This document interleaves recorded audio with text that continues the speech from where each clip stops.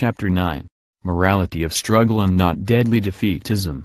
One of the most godless intrigues, which has yielded the Jews a magnificent result in their struggle against Christianity, has been the utilization of the idea of Christian morality and love of one's neighbor, which they shape according to their whim and use with crushing precision as a destructive weapon against Christianity.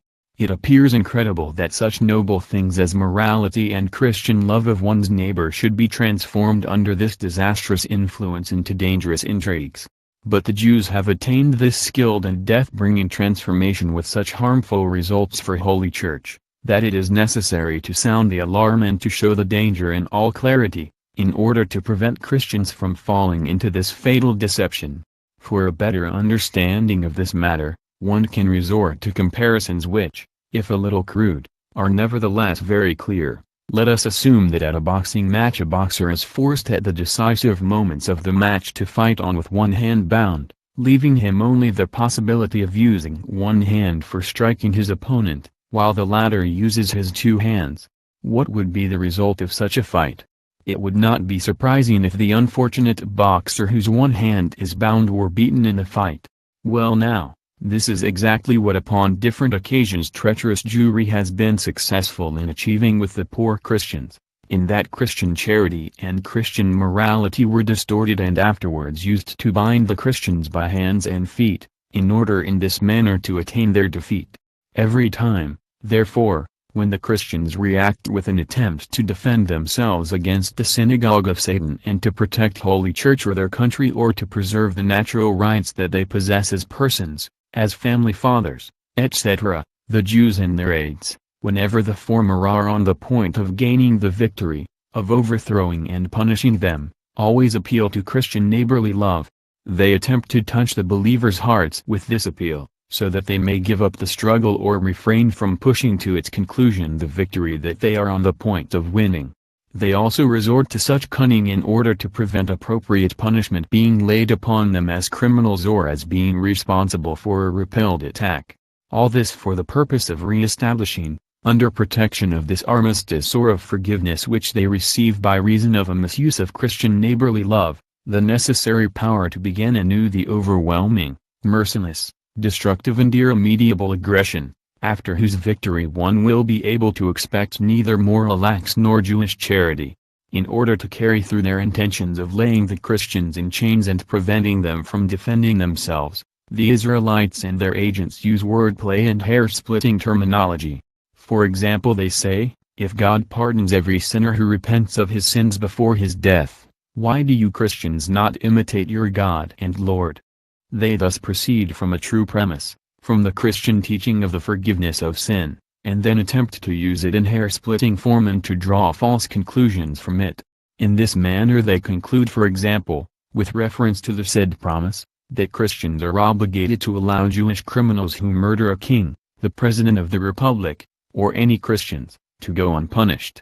It is also logically concluded from this that Catholics are obligated to allow freedom to spies who have supplied a foreign power with secrets vital to the life of a nation, so that they are able to continue their traitorous activity and render easier the defeat of the country. Likewise the conclusion is reached that Christians are obligated to allow to go unpunished, indeed even to allow to walk in freedom, the conspirators who instigate a bloody revolution and carry it out, so that they, free and unpunished, can carry out further conspiracies, until they have set up the Jewish communist dictatorship in the land with their whole bloody apparatus of repression and tyranny. With hair-splitting wordplay like this, they surprise the good faith of many, who fall easy victim to deceit and give to the Jewish conspirators or their helpers the possibility of victory of their devilish intentions. Nevertheless, it is perfectly clear that if the Catholic Church accepts the forgiveness of sins, this does not imply a recognition that criminals and malefactors or conspirators should escape human justice or even the divine justice. Some writers, who describe themselves as Christians, but who prove through their activity that they are in the service of the synagogue of Satan, use such clumsy sophisms as those which we give in the following. The Jew-friendly Italian Ernesto Rossi makes a summons to Christians in a chapter of his book, which is written for defense of the Hebrews, and attempts to support his defeatist thesis with the words of the evangelist Saint Matthew.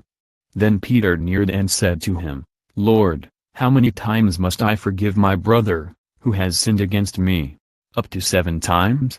And Jesus answered him, I say unto you, not 7 times, but up to 70 times 7. And Julian Green, who is quoted by Carlo Bo, says in the article to which we have referred, "One can strike no Jew, without at the same time touching him who in the truest sense of the word is the man par excellence and the flower of Israel, Jesus Christ. Dry the tears and the blood of your Jewish brother and the face of Christ will shine." A great cynicism is needed to make the attempt to equate Christ our Lord with those who nailed him to the cross and continue to oppose him up to our days. Frequently the Hebrews and their accomplices possessed the shamelessness to use this cunning utilization of Christian morality and neighborly love, in order to prevent believers in Christ from defending themselves or their peoples and institutions from the conspiracies and attacks which emanate from the synagogue of Satan. For this purpose they always use Catholic or Protestant clergy, who describe themselves as good Christians but who work together with Freemasonry, communism or any other Jewish enterprise.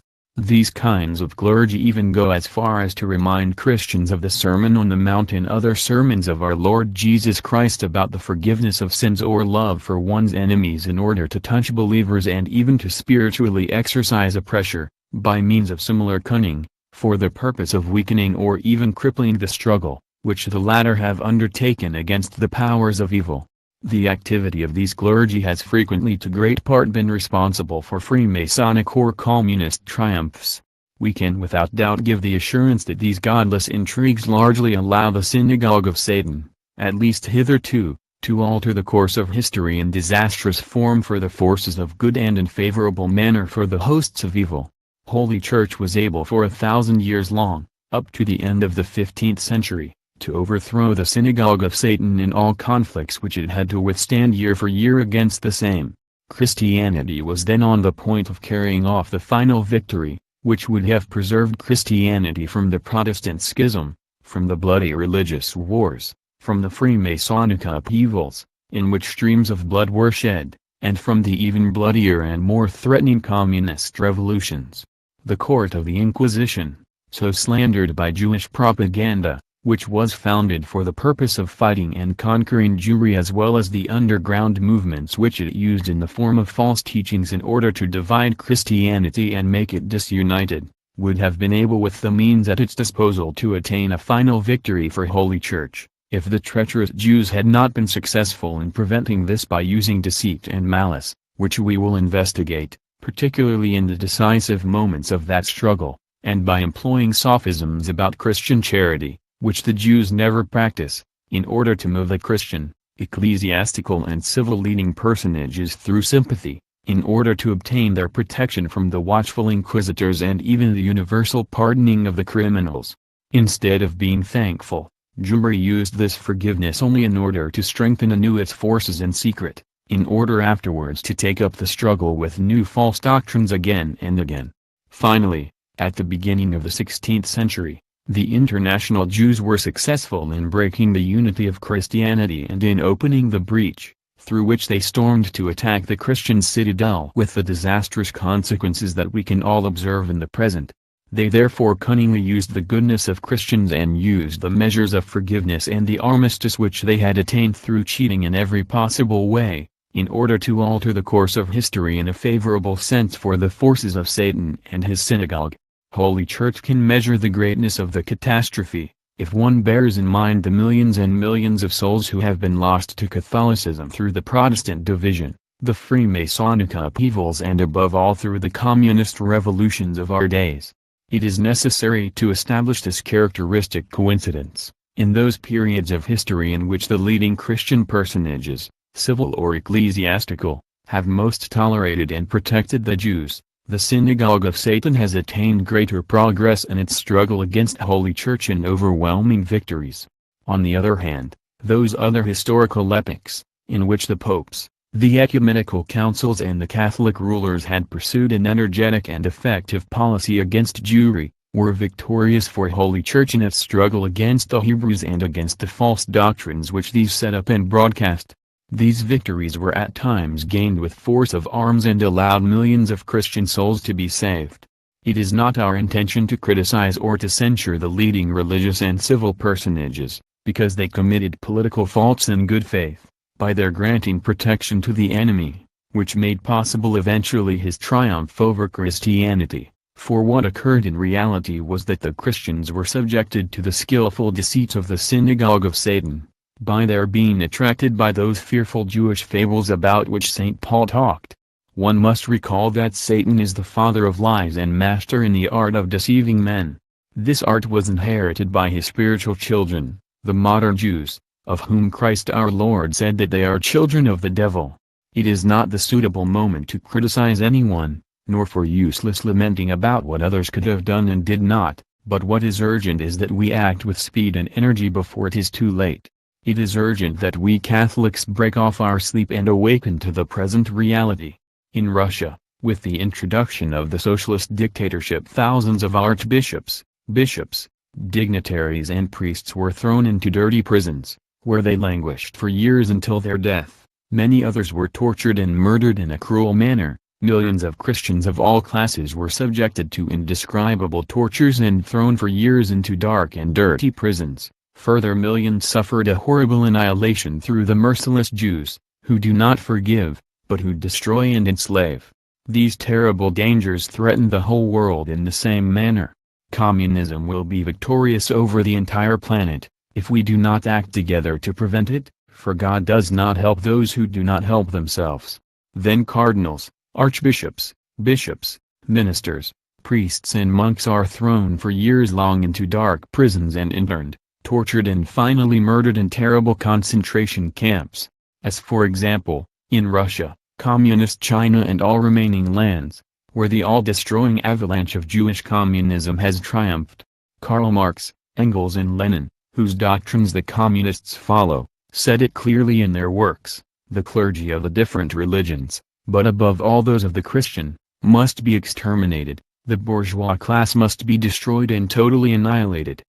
By bourgeois class is to be understood the owners of private houses in the city and estates on the land, of factories, of public enterprises, of workshops and businesses. All shall be murdered without discrimination of outlook, irrespective of whether they are members of the parties of the right, the center, or the left, for it is not a question of the destruction of this or that bourgeois section, but of the whole of the bourgeois class. So it is arranged by the founders and leading personages of communism. The only ones who escape the slaughter are naturally the Jews, although they can belong to any one of the condemned classes. Not even the bourgeois Freemasons of Christian origin are saved, but they also are murdered. With this, Jewry proves its ingratitude a further time towards those who hate it, whom it makes use of as long as it needs them, in order to afterwards eliminate them. But also the workers and peasant class are not spared from the misfortune, who are used by Jewry as a means of setting up the socialist dictatorships.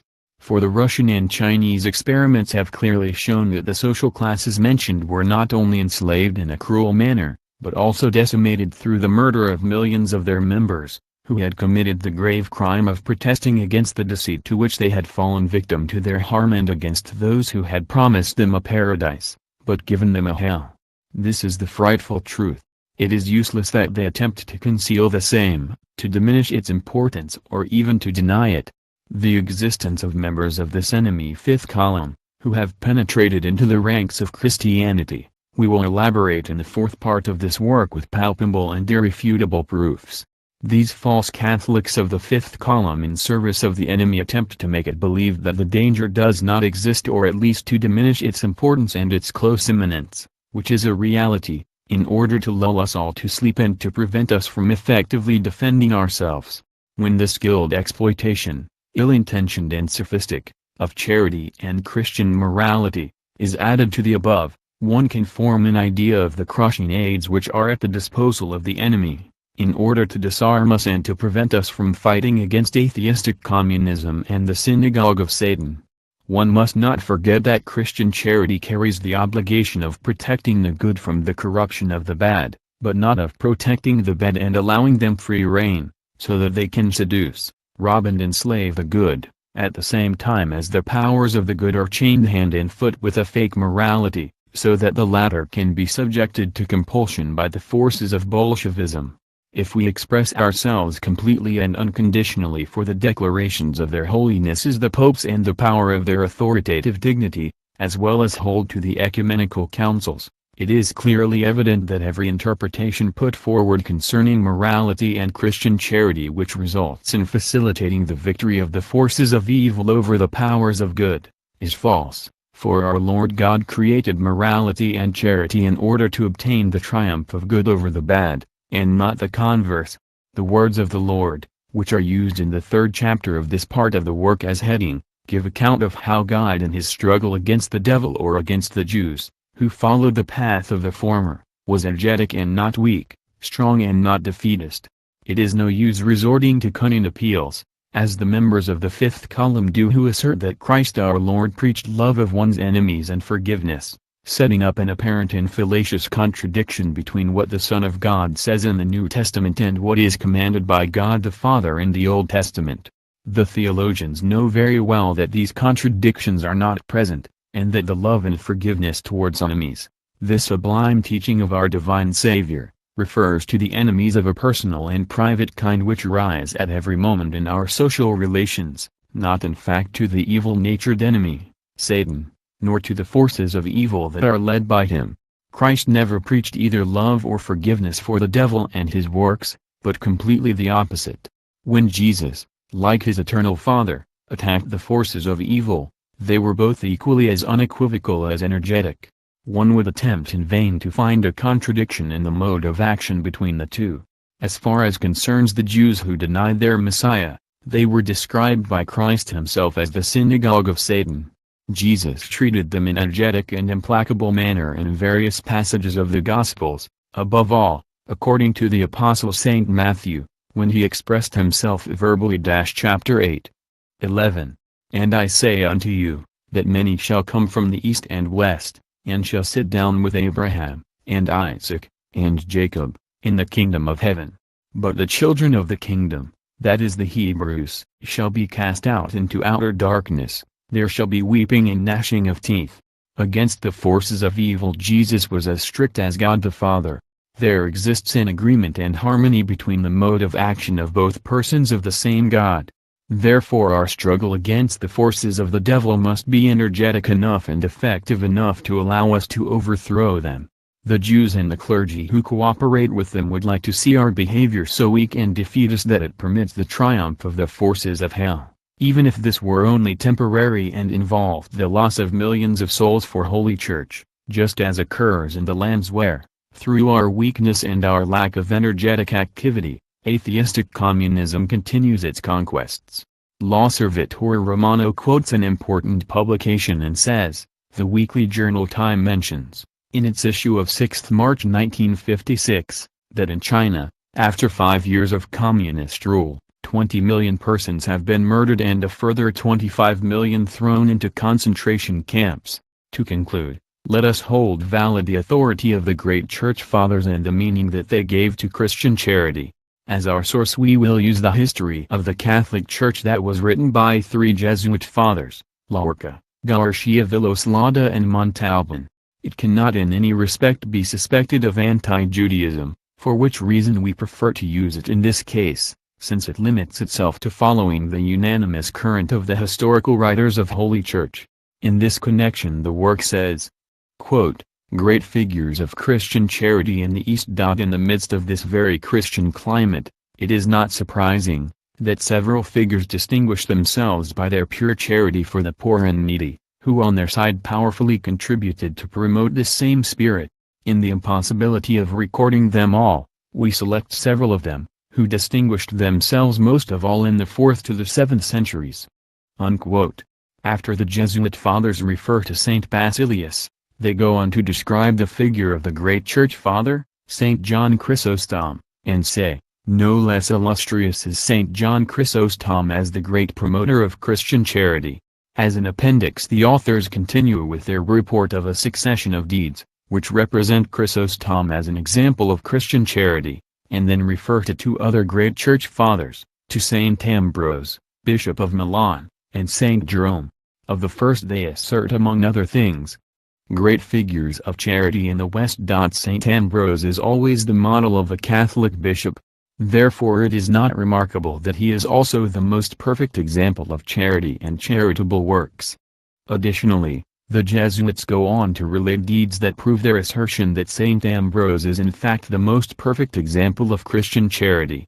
Referring to St. Jerome, the studious priests remark that St. Jerome, who so profoundly knew the high society of Rome with all its light and dark sides, has presented us with the most remarkable examples of Christian charity. In this connection the Jesuits mentioned quote from the words of Lise and St. Gregory Nazianzen, the great father of the Church, who are irreproachable as sources and Christian authorities.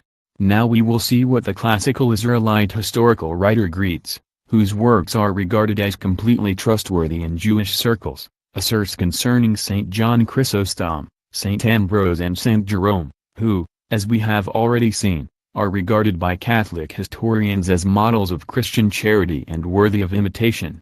In his work History of the Jews, whose possession the educated Hebrews regard as an honor, Greets says literally with reference to the terrible struggle that took place between Holy Church and Jewry, the chief fanatics against the Jews in that time were John Chrysostom of Antioch and Ambrose of Milan, who attacked them with great excess. Then Greets records in detail the actions of St. John Chrysostom against the Hebrews, to whom he devotes a quarter of the book. Referring to the activity of St. Ambrose, Ambrose of Milan was an impetuous officer, who was ignorant in theology, and whose renowned violence within the Church had elevated him to the rank of a bishop. He was in fact the most malicious towards the Jews, and in the index of the said second volume, pages 638 and 641, Greets summarizes the purpose of each section in very expressive form: Ambrose, his fanaticism against the Jews, and Chrysostom, his fanaticism against the Jews. As far as concerns the other great Church Father, the symbol of Christian charity, St. Jerome, Greets, who stands in such authority in Hebrew circles, says, in order to stress the orthodoxy of this saint, as follows: "And if it is a requisite to despise the individual persons and the nation, then I abominate the Jews with a hatred which is impossible to express." The highly regarded Jewish historical writer comments immediately afterwards. This confession of belief, in respect of hatred towards the Jews, was no personal opinion of an isolated writer, but the oracle for the whole of Christianity, which hastily accepted the writings of the Church Fathers, who were revered as saints. In later times this confession of faith armed the kings, the people, the crusaders and the spiritual shepherds against the Jews. Implements for their torture were discovered and the gloomy fires of the stake erected in order to burn them. As one sees, these symbols of Christian charity, who were St. John Chrysostom, St. Ambrose of Milan and St. Jerome, left behind to us a clear description of the same and give us to recognize that they do not exclude energetic and ruthless action against the Jews and against the synagogue of Satan.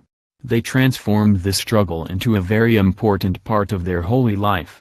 They also teach us that Christian love of one's neighbor is not practiced in favor of the forces of evil, which they principally equate with Jewry. On the other hand, it is true what the Israelite Greets says, when he asserts that this was the unanimous teaching of the Church Fathers. Those who are interested in penetrating deeper into this theme, can do this directly in the works of the Fathers. There they can establish that all energetically condemned the Jews and fought courageously, without hesitation, against those enemies of mankind, as St. Paul so aptly called them. We Catholics know that the unanimous opinion of the Church Fathers regarding this teaching is in many cases a binding rule of conduct for all believers and in every case is without exception an example worthy of imitation. Only the complex of Judas Iscariot can explain the fact that many clergy, who describe themselves as Catholics, serve the synagogue of Satan better than the Church, and attempt to give us false rules of morality and of Christian charity, in order to bind our hands and to prevent us from fighting with all energy and efficacy against Jewry and its accomplices, Freemasonry and Communism. Chapter 10. The Jews kill the Christians and persecute the Apostles. Since the origin of the Church, Jewry has declared a war of life and death upon Christianity without any grounds, without provocation, and without the Church in the first 3 centuries answering violence with violence. The Jews abused in cruel form the gentleness of the first Christians, who restricted themselves to combating their deadly enemies simply with well-founded discussions, in return for which they had to suffer the degrading slanders of the Jews, their imprisonments, their murders and every kind of persecution. These begin with the unjust and cruel murder of Christ our Lord. There follows the killing of Saint Stephen, which is related to us by the Holy Bible in the Acts of the Apostles, in all its horror, from the planning of the crime in the bosom of the synagogue, passing to the use of bribery, so that some slandered and cast poisonous accusations against him, up to the use of false witnesses to confirm these accusations, and finally the murder of the saint by the Jews, which was completed by stoning in a cruel manner, without Stephen having committed any misdeed other than to preach the true religion. He was the first martyr of Christianity, and the Israelites had the honor of being the first to have shed Christian blood after the murder of Jesus. The Bible itself, in the Acts of the Apostles, chapter 12, reveals how the Jewish king Herod stretched forth his hands 1. To vex certain of the church. And he killed James the brother of John with the sword. And because he saw it pleased the Jews, he proceeded further to take Peter also. However, the Hebrews, not satisfied with their having begun the murder of the leading saints of nascent Christianity, fell upon the carrying out of cruel persecutions, which degenerated into terrible bloodbaths, as the Bible relates to us in the Acts of the Apostles, and which gave heaven its first martyrs. In these persecutions, Saul, the future St. Paul, took part before his conversion, and in fact with a zeal which he himself describes in his letter to the Galatians in the following manner. Chapter 1, verse 13, For ye have heard of my conversation in the past in the Jews' religion, how that beyond measure I persecuted the church of God, and wasted it. The Jews do not accept God, asserts Paul. The Hebrews persecuted with particular tenacity, as is natural, the apostles and the first leaders of the church, of which St. Paul lays witness in his first letter to the Thessalonians, and in which he categorically asserts that the Jews do not accept God. He says literally, For ye, brethren, became followers of the churches of God which in Judea are in Christ Jesus, for ye also have suffered like things for your own countrymen, even as they have of the Jews, who both killed the Lord Jesus, and their own prophets, and have persecuted us, and they please not God, and are contrary to all men. It is therefore false to say that the Jews, who have denied Christ as the Messiah, are pleasing to God, as those clergy assert who work together with them for the purpose of crippling the defense of the Catholic peoples against the Jewish striving for power and its revolutionary activity. How can it be possible that these Jew-friendly priests lay claim to be right, and that St. Paul lied when he assured us that the Jews are not pleasing to God? Nevertheless, one sees completely clearly that the powers of evil, the children of the devil, as Christ called them, and an integral part of the synagogue of Satan, could not be acceptable to God. The Jews frequently imprisoned the apostles. In the Acts of the Apostles it is confirmed that the Jewish priests, the Sadducees and the officials of the temple laid hands on St. Peter and St. John and threw them into prison. In chapter 5 the following is related, 17. Then the high priest rose up, and all they that were with him, which is the seed of the Sadducees, and were filled with indignation, and laid their hands on the apostles, and put them in a common prison. Among the persecutions unleashed by the Jews against the first leaders of the church stand out those on account of their mercilessness which were directed against St. Paul. It is remarked in the Acts of the Apostles, chapter 9, 22, But Saul increased the more in strength, and confounded the Jews which dwelt at Damascus, proving that this is the very Christ. And after that many days were fulfilled, the Jews took counsel to kill him. Afterwards when St. Paul and St. Barnabas had discussed religious questions with the Jews in Antioch, the latter ended the discussion with their usual fanaticism and their intolerance and used the argument of violence. The Acts of the Apostles quotes this, chapter 13, 50. But the Jews stirred up the devout and honorable women, and the chief men of the city, and raised persecution against Paul and Barnabas, and expelled them out of their coasts. Afterwards, in the 14th chapter of the Bible book mentioned, it is confirmed what occurred in the city of Iconium after a further theological discussion by St. Paul and St. Barnabas with the Hebrews. 4.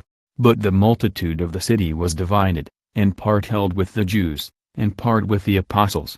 And when there was an assault made both of the Gentiles, and also of the Jews with their rulers, to use them despitefully, and to stone them, they were aware of it, and fled unto Lystra and Derbe, cities of Lycaonia, and unto the region that lieth round about.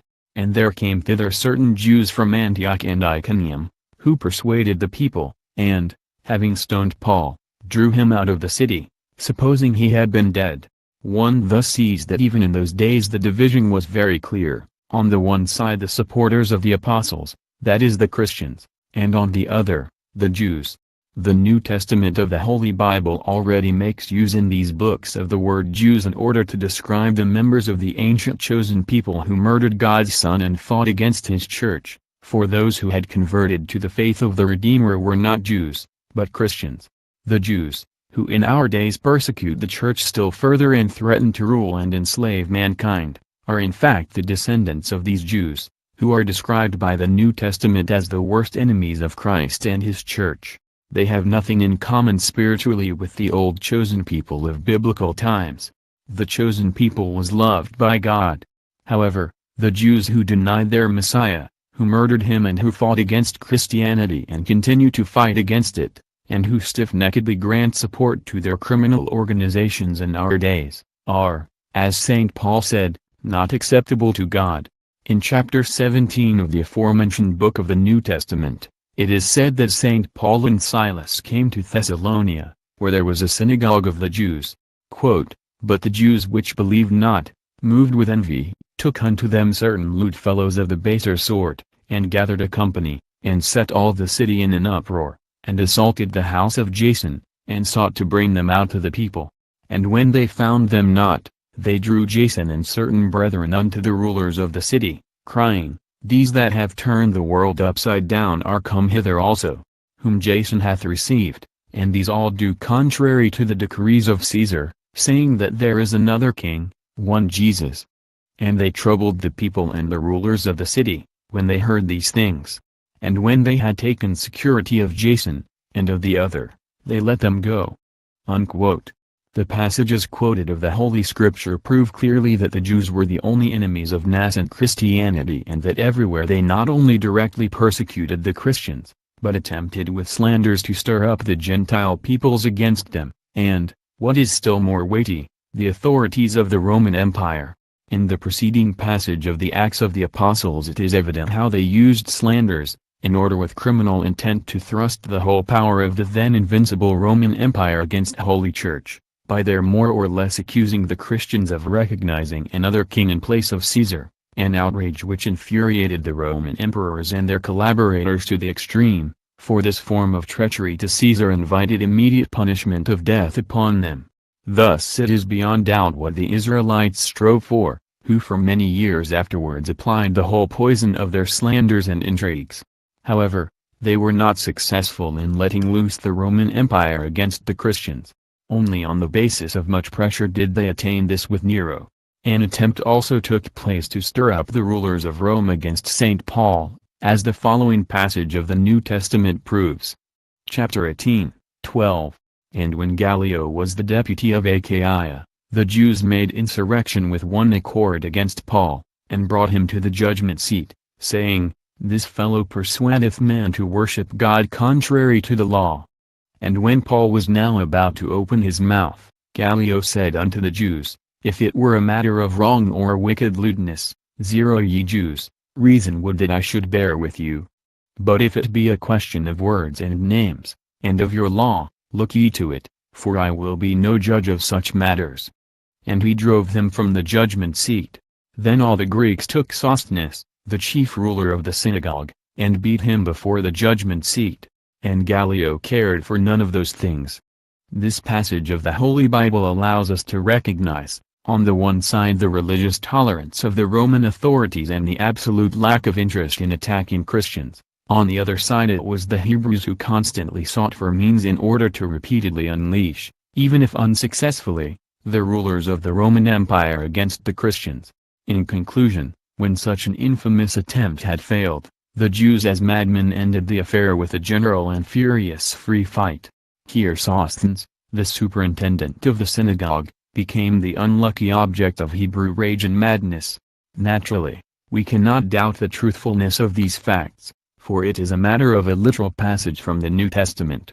It is therefore certainly explicable that, when this mob of wolves, in addition with all full powers, was unchained with the victory of the communist revolutions, it carried out unbelievable bloodbaths and caused Christian and Gentile blood to flow in torrents, until in the end both in the Soviet Union, as also in the satellite states, they cut one another to pieces, without respect for anything, not even of rabbinical dignity, as in the case of that poor Sosthenes who is mentioned in the preceding passage of the Bible. It is completely beyond doubt that they are and remain always the same. In the Acts of the Apostles the disciple St. Luke tells us of further persecutions undertaken by the Jews against St. Paul. In his description about the behavior of the Hebrews in those times, one could say that he might be writing to us in the present day. Nothing seems to have altered in nearly 2,000 years. He relates of the stay of the saint in Jerusalem, chapter 21, 27. And when the 7 days were almost ended, the Jews which were of Asia, when they saw him in the temple, stirred up all the people, and laid hands on him, crying out, Men of Israel, help, this is the man, that teacheth all men everywhere against the people, and the law, and this place, and further, brought Greeks also into the temple, and hath polluted this holy place. And all the city was moved, and the people ran together, and they took Paul, and drew him out of the temple, and forthwith the doors were shut. And as they went about to kill him, tidings came unto the chief captain of the band, that all Jerusalem was in an uproar, who immediately took soldiers and centurions, and ran down unto them, and when they saw the chief captain and the soldiers, they left beating of Paul. This passage of the New Testament shows us how the Jews accused St. Paul of teaching all men everywhere against the people, that is, they caused him in slanderous manner to appear as an enemy of the people, in order to justify his killing. More than 19 centuries afterwards, when the Jews in the Soviet Union and other communist lands wished to kill someone, they accused him of being an enemy of the people and an enemy of the working classes. The methods have remained the same. They have not altered in approximately 2,000 years. They also slanderously accused St. Paul of preaching against the temple, just as in the mock trials of communist lands they accused the future victims of having carried out a conspiracy against the Soviet Union or the proletarian state. Finally they also accused St. Paul of having brought Gentiles into the temple and thus defiled the holy place, for in those days the Jews regarded the temple as closed to Gentiles, just as they now regard Jewry as closed to men of other races. Then they only allowed new converts as far as the door of the temple, thus only to the outside door. Now they accept, so they say, Gentiles and Christians in some lands into Jewry, but also only to the outside door, in that by deceit they only allow the latter into the peripheral organizations and never to enter the real synagogues and communities of the Jewish people. In this, their methods have also remained the same. The book of Holy Scripture mentioned further relates that, when the captain allowed Paul to address his words to the angry Jews, in order to calm them, this occurred, Acts of the Apostles, chapter 22, and they gave him audience unto this word, and then lifted up their voices, and said, Away with such a fellow from the earth, for it is not fit that he should live. 23. And as they cried out, and cast off their clothes, and threw dust into the air, we see here the veritably possessed Jews, who, centuries later, in the midst of the Jewish communist terror, were to cut their unfortunate victims into pieces with all their application of cruelty. This passage from the New Testament goes further, Acts of the Apostles, chapter 22. 30. On the morrow, because he, that is the Roman captain, would have known the certainty wherefore he was accused of the Jews, he loosed him from his bands, and commanded the chief priests and all of their council to appear, and brought Paul down, and set him before them. Chapter 23, 6. But when Paul perceived that the one part were Sadducees, and the other Pharisees, he cried out in the council, Men and brethren, I am a Pharisee, the son of a Pharisee, of the hope and resurrection of the dead I am called in question. And when he had so said, there rose a discussion between the Pharisees and the Sadducees, and the multitude was divided. For the Sadducees say that there is no resurrection, neither angel, nor spirit, but the Pharisees confess both. And there arose a great cry, and the scribes that were of the Pharisees' part arose, and strove, saying, We find no evil in this man, but if a spirit or angel hath spoken to him, let us not fight against God. A magnificent lesson in how, for the cause of good, the internal differences of opinion of the Jewish parties and sects could be used. One can do this in effective form, if one knows the secret interior of Jewry, which permits deception through false combat maneuvers, which are frequently pretended among one another, in order to attain definite political goals. After the violent struggle that was inflamed between the Jewish leaders mentioned and which compelled their Roman captain to use his soldiers, the apostle continues his report, Acts of the Apostles, chapter 23. 12. And when it was day, certain of the Jews banded together, and bound themselves under a curse, saying that they would neither eat nor drink till they had killed Paul. And they were more than 40 which had made this conspiracy. And they came to the chief priests and elders, and said, We have bound ourselves under a great curse that we will eat nothing until we have slain Paul. Now, therefore, ye with the council, signify to the chief captain that he bring him down unto you tomorrow, as though ye would inquire something more perfectly concerning him, and we, or ever he come near, are ready to kill him. The foresight of the captain, who knew the Jews only too well, frustrated their criminal plans. Therefore he sent Paul away under the guard of 200 soldiers and 2 officers.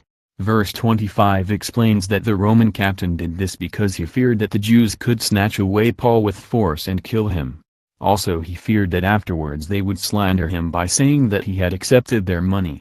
This enlightening passage of the New Testament clearly explains that the Jews as swindlers and inventors of the hunger strike already put into practice in the times of St. Paul, when they swore neither to eat nor to drink until they had succeeded in killing him. The Acts of the Apostles does not explain whether, after the salvation of St. Paul through the caution of the Roman captain, the fasting Jews kept their oath until death. However, the silence of the apostle allows us to assume that with the Jews then as with the hunger strikes of our days, the Hebrew comedians, as soon as they could not achieve their goal, found a suitable excuse to halt the strike.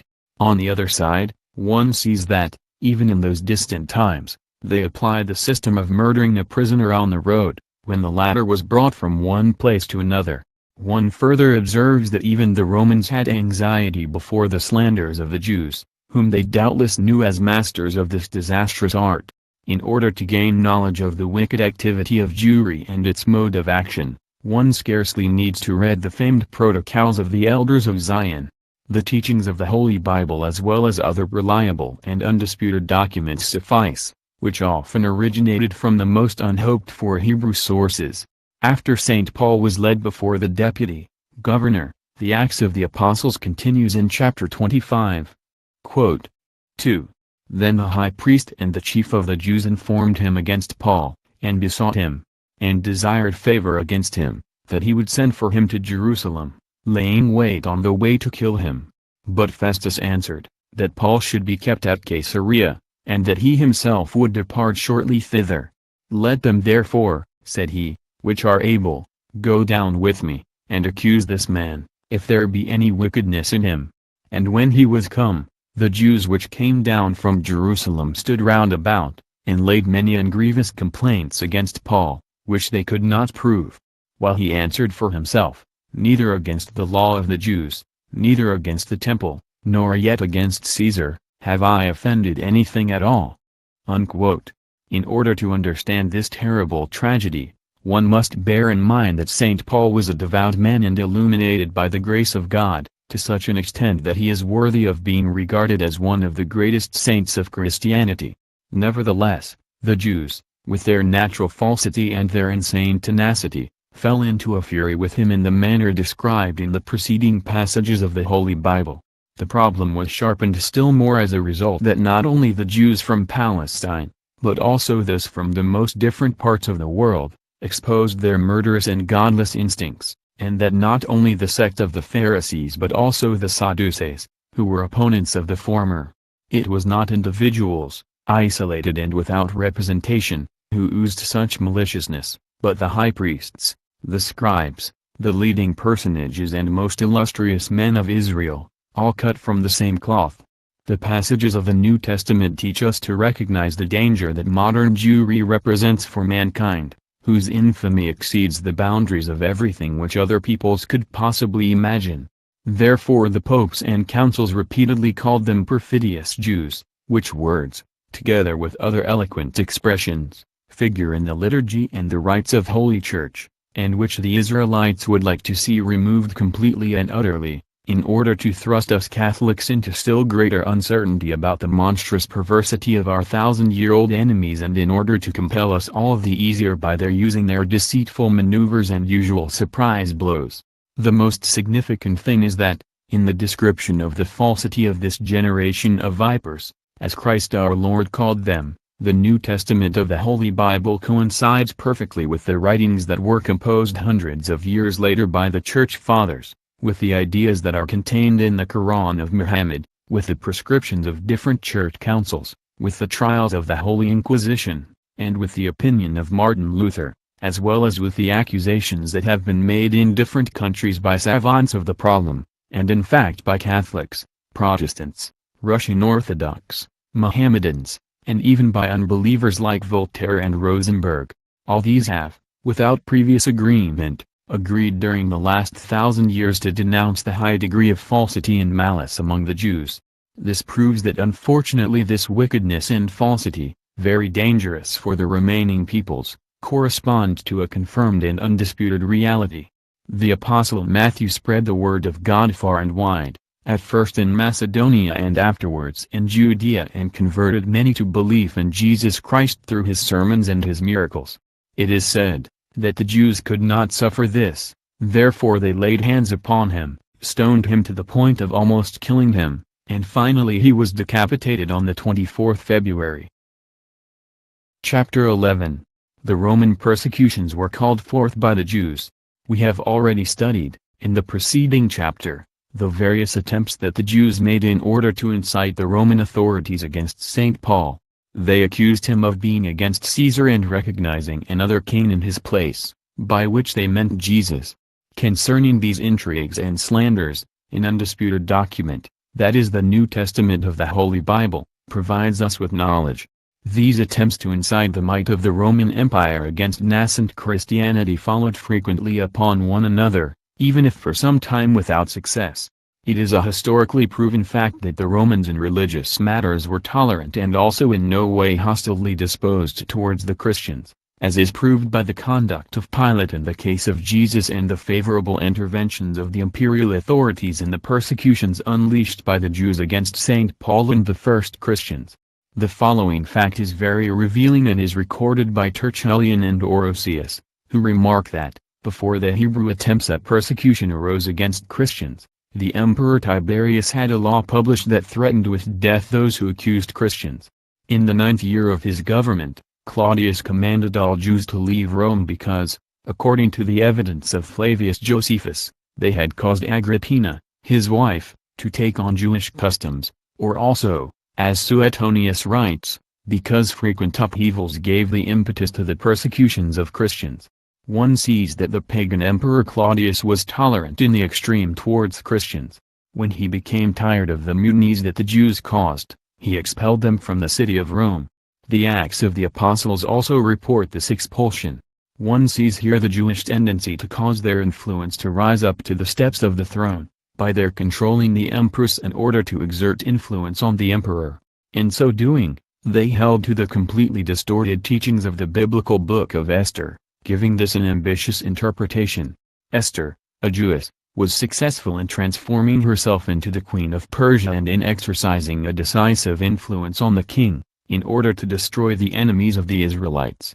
However, in the case of the Emperor Claudius, the attempt openly failed, which did not occur with Nero, with whom it was successful in bringing close to him a Jewess named Poppaea, who soon transformed into the lover of the emperor, and, according to some Hebrew chronicles, into the real Empress of Rome. She was successful in exercising a decisive influence upon this ruler.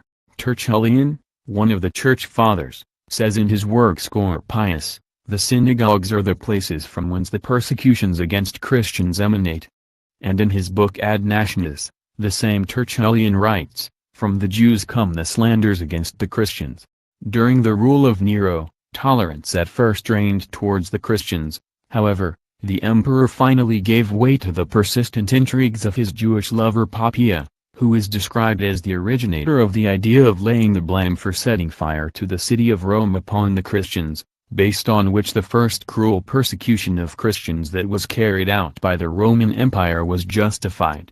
The Jesuit fathers R. Laurca S.J., R. Garcia Villoslada S.J., and F. J. Montalban S.J. have established the following in connection with the Christian persecutions by pagan Rome against the weak and defenseless Christians by Nero. The Jews were the most active elements in the promotion of the climate of hatred against the Christians, whom they regarded as the falsifiers of the Mosaic law. This activity of the Jews must have exercised a notable influence, for it is known to us that they already enjoyed great regard in Rome at the time of Nero, and that, on the occasion of the martyrdom of St. Peter and St. Paul, some had hinted at the idea that the latter were killed out of the jealousy of the Jews. Given this climate of violence incited by the hatred of the Jews, one can easily understand the persecution by Nero. Since they are capable of every crime, it was simple for them to denounce the Christians as the incendiaries of Rome. It needed no great effort for the people to believe it. In fact, they accused the Christians in a slanderous manner that they had even committed the disgusting crime of eating children at their ceremonies, which naturally called forth alarm among the authorities and the Roman people. It is only too understandable that this constant intrigue, this persistent work of slander and blasphemy, which the Hebrews always unleash against those who disturb their plans, and which was carried out by thousands of individual persons in the Roman Empire month by month, year by year, finally attained its goal and unleashed against nascent Christianity, which they alone could not destroy, the enormous power of the Roman Empire in a destructive fury never previously known in human history. In order to defend the truth, we will quote the reliable evidence of an authorized Jewish source, Rabbi Wiener, who, in his work The Jewish Food Laws, confesses that the Jews were the instigators of the Christian persecutions in Rome, observed that under the rule of Nero, in the year 65 of our calendar, when Rome had the Jewess Poppea as empress and a Jew as prefect of the city, the era of martyrs began, which was to extend for over 249 years. In these instigations of the Hebrews to call forth the Roman persecutions against Christianity, participated even those rabbis outstanding in the history of the synagogue, such as the famed Rabbi Jehuda, one of the authors of the Talmud, the sacred books and the source of the religion of modern Jewry, who was successful in the year 155 of our calendar in obtaining a command, according to which all Christians of Rome were to be sacrificed, and on the grounds of which many thousands were killed. The executioners of the martyrs and popes, Caio and Marcellino, were in fact Jews. During 3 centuries, the Christians showed heroic resistance, without answering violence with violence. In fact, it is understandable that, after 3 centuries of persecutions, when Christianity had gained a complete victory in the Roman Empire through the conversion of Constantine and the acceptance of the Christian religion as the state religion, that it was finally decided to answer violence with violence, in order to defend the victorious Church, as well as the peoples who had placed their faith in it and who also saw themselves continually threatened by the destructive and annihilating activity of Jewish imperialism, against the lasting conspiracies of Jewry. On the other side, it is necessary that the cowards, who, given the present position, think of capitulating to the synagogue of Satan, out of fear of its persecution, power and influence, bear in mind that the terrible threats of our days are far removed from being so grave as those which Christ our Lord, then the apostles and after them the first Christians faced. They had to expose themselves not only to mighty Jewry, but to the then apparently unconquerable power of the Roman Empire, the greatest and strongest of all times. To these 2 deadly dangers were added those which arose through internal dissension, which the Jews, by means of their 5th column, had called forth in the bosom of Christianity, along with Gnosticism and other false destructive doctrines. One must bear in mind that, despite the fact that that situation was far graver and more tragic than that of the present, Holy Church could only save itself if it achieved a complete victory over its deadly enemies. If it was successful in this, then it is because it was able to rely upon spiritual shepherds who never despaired, never lost courage, nor entered into shameful alliances with the powers of the devil. At no moment did they think of seeking situations of cooperation, nor of peaceful coexistence, nor of diplomatic capitulations, which are always quibbles used by the cowardly clergy and accomplices of the enemy, who in our days strive to achieve that Holy Church and its spiritual shepherds deliver the sheep, whose careful protection Christ our Lord entrusted to them, into the claws of the wolf, for the disadvantage of the Church itself and of the trust that true Catholics have placed in it. Part 4. The Jewish Fifth Column and the Clergy. Chapter 1. The Octopus Strangling Christianity.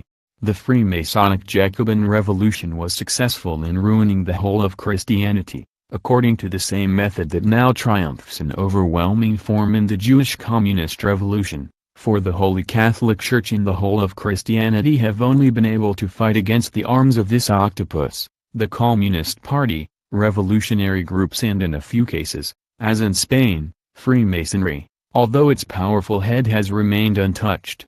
For this reason the monster has been able to renew and restore the limbs which were occasionally cut off it, in order to use them anew and still more effectively, until gradually it has been successful in enslaving half the Christian world, Russia and the East European states, and now has the plan of enslaving the rest of mankind.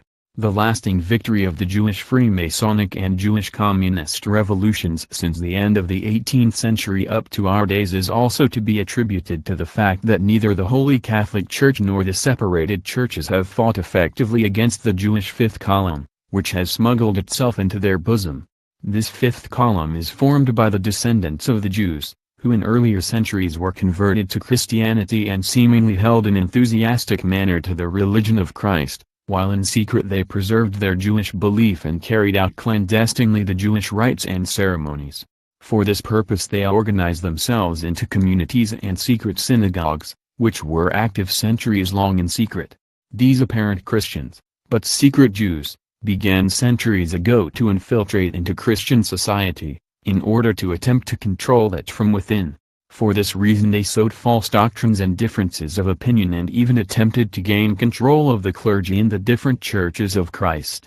With all this, they applied the cunning of introducing crypto-Jewish Christians into the seminaries of the priesthood, who could gain admission into the honorary offices in the Holy Catholic Church and then into the dissident churches, upon whose division these secret Jews had so much influence, while the Church of Rome, their holinesses the popes and the ecumenical councils fought effectively through the 1,000 years of the Middle Ages against Jewry and above all against the Fifth Column, the revolutionary movements that were organized for the division and destruction of Christianity were completely conquered and destroyed.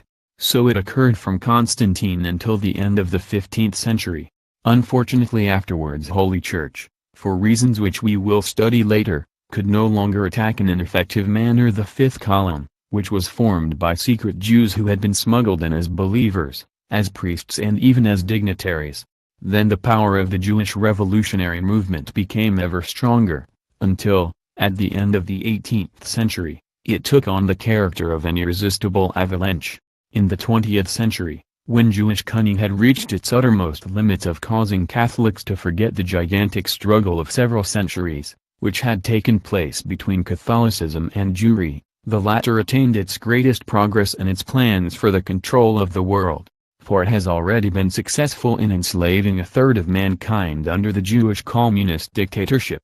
In the Middle Ages, the popes and the councils were successful in destroying the Jewish revolutionary movements which appeared within Christianity in the form of false teaching and which were introduced by those who were Christians in appearance but Jews in secret. The latter then recruited upright and good Christians for the arising heretical movement by persuading the latter in a crafty way.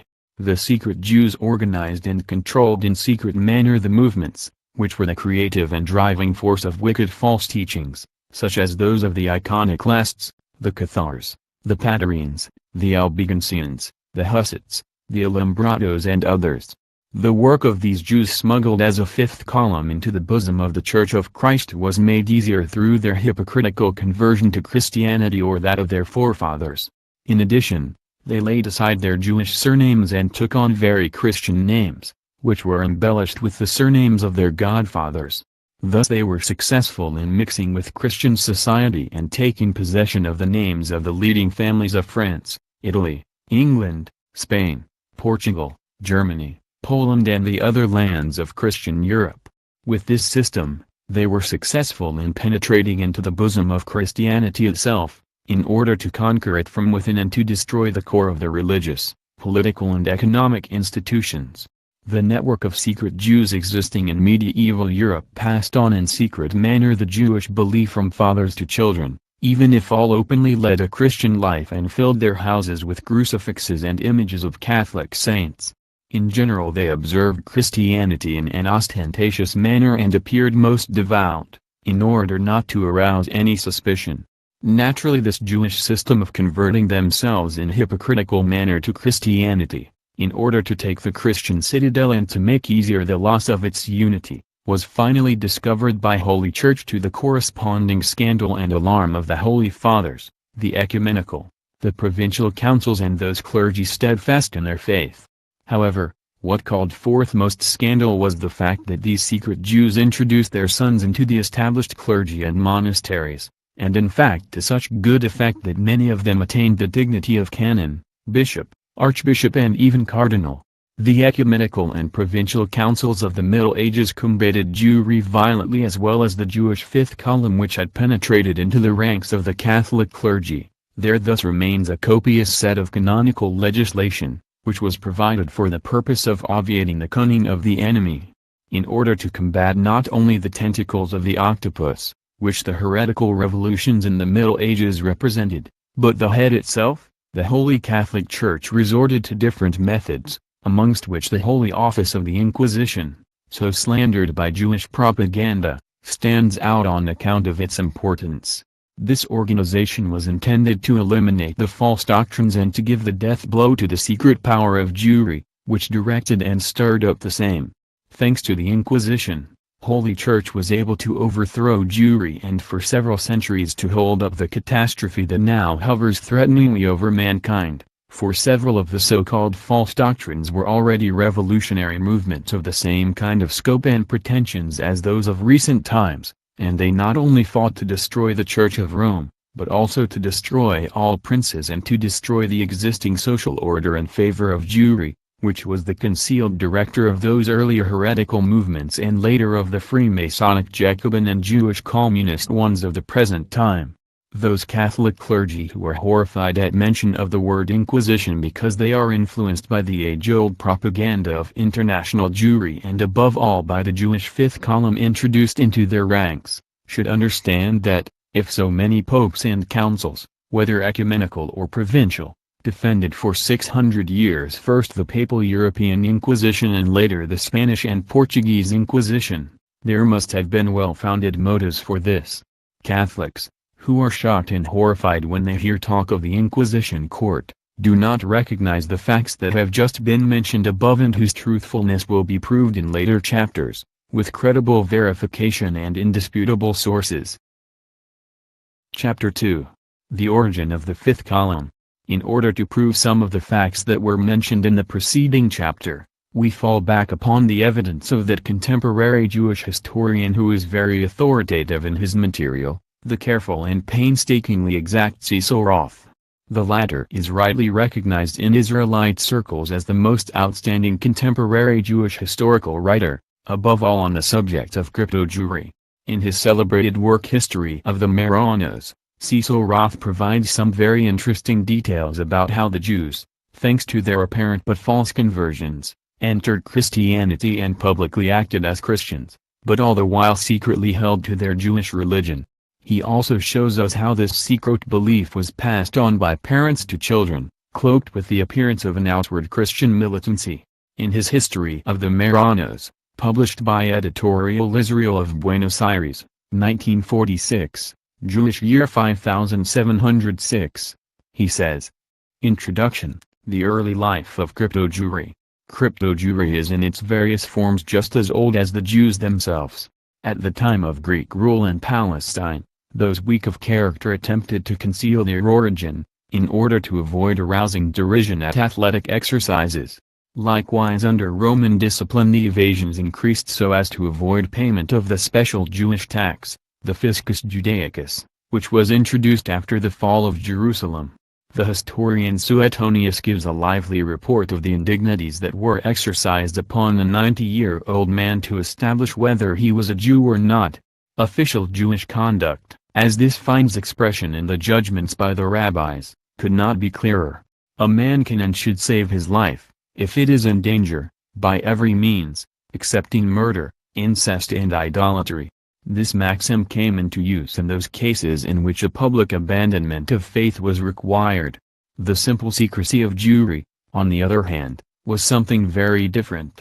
The strict doctrinaires demanded that the typical priestly garments should not be renounced, if these were imposed as a measure of religious suppression.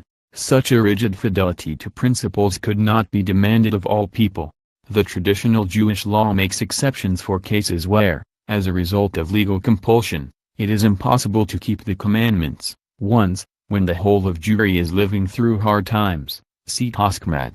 The problem became a reality at the close of the Talmudic period, in the 5th century, during the Zoroaster persecutions in Persia. However, it was solved more on grounds of an enforced neglect in the following of tradition than of a positive concordance with the ruling religion. Jewry became in a certain manner subterranean and only obtained years later its complete freedom. With the increase of Christian teachings, which were finally introduced in Europe in the 4th century, there began a very distinct phase of Jewish life. The new faith demanded for itself the exclusive possession of the truth and inevitably regarded proselytizing as one of its greatest moral obligations. The Church admittedly disapproved of compulsory conversion. Baptisms, which were undertaken under such conditions, were regarded as invalid. Pope Gregory the Great, 590–604, repeatedly condemned them, although he gladly received in a friendly and heartfelt way those who were attracted by other means. The majority of his successors followed his example. Nevertheless, heed was not always paid to the papal ban. Naturally it was recognized that compulsory conversion was not canonic. In order to circumvent it, the Jews were threatened with expulsion or death, and they were given to understand that they would save themselves through baptism. At times it happened that the Jews submitted to a hard necessity. In such cases their acceptance of Christianity was regarded as spontaneous. In this manner a compulsory mass conversion took place in Maine, Minorca, 418, under the auspices of Bishop Severus. A similar episode took place in Clermont, Auvergne, on the morning of the day of the Ascension of Mary in the year 576, and, despite the disapproval of Gregory the Great, the example spread into different places in France. In the year 629, King Dagobert commanded all Jews of the land to accept baptism under threat of banishment. The measure was imitated a little later in Lombardy. Obviously, the conversions obtained by such measures could not be sincere. Insofar as it was possible, the victims continued to practice their Jewish beliefs in secret and used the first opportunity to return to the belief of their forefathers. One such notable case took place in Byzantium under Leo the Isaurian, in the year 723. The Church knew this and did what it could to prevent the Jews maintaining relations with their rebellious brothers, irrespective of the methods by which conversion had been obtained. The rabbis called these reluctant rebels Anusim, compelled, and treated them very differently from those who abandoned their belief out of their own free will. One of the first manifestations of rabbinical wisdom in Europe was represented by the Book of Gershom, of Mainz, The Light of Exile, written round about the year 1000, which forbade harsh treatment of the compelled who came back to Judaism. His own son had been a victim of the persecutions. Although he died as a Christian, Gershom was in mourning, as though he had died in the faith. In the synagogue service there exists a prayer that implores divine protection for the entire house of Israel and also for the compelled who find themselves in danger, be it on land or on water, without making the least distinction between the two. When the martyrdom of medieval Jewry began with the massacres of the Rhine during the First Crusade, 1096, countless persons accepted baptism to save their lives. Later, encouraged and protected by Salomon ben Isaac of Troyes, the great French Jewish scholar, many returned to the Mosaic faith, even if the ecclesiastical authorities regarded with a baleful eye the loss of those precious souls that had been gained by them for the Church. However, the phenomenon of Marianism went beyond forced conversion and the consequent practice of Judaism in secret. Its essential characteristic is that it was a clandestine faith passed down from father to son. One of the reasons put forward to justify the expulsion of the Jews from England in 1290 was that they seduced newly made converts and made them return to the vomit of Judaism. Jewish chroniclers add that many children were seized and sent to the north of the land, where they continued for a long time to practice their former religion. It is owing to this fact, reports one of them, that the English accepted the Reformation so easily. It also explains their preference for biblical names and certain dietetic peculiarities which are preserved in Scotland. This version is not so improbable as would seem at first sight, and constitutes an interesting example of how the phenomenon of crypto-Jewry can appear in places which seem obviously so little suited to it. In the same way, some malicious genealogists discovered that, after the Jews had been driven out of the south of France, some proud ancestral families, as a result of rumors, carried on Judaism in their homes as the remnant of the bloodline of those Jews who preferred to remain as public and confessing Catholics. There are similar examples from much earlier times. The most remarkable is that of the neophytes or new converts, of Apulia, recently brought to light after many centuries of oblivion.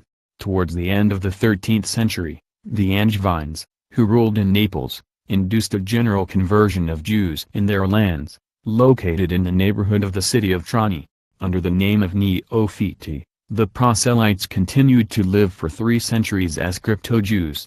Their secret loyalty to Judaism was one of the reasons why the Inquisition became active in Naples in the 16th century. Many of them met their death at the stake in Rome in February 1572, among others, Teofilo Panarelli, a scholar of reliable repute. Some were successful in escaping to the Balkans, where they joined the existing Jewish communities. Their descendants in South Italy still preserve some vague memories of Judaism up to the present day. This phenomenon in no way remained restricted to the Christian world. In various parts of the Mohammedan world, ancient communities of crypto-Jews are found. The Dagatuna of the Sahara continued to practice Jewish rules for a long time after their formal conversion to Islam, and their present sons have still not completely forgotten it. The Donma of Salonika originate from the adherents of the pseudo-messiah Sabtai Zevi, whom they followed in his rebellion. Even if they were in public complete Muslims, they practiced at home a Messianic Judaism. Further to the east there are still other examples. The religious persecutions in Persia, which began in the 17th century, however, left countless families in the land, especially in Mesht, who in private observed Judaism with punctilious scrupulosity while outwardly they appeared devout disciples of the dominant belief system. But the classic land of crypto-Jewry is Spain. The tradition there has been so durable and universal that one can only suspect that a Marianian predisposition is present in the atmosphere of the land itself. Even at the time of the Romans the Jews were numerous and influential. Many of them asserted that they were descended from the aristocracy of Jerusalem, who had been deported by Titus or by earlier conquerors into banishment. In the 5th century, after the attacks of the barbarians, their situation improved very much, for the West Goths, Visigoths, had taken on the Arian form of Christianity and favored the Jews, both because they believed in one God, as also because they represented an influential minority, to secure whose support was worth the effort. However, after they were converted to the Catholic faith, they began to reveal the traditional zeal of neophytes. The Jews immediately suffered the unpleasant consequences of such zeal. In the year 589, when Richard came to the throne, the church legislation was at once applied to them down to the smallest detail. His successors were not so strict, but when Sisbutus ascended the throne, 612-620, a very stiff-necked fanaticism prevailed. Perhaps he was incited by the Byzantine emperor when in 616 he published an edict which ordered baptism for all Jews of his kingdom under threat of expulsion and of loss of their entire property. According to the Catholic chroniclers, 90,000 accepted the Christian faith. This was the first of the great misfortunes that distinguished the history of the Jews in Spain. Until the time of the rule of Roderick, the last of the Visigoths, the tradition of persecution was faithfully continued apart from a few short interruptions. During a great part of this period the practice of Judaism was completely forbidden. However, as the watchfulness of the government relaxed, the newly converted used the opportunity to return to their original belief. Successive councils of Toledo, from the 4th to the 18th, devoted their powers to the discovery of new methods that would prevent a return to the synagogue. The children of suspects were removed from their parents and educated in an unspoilt Christian atmosphere. New converts were compelled to sign a declaration, as a result of which they obligated themselves in the future to respect no Jewish rites with exception of the ban on eating of pork, for which they, so they said, felt a natural aversion. But, in spite of such measures, the notorious unfaithfulness of the newly converted and their descendants continued to be one of the great problems of Visigoth policy until the invasion of the Arabs in the year 711. The number of Jews who were discovered by the latter in the land proves the complete failure of the repeated attempts to convert them. The Marrano tradition had already begun on the peninsula. With the arrival of the Arabs, the Golden Era began for the Jews of Spain, at first in the Caliphate of Córdoba, and after its fall, 1012, in the small kingdoms that arose on its ruins. Jewry became considerably stronger on the peninsula. Its communities exceeded in number, culture and wealth over those of Jews of the other lands of the West. However, the long tradition of tolerance was interrupted by the invasion of the Almoravids at the beginning of the 12th century, when the puritanical Almoravids, a North African sect, were summoned to the peninsula in the year 1148, in order to hold up the advance of the Christian armies. There rose a violent reaction.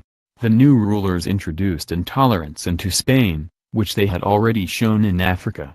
The practice of Judaism as well as of Christianity was forbidden in the provinces which continued to remain under Mussulman rule.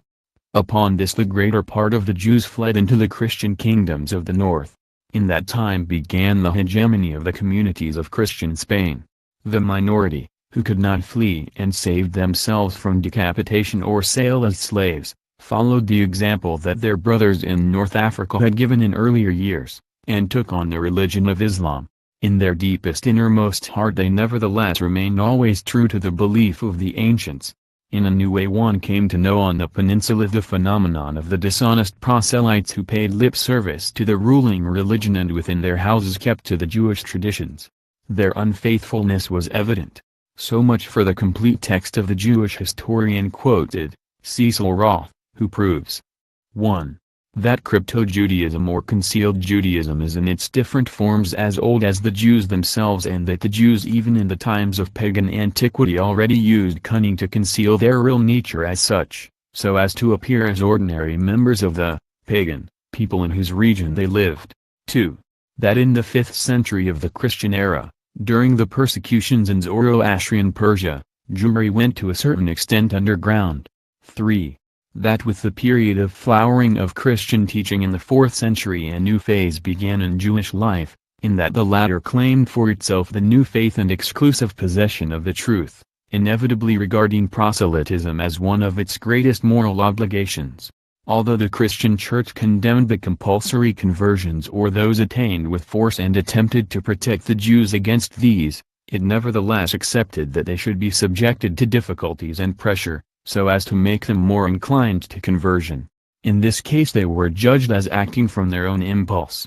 The author then cites conversions of this kind that were carried out on Minorca, in France and Italy in the 5th and 6th century of the Christian calendar, going on to conclude from this that such conversions of Jews to Christianity could not be sincere and that the new converts continued to practice their Judaism in secret. He observes how in Byzantium something similar had already happened in the times of Leo the Isaurian, in the year 723, and proves that even in the 8th century of the Christian calendar, that is more than 200 years earlier, The infiltration of the Jews into the bosom of the Church, by means of false conversions, had become universal practice from France to Constantinople, from one end of Christian Europe to the other. In this manner there arose alongside Jewry, which openly practiced its religion, a subterranean Judaism, whose members were only Christian in appearance. 4. That in Marianism, besides the hypocritical conversion and the practice of Judaism in secret, there exists a deeply rooted tradition, which obligates the Jews to transfer this inclination from parents to the children. The author cites the events in England and Scotland since 1290, where one of the reasons presented for the expulsion of the Jews was that they misled the newly converted to practice Judaism, and that many children were stolen by them and brought into the north of the land, where they continued to practice the old religion, that is the Jewish. It must be pointed out that after 1290 the Jews were banished from England and no one could be domiciled in the land if he were not a Christian. In this connection a very interesting reference is made by the renowned Hebrew historian to the assertion of a Jewish chronicler, viz. that to the presence of crypto-Judaism is to be attributed the fact the English so easily accepted the Reformation as well as their preference for biblical names. It was thus a false conversion of the Jews to Christianity that allowed a fifth column to arise within the Church of England and made easier its severance from Rome. It is also evident that these false conversions of Jews in England, far from obtaining for the Church the expected salvation of souls, brought it instead the loss of millions of souls, when the descendants of these false proselytes promoted the Anglican schism. There are still other very outstanding cases of false conversions of Jews to Christianity, among them that of the Neophyte in the south of Italy, as recorded by Cecil Roth, who were persecuted by the Inquisition and of whom many were burned at the stake in Rome.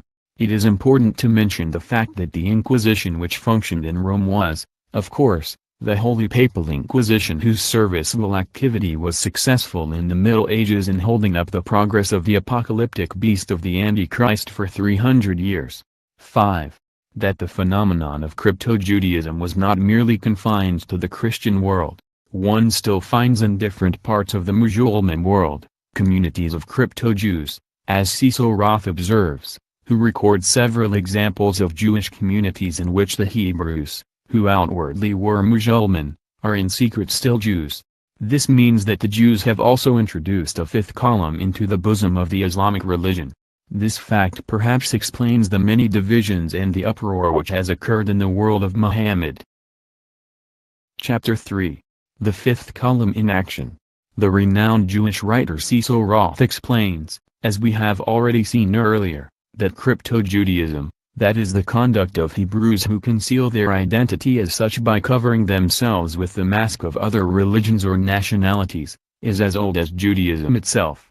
This infiltration of the Hebrews into the innermost heart of religions and nationalities, whilst still preserving their former religion and their organizations in secret, has really formed Israelite fifth columns in the bosom of the other peoples and the different religions, for if the Jew has gained entrance into the citadel of his enemies, he is active there, follows orders and carries on an activity which was planned in the Jewish secret organizations. This aims at controlling the people from within, whose conquest was resolved upon, as well as the control of its religious institutions, and to attempt to attain the decomposition of the same. It is evident that as soon as they have gained control of the power of the religious confession from within, that they have then always used the same to favor their plans of world domination. In so doing they above all use their religious influence to destroy the counter-defense of the threatened people or at least to weaken it. It is necessary that we mark well these three chief goals of the fifth column, since for 2 centuries they have represented their essential activity, whether they present themselves in the bosom of Holy Church or in the other Gentile religions. This explains how the work of crypto-Jews as members of the fifth column has been all the more effective, the greater the influence it acquired in the religion in which it concealed itself.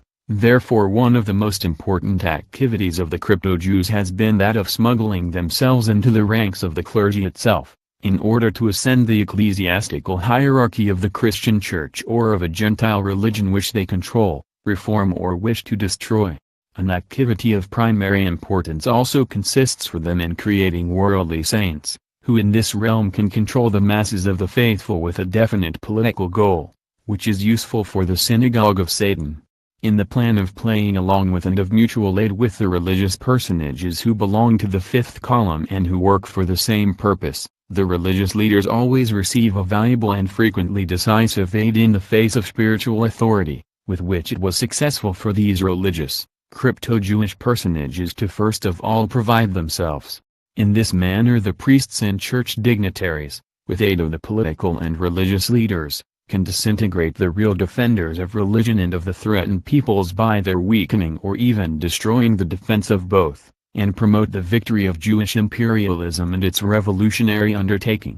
It is important to indelibly imprint this truth, for in these few lines is summarized the secret of success of the imperialist and revolutionary Hebrew policy for some centuries. The defenders of religion or of their threatened country must therefore bear in mind that the danger comes not only from the so-called left or from revolutionary Jewish groups, but from the bosom of religion itself or from the circles directed to the right, from nationalists and patriots, always according to how the case lies, for it is a 1,000-year-old policy of the Jews, to infiltrate secretly into particularly these sectors and religious institutions, in order by means of slanderous intrigue, which is well organized, to eliminate the true defenders of the country and of religion, above all and particularly those who, because they know the Jewish danger, might have the possibility of saving the situation.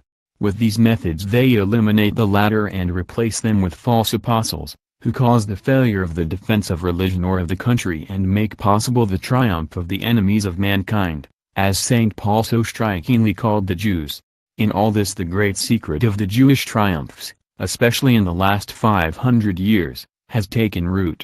It is necessary that all peoples and their religious institutions seize upon suitable defense measures against this internal enemy, whose driving force is formed by the Jewish fifth column, which has infiltrated into the Christian clergy and into the remaining Gentile religions.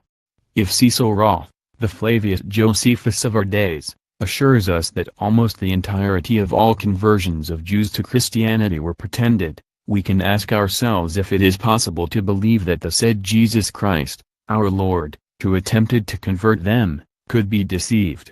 The answer has to be negative, for no one can cheat God. In addition, the facts prove that Jesus placed a greater trust in the conversion of the Samaritans, of the Galileans and the remaining inhabitants of Palestine than in that of the Jews properly speaking, whom the others despised because they had a low opinion of them although they likewise observed the law of Moses.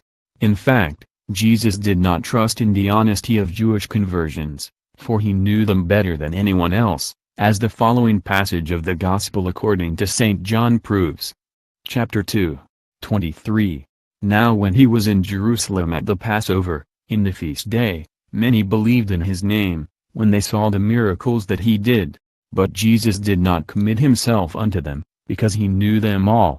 Jesus himself despised the Jews, because he was a Galilean. Unfortunately, the Samaritans, Galileans and the other inhabitants of Palestine were ruined by assimilation into modern Jewry, with the exception of those who had already previously been converted to the faith of our divine Redeemer. This rule of distrusting the conversions of the Jews was also heeded by the apostles, and later by the various hierarchies of the Catholic Church. If precautionary measures were not always enforced to clearly prove the honesty of the conversions, the results were disastrous for Christianity, for these conversions served only to increase the destructive crypto-Jewish fifth column, which had infiltrated into Christian society. Another passage of the Gospel contained in chapter 8, verses 31-59, shows us how various Jews, who according to verse 31, had believed in Jesus, afterwards attempted to contradict his sermons and even to kill him, as Christ himself confirms this in verses 37 and 40.4. The Lord has first to conduct with them a verbal dispute for the defense of his teaching and afterwards to conceal himself, so that they did not stone him, for his hour was not yet come. The Gospel of St. John shows us here something further of the classical tactics of the Jews falsely converted to Christianity and their descendants, misrepresentation of belief in Christ, in order to afterwards attempt to destroy his church, exactly as they then attempted to kill Jesus himself. In the Apocalypse appears another very revealing passage in this connection. Chapter 2, 1. Unto the angel of the church of Ephesus write, I know thy works, and thy labor, and thy patience, and how thou canst not bear them which are evil, and thou hast tried them which say they are apostles, and are not, and hast found them liars. This is a clear allusion to the necessity of examining the honesty of those who give themselves out to be apostles, for from these examinations results that many are false and lying. The Holy Scripture proves to us that Christ and his disciples not only knew the problem of false new converts and of fake apostles, the bishops are regarded as successors of the apostles, but that they expressly warned us to be cautious of them.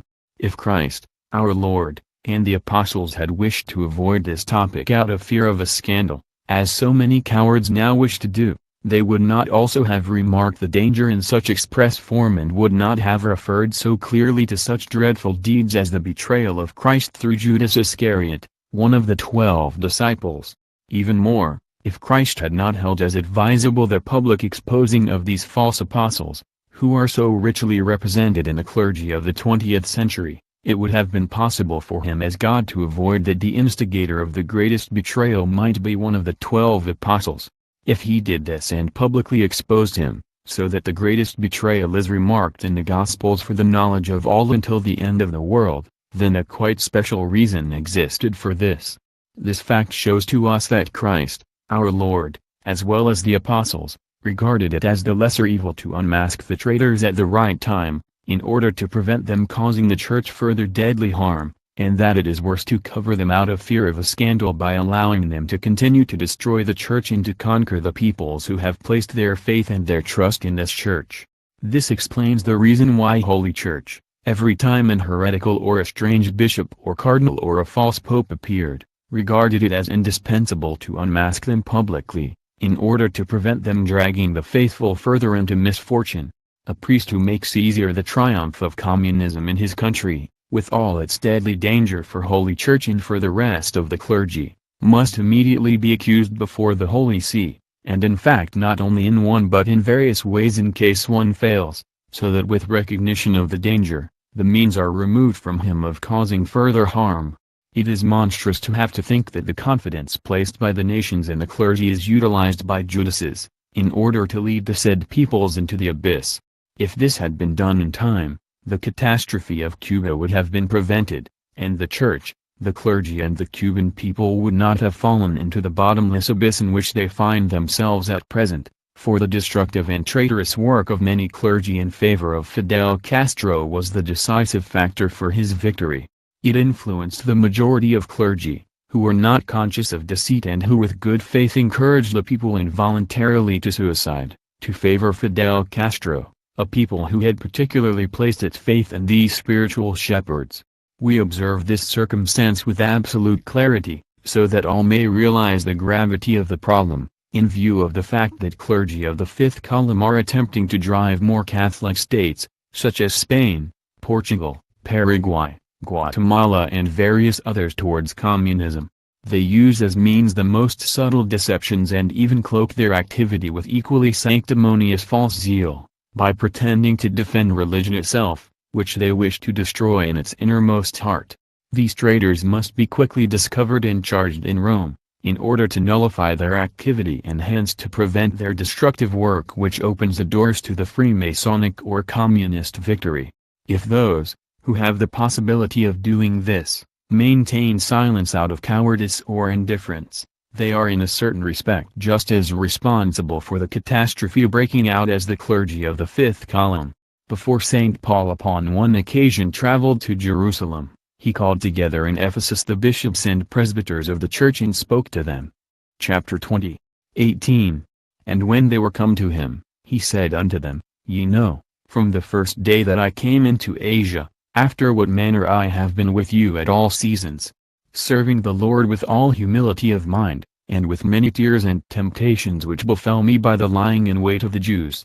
Take heed therefore unto yourselves and to all the flock over the which the Holy Ghost hath made you overseers, to feed the church of God, which he hath purchased with his own blood. For I know this, that after my departing shall grievous wolves enter in among you, not sparing the flock. Also of your own selves shall men arise, speaking perverse things, to draw away disciples after them. Therefore watch, and remember, that by the space of 3 years I ceased not to warn every one night and day with tears.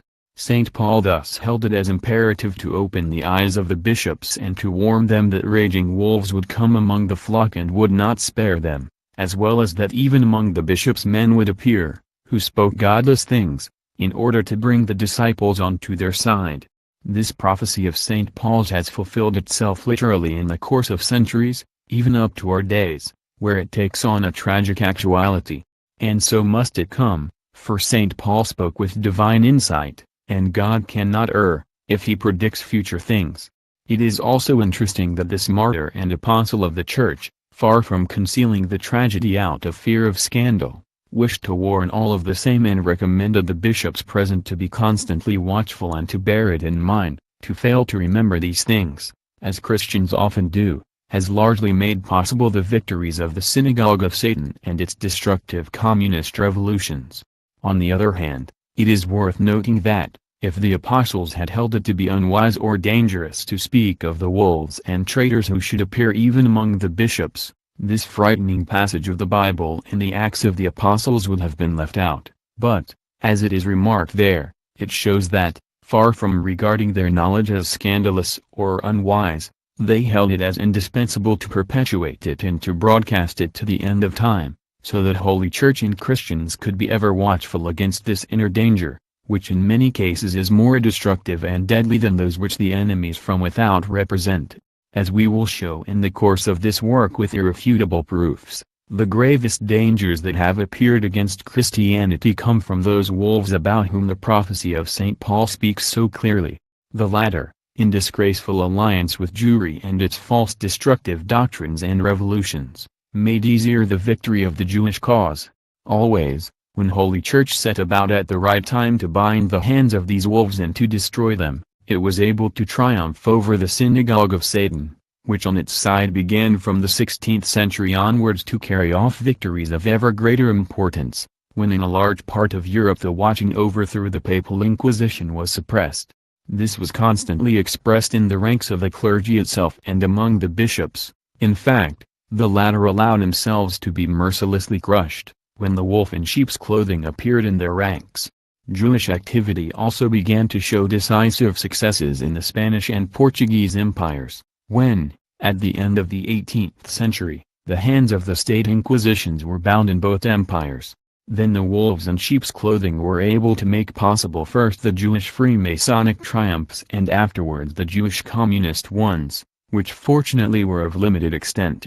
However, these become greater in number day by day if one allows these wolves who have penetrated into the high clergy to use the power of the Church in order to crush the true defenders of the same, the patriots who defend their peoples and those who fight against communism, Freemasonry or Jewry. St. Paul mentions clearly and distinctly this work by members of the fifth column, when he says in chapter 2 of the letter to the Galatians, 1. Then, 14 years later, I went up again to Jerusalem with Barnabas, and took Titus with me also. But neither Titus, who was with me, being a Greek, was compelled to be circumcised, and that because of false brethren unawares brought in, who came in privily to spy out our liberty which we have in Christ Jesus, that they might bring us into bondage, to whom we gave place by subjection, no, not for an hour, that the truth of the gospel might continue with you. A very evident allusion to the false brothers, that is the false Christians, who attempt to bind us in slavery and distort the true teaching of Christ and the Gospels. Neither St. Paul nor his disciples ever allow themselves to be subjected to this slavery. St. Paul, the leader of the Church, alludes also in his letter to Titus to the vain gossips and liars, for the most part Jews, who cause so much misfortune, and says in this connection, chapter 1, 10, for there are many unruly and vain talkers and deceivers, especially they of the circumcision.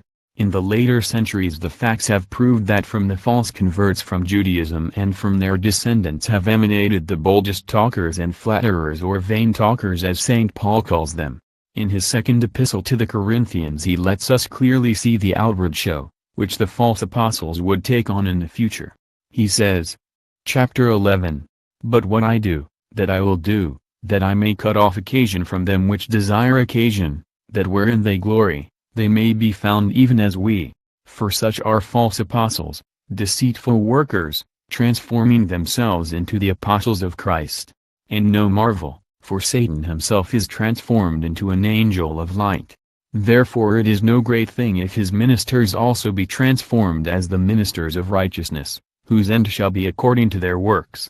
In this passage of the New Testament St. Paul describes with prophetic words and with divine insight some of the fundamental characteristics of the clergy of the fifth column in the service of the synagogue of Satan, the fake apostles of our days, for according to Holy Church the bishops are the successors of the apostles.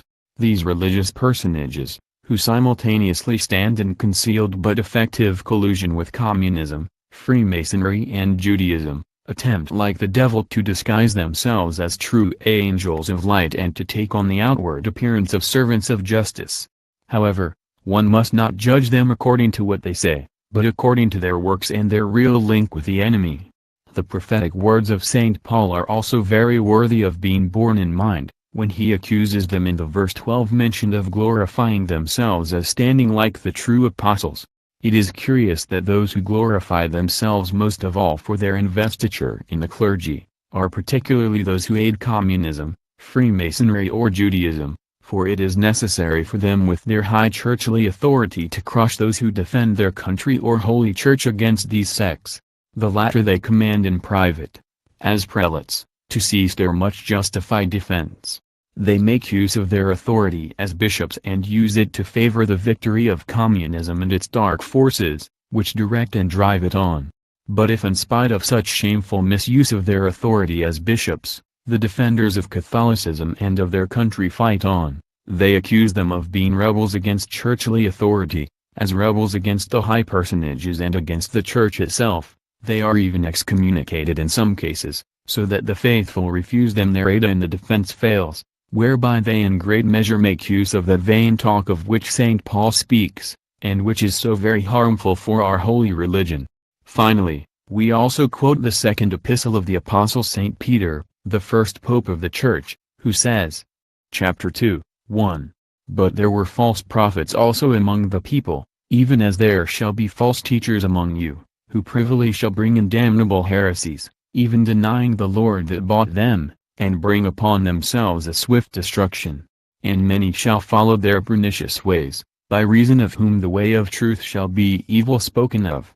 And through covetousness shall they with feigned words make merchandise of you, whose judgment now of a long time lingereth not, and their damnation slumbereth not." In the course of the following chapter we will see how this prophecy of the first deputy of Christ upon earth has been fulfilled, Peter reveals in another passage of the epistle in question. Chapter 2, 21. "For it had been better for them not to have known the way of righteousness, than, after they have known it, to turn from the holy commandment delivered unto them. But it happened unto them according to the true proverb, the dog is turned to his own vomit again, Proverbs 26:11. And the sow that was washed, to her wallowing in the mire." We allude to this for many Hebrews have criticized the harsh expressions, which were used by various councils of Holy Church against the Hebrews, who with the water of baptism were washed clean of sins and then returned to the vomit of Judaism. It is thus worthy of mention that the Holy Synods used only the words of Peter when they quoted the Bible verses in this connection. With the passages of the New Testament mentioned one can thus confirm that both Christ the Lord as well as the apostles distrusted the sincerity of the conversions of the Jews. Since they realized what the false new converts and the false apostles would do, they warned the faithful against this deadly danger, so that they could defend themselves. Chapter 4. Jewry, the father of the Gnostics. The first false teaching to bring the life of the nascent church into danger was that of the Gnostics. The latter was formed not by one but by various secret societies, which began to carry out a really destructive work within Christianity. Many Gnostic sects pretended to give a further significance to Christianity because, as they revealed, they linked it with the oldest religious teachings. The idea was transferred from the Jewish Kabbalah to Christianity that the Holy Scriptures had a double meaning, an exoteric one, that is outwardly and literally according to the text visible in the Holy Scripture, and an additional esoteric or concealed meaning, which is only accessible to the high initiates, the experts in the art of deciphering the secret meaning of the text of the Bible. As we have seen, many centuries before the appearance of the Kabbalistic works Sefer Yetzirah, Sefer HaZohar and others of lesser importance, the oral Kabbalah was practiced among the Hebrews, above all in the secret sects of the higher initiates, whose false interpretations of the Holy Scripture contributed very greatly to turning the Hebrew people away from the truth revealed by God. Concerning the real origins of Gnosticism, the renowned historians John Yarker and J. Matter agree that Simon the Magician, a Jew converted to Christianity, was the true founder of Gnosticism. Apart from the fact that he was a mystic Kabbalist, he favored magic and occultism. With a group of Jews he founded a priesthood of mysteries, in which his own teacher Dositheus and his pupils Menandro and Cerinthus figure, who represented a section of his collaborators. Simon the Magician, founder of the false Gnostic doctrine, the first to disrupt early Christianity, was also one of the pioneers of the Jewish fifth column that penetrated into the bosom of Holy Church. The Holy Bible tells us in the Acts of the Apostles how this Jew obtained admittance to Christianity. Quote, chapter 8, 9. But there was a certain man, called Simon, which beforetime in the same city used sorcery, and bewitched the people of Samaria, giving out that himself was some great one. But when they believed Philip preaching the things concerning the kingdom of God, and the name of Jesus Christ, they were baptized, both men and women.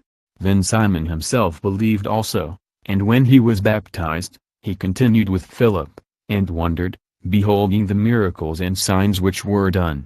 Now when the apostles which were at Jerusalem heard that Samaria had received the word of God, they sent unto them Peter and John, who, when they were come down, prayed for them, that they might receive the Holy Ghost, for as yet he was fallen upon none of them, only they were baptized in the name of the Lord Jesus. Then laid they their hands on them, and they received the Holy Ghost. And when Simon saw that through laying on of the apostles' hands the Holy Ghost was given, he offered them money, saying, Give me also this power, that on whomsoever I lay hands, he may receive the Holy Ghost. But Peter said unto him, Thy money perish with thee, because thou thought that the gift of God may be purchased with money.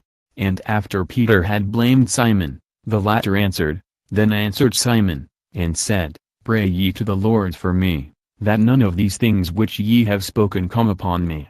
Unquote. This passage of the New Testament reports to us how the fifth column of falsely converted Jews arose and what their mode of thought was. Simon the Magician is converted to Christianity and receives the water of baptism, but then, even in the bosom of the Church, he strives to destroy it and attempts nothing more or less than to buy the favor of the Holy Ghost. After the failure of this attempt in the face of the incorruptibility of the Apostle St. Peter, the supreme head of the Church, he pretends repentance in order afterwards to introduce the inner division of Christianity with the heretical schism of the Gnostics. Upon this as also on other occasions the Holy Bible raises its warning cry and shows us what would happen in the future, if the Jews belonging to the fifth column within the Church and the clergy followed the example of Simon the Magician, by being converted to Christianity in order to attempt to destroy it by means of simony, to divide it through heretical teachings and then to strive to attain the highest honorary offices of the Church by the most diverse means, including that of buying the favor of the Holy Ghost. As we will see later, the councils of Holy Church occupied themselves with energetically suppressing the bishops who wished to buy a place by means of money, and the Holy Inquisition confirmed that the clergy of Jewish origin were the most principal spreaders of simony and of false doctrine. A further classical example is revealed to us by the holy evangelists. It is that of the first Christian personage of Jewish origin who betrayed Christ and sells him to the Hebrews for 30 pieces of silver. And the latter was even more than a bishop or a cardinal, for he was one of the 12 apostles, Judas Iscariot, who had been chosen by Jesus himself to such high dignity. Why did our divine Redeemer do such a thing? Did he err when he made the choice and himself invested Judas with the highest dignity of the nascent church after Jesus Christ himself? It is clear that Christ, because he is God himself, could never err. If he did such a thing, then it was only because it was convenient for him to do it, in order to let his holy church clearly recognize whence the greatest danger would come for its existence. In other words, He wished to warn it of the enemies who would appear among its own ranks and especially in the highest hierarchies of the Church, because if a Judas arose amongst those chosen by Christ himself, then it is obvious, with all the more reason, that they would appear amongst those appointed by Christ's successors. The faithful should therefore never vex themselves about this and still less lose their faith in the Church when they learn, through history, of those cardinals and bishops who were heretics and schismatics and brought the life of Holy Church in danger, even less so, when they realize that in the struggle of our days there are still cardinals and bishops who themselves help Freemasonry, communism and Jewry itself in their work of destroying Christianity and enslaving all peoples on earth. If we come back to Gnosticism, which was originated by the newly converted Jew, Simon the magician, it is necessary to establish that many years later Saint Irenaeus described Valentinus, a Jew from Alexandria, as the leader of the Gnostics. J. Matter, the renowned historian of Gnosticism, reports to us that the leading Jewish personages, the Alexandrian philosophers Philo and Aristobulus, who were completely and utterly true to the religion of their fathers, resolved to deck themselves out with the remains of other systems and make a way clear to Jewry for enormous conquests. Both were also leaders of Gnosticism and Kabbalists. The said author explains that the Kabbalah predates Gnosticism, is a viewpoint that Christian writers little understand, but which the scholars of Judaism profess with true certainty. They also assert that Gnosticism was not exactly a falling away from Christianity but a combination of systems in which several Christian elements were taken up. After diligent study of the material, the learned English writer Nesta H. Webster comes to the conclusion that the goal of Gnosticism was not to adapt the Kabbalah to Christian practice, but to adapt Christianity to Kabbalist practices, by mixing its pure and simple teaching with theosophy and even with magic. This attempt to adapt Christianity according to Kabbalist practices, the Jewish Kabbalists have repeated as often as they could. After the Gnostic failure, they introduced it into the Manichaean sects, then into the Albigensians, the Rosicrucians, Freemasonry, Theosophical societies, spiritualists and other sects of different eras which are said to have practiced occultism, which is nothing other than the Hebrew Kabbalah with all its derivations. In his confirmation that Kabbalists founded Gnosticism, the famous historian of Freemasonry, Ragon, reports that the Kabbalah is the key to the secret sciences. The Gnostics emanated from the Kabbalists. The Jewish Encyclopedia asserts that Gnosticism had a Jewish character before it was transformed into a Christian one. An interesting coincidence is the fact that the principal center of Gnosticism at the time of its apogee was Alexandria, which at that time was the most important center of Jewry outside Palestine, until Saint Cyril, the bishop of said city centuries later, gave this breeding ground of infection for Christianity a deadly blow by expelling the Jews from Alexandria. The evidence of the Church Fathers completes the total picture of proofs, which we have laid before the reader, in order to show that Gnosticism was the work of Jewry, for they name several of the leaders of the Gnostic schools as Jews. On the other hand, the Jewish Castilian Encyclopedia indicates that the fact that the original Gnosticism, both the Christian as well as the Jewish, used Hebrew names in its system and that it even based its opposition upon biblical ideas, points to its Jewish origin. It says in addition that it influenced the later development of the Kabbalah. After it is proved that Gnosticism is of Hebrew origin and was directed by Israelites, of whom some had infiltrated into Christianity through baptism, we will see what its extent has been in the Christian world. The most dangerous thing about Gnosticism is its appearance as a science, for it is necessary to establish that the word Gnosticism means science, knowledge. As one sees, the system of the Jew Karl Marx and other Israelites to attempt to dress its false and destructive teachings with a scientific exterior is not new, in order to set the unsuspecting in astonishment and to capture them, for almost 2,000 years ago their predecessors, the Gnostics, did the same with very good results. One thus sees that also in this respect the Jewish tactics are always the same. In addition, they had no kind of scruples about introducing into Gnosticism ideas of Persian dualism, and above all of the Hellenistic culture, in which the Jews of Alexandria, who have been the decisive factor in the spreading of Gnosticism, were educated. It is necessary to recall that also in this respect, The Jewish tactics have not altered, for they introduced into the teachings, customs and symbols of Freemasonry, as well as Kabbalist and Jewish elements of Greco-Roman and Egyptian Oriental origin, in order to deceive Christians concerning the real origin of the Brotherhood. On the other hand, it is evident that only the Jews already dispersed all over the world could work out so easily this highly colored mixture of Jewish, Christian, Platonic, Neoplatonic, Egyptian, Persian and even Hindustani ideas, of which Gnosticism is composed, which, similarly to the Hebrew Kabbalah, was founded as an esoteric teaching for chosen people and was spread in the form of secret societies according to Jewish style. These increased in number and deviated each time more among each other in their doctrines.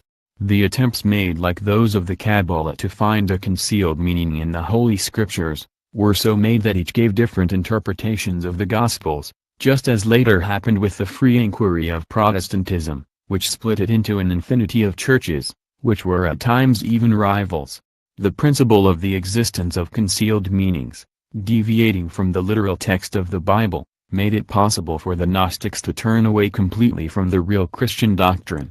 With their multiplicity of sects they represented a veritable cancer, which threatened to disintegrate the whole of Christianity in its innermost. The Gnosis proceeded from the basis of the existence of a good God and of matter regarded as the origin of evil. This God, as highest being created through emanation of intermediary beings called eons, who are connected with one another and who, united with the highest being, represented the kingdom of light. According to the degree in which they removed themselves from God, they were less perfect, although even the lowest eon possessed particles of the divinity and were therefore incapable of creating matter, bad by nature. They explained the creation of the world through one of these eons, whom they called Demiurge. The latter claimed to be like God and rose against him, for which reason he was cast out of the kingdom of light and thrown into the abyss. There he created our universe, gave form to material and created man, whose soul, as a particle of light, remained enchained in matter. Then God, in order to redeem the souls of the ruined world, sent another eon, named Christ, upon earth, who was truly devoted to the highest being, and who never had a real body, for matter is intrinsically evil. The various Gnostic sects gave diverse interpretations to this complete mechanism, sometimes going so far as to identify Jehovah with the evil Demiurge. For some Jehovah was the supreme being and for others he was only an eon faithful to the latter. Manichaean dualism took over from Gnosticism the form of a struggle between the world of the spirit and that of matter. The redemption of the souls incorporated in matter took place, according to this host of sects, through the gnosis, that is the knowledge of the truth, without need of morality or good works. This had the disastrous consequence, in many sects, of calling forth the most repellent immorality and dissoluteness of morals and practices. The most dangerous of all these secret sects for Christianity was directed by the crypto-Jew Valentinus, a classic fifth columnist. For he was outwardly active as a true Christian and sowed disintegration in Holy Church by extending his disastrous sect. At first he had the city of Alexandria as his principal bastion, but towards the middle of the 2nd century he went to Rome with the intention of undermining Christianity and the capital of the empire itself. The Valentinians seriously threatened to disintegrate Holy Church from within, which finally, in order to nullify the disastrous work of this false Christian, a true Jew of the fifth column, cast him out of its bosom. Gnosticism spread doctrines, which are now fundamental in many subversive Jewish movements of modern times. For example, the sect of the Carpocratians attacked all then existing religions and only recognized the gnosis, knowledge of which was provided by the great men of every nation, such as Plato, Pythagoras, Moses and Christ, which frees one from all that the vulgar call religion and makes man equal to God. Gnosticism in its purest form strove to give Christianity the widest possible meaning by linking it with the oldest religious doctrines. The learned historical writer, Matter, assures us in connection with the Gnosis, that the belief that the divinity has revealed itself in the religious institutions of all nations leads to the idea of a kind of universal religion, which contains the elements of all. Many of these concepts we find at present in the secret doctrine of the Freemasons and the Theosophical Societies. and H. Webster in her diligent study of the material finds that the Gnostic sect of the Carpocratians of the 2nd century arrived at much the same conclusions as modern communists with regard to the ideal social system. Thus Epiphanes held that, since nature herself reveals the principle of the community and the unity of all things, human laws which are contrary to this law of nature are so many culpable infractions of the legitimate order of things. Before these laws were imposed on humanity, everything was in common: lands, goods, and women. According to certain contemporaries, the Carpocratians returned to this primitive system by instituting the community of women and indulging in every kind of license. As one can see from this, the subversive movements of modern Jewry are to the greater part a repetition of the doctrines of the great Gnostic revolution, although they emanate from a contrary philosophic foundation. For modern communism is materialistic, while the Gnosis itself regarded matter as bad and objectionable. However, the facts prove to us that the Jews have been very skilled in using the opposing philosophical system to attain similar political results. The Gnostics possessed mysteries and initiations. Tertullian, a father of the Church, assures us that the sects of the Valentinians perverted the mysteries of Eleusis and made a sanctuary of prostitution out of them. And we must not forget that Valentine, the false Christ and crypto-Jew from Alexandria, was revealed by Saint Irenaeus to be the leader of the Gnostics, whose sects, according to some, were directed by one and the same power. It is thus evident that the Hebrews are the same as 1800 years ago and spread immorality and prostitution in Christian society in order to ruin it and to make easier its destruction. Some Gnostic sects reached the highest degree of perversion in their doctrines. Thus Eliphas Levi assures us that certain Gnostics introduced into their rites the profanation of the Christian mysteries, which were made to serve black magic, whose principal propagators have also been the Hebrews. Dean Millman says in his History of the Jews that the Ephites worshipped the serpent because the latter had rebelled against Jehovah, to whom they referred using the Kabbalist expression of the demiurge. It is thus evident that this glorification of evil, which is so important to modern revolutionary movements secretly controlled by the synagogue of Satan, is likewise nothing new. It was already unleashed as poison by the Gnostic Jews into the nascent Christian society of more than 18 centuries ago. E. De Fay in his work Gnostics and Gnosticism, as well as Matter in his already mentioned work History of Gnosticism, both assure us that another secret Gnostic sect, called Cainites on account of the cult in which they worshipped Cain, represented the latter, Dathun and Abiram, the homosexual inhabitants of Sodom and Gomorrah, and Judas Iscariot himself as noble victims of the demiurge, that is of the malicious creator of our universe according to their perverse teachings. Apparently, these Gnostic sects were the forerunners of the Bogomils, of the Luciferians, of black magic and of certain small satanic Masonic circles, which all, apart from rendering homage to Lucifer, regarded as good everything that Christianity holds to be evil and vice versa. Voltaire himself regards the Jews during the Middle Ages as the spreaders of black magic and Satanism. The Marquis de Luchet reports in his famous work Essai sur la secte des Lumines that the Cainites, incited by their hatred towards all social and moral order, called upon all men to destroy the work of God and to commit every kind of infamy. The great leader, who appeared in the Church in order to combat Gnosticism and to triumph over it, was in fact Saint Irenaeus, who thoroughly studied its disastrous sects and their dark teachings and mercilessly fought them in word and deed. Simultaneously he attacked the Jews, whom he describes as the leaders of this disintegrating subversive movement, whose strongest and most dangerous sect for Christianity was that of the Valentinians, which was led by Valentinus, behind whose false Christianity Saint Irenaeus discovered the Jewish identity. Thanks to the virulent ceaseless labor of Saint Irenaeus, Holy Church was successful in triumphing over the Gnosis, which for nascent Christianity was a more threatening internal danger than the grave external snares then represented by the frontal attacks of the synagogue and its intrigues, which managed, as we have already observed, to unleash the whole power of the Roman Empire and its terrible persecutions against the nascent Church, resulting in so many martyrs for Christianity. These facts prove that, from its first beginnings onwards, the activity of the Jewish fifth column which had penetrated into its interior, was far more dangerous for Holy Church than that of its external foes. Naturally, the existence of a devout and very combative clergy, to whom indulgence disguised with the cloak of peaceful coexistence, dialogue or diplomacy was unknown, had the effect that Holy Church emerged victorious from this terrible struggle, in which it completely overcame its foes, Jewry, Jewish Gnosticism and Roman paganism. Never has the situation been so grave for the Church as in that time, for Christianity then was much weaker than in the present, and the difference in strength between the Church and its enemies was immeasurably greater in favor of the adversary.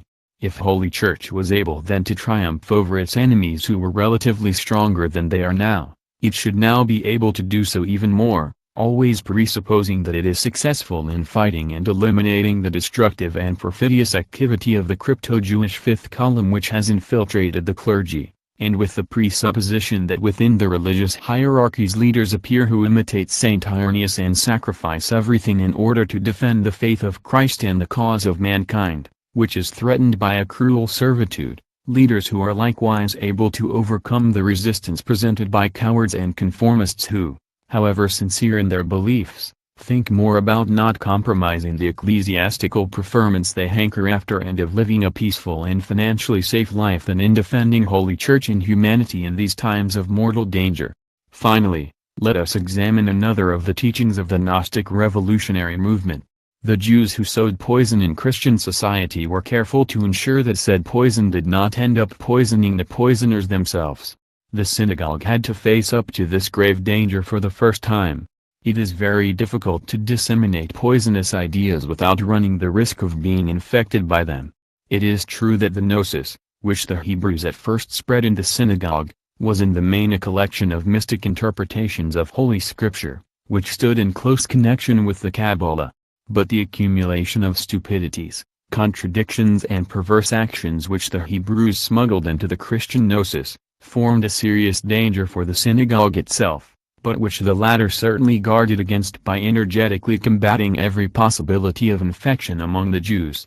1800 years later the same phenomenon appears, the Hebrews as spreaders of atheism and of communist materialism among the Christians, Mohammedans and the other Gentiles, take every kind of precautionary measure to prevent the materialistic cancer from infecting the Israelite communities, which they have been better able to achieve at present than in the times of Gnosticism, for the experience of 18 centuries in this kind of service has made these destroyers into true masters in the art of handling poisons and of spreading them throughout the world without the poison infecting the Jews themselves.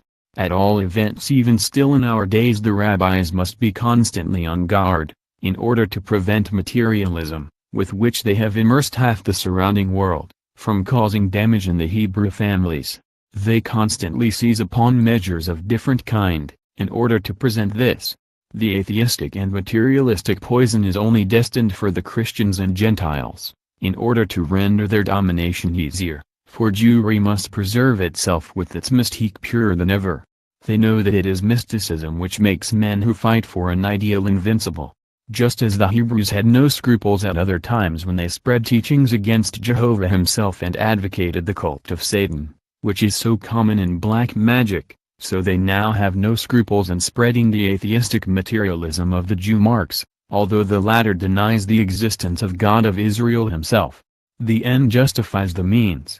This maxim the Hebrews observe down to its most unbelievable consequences.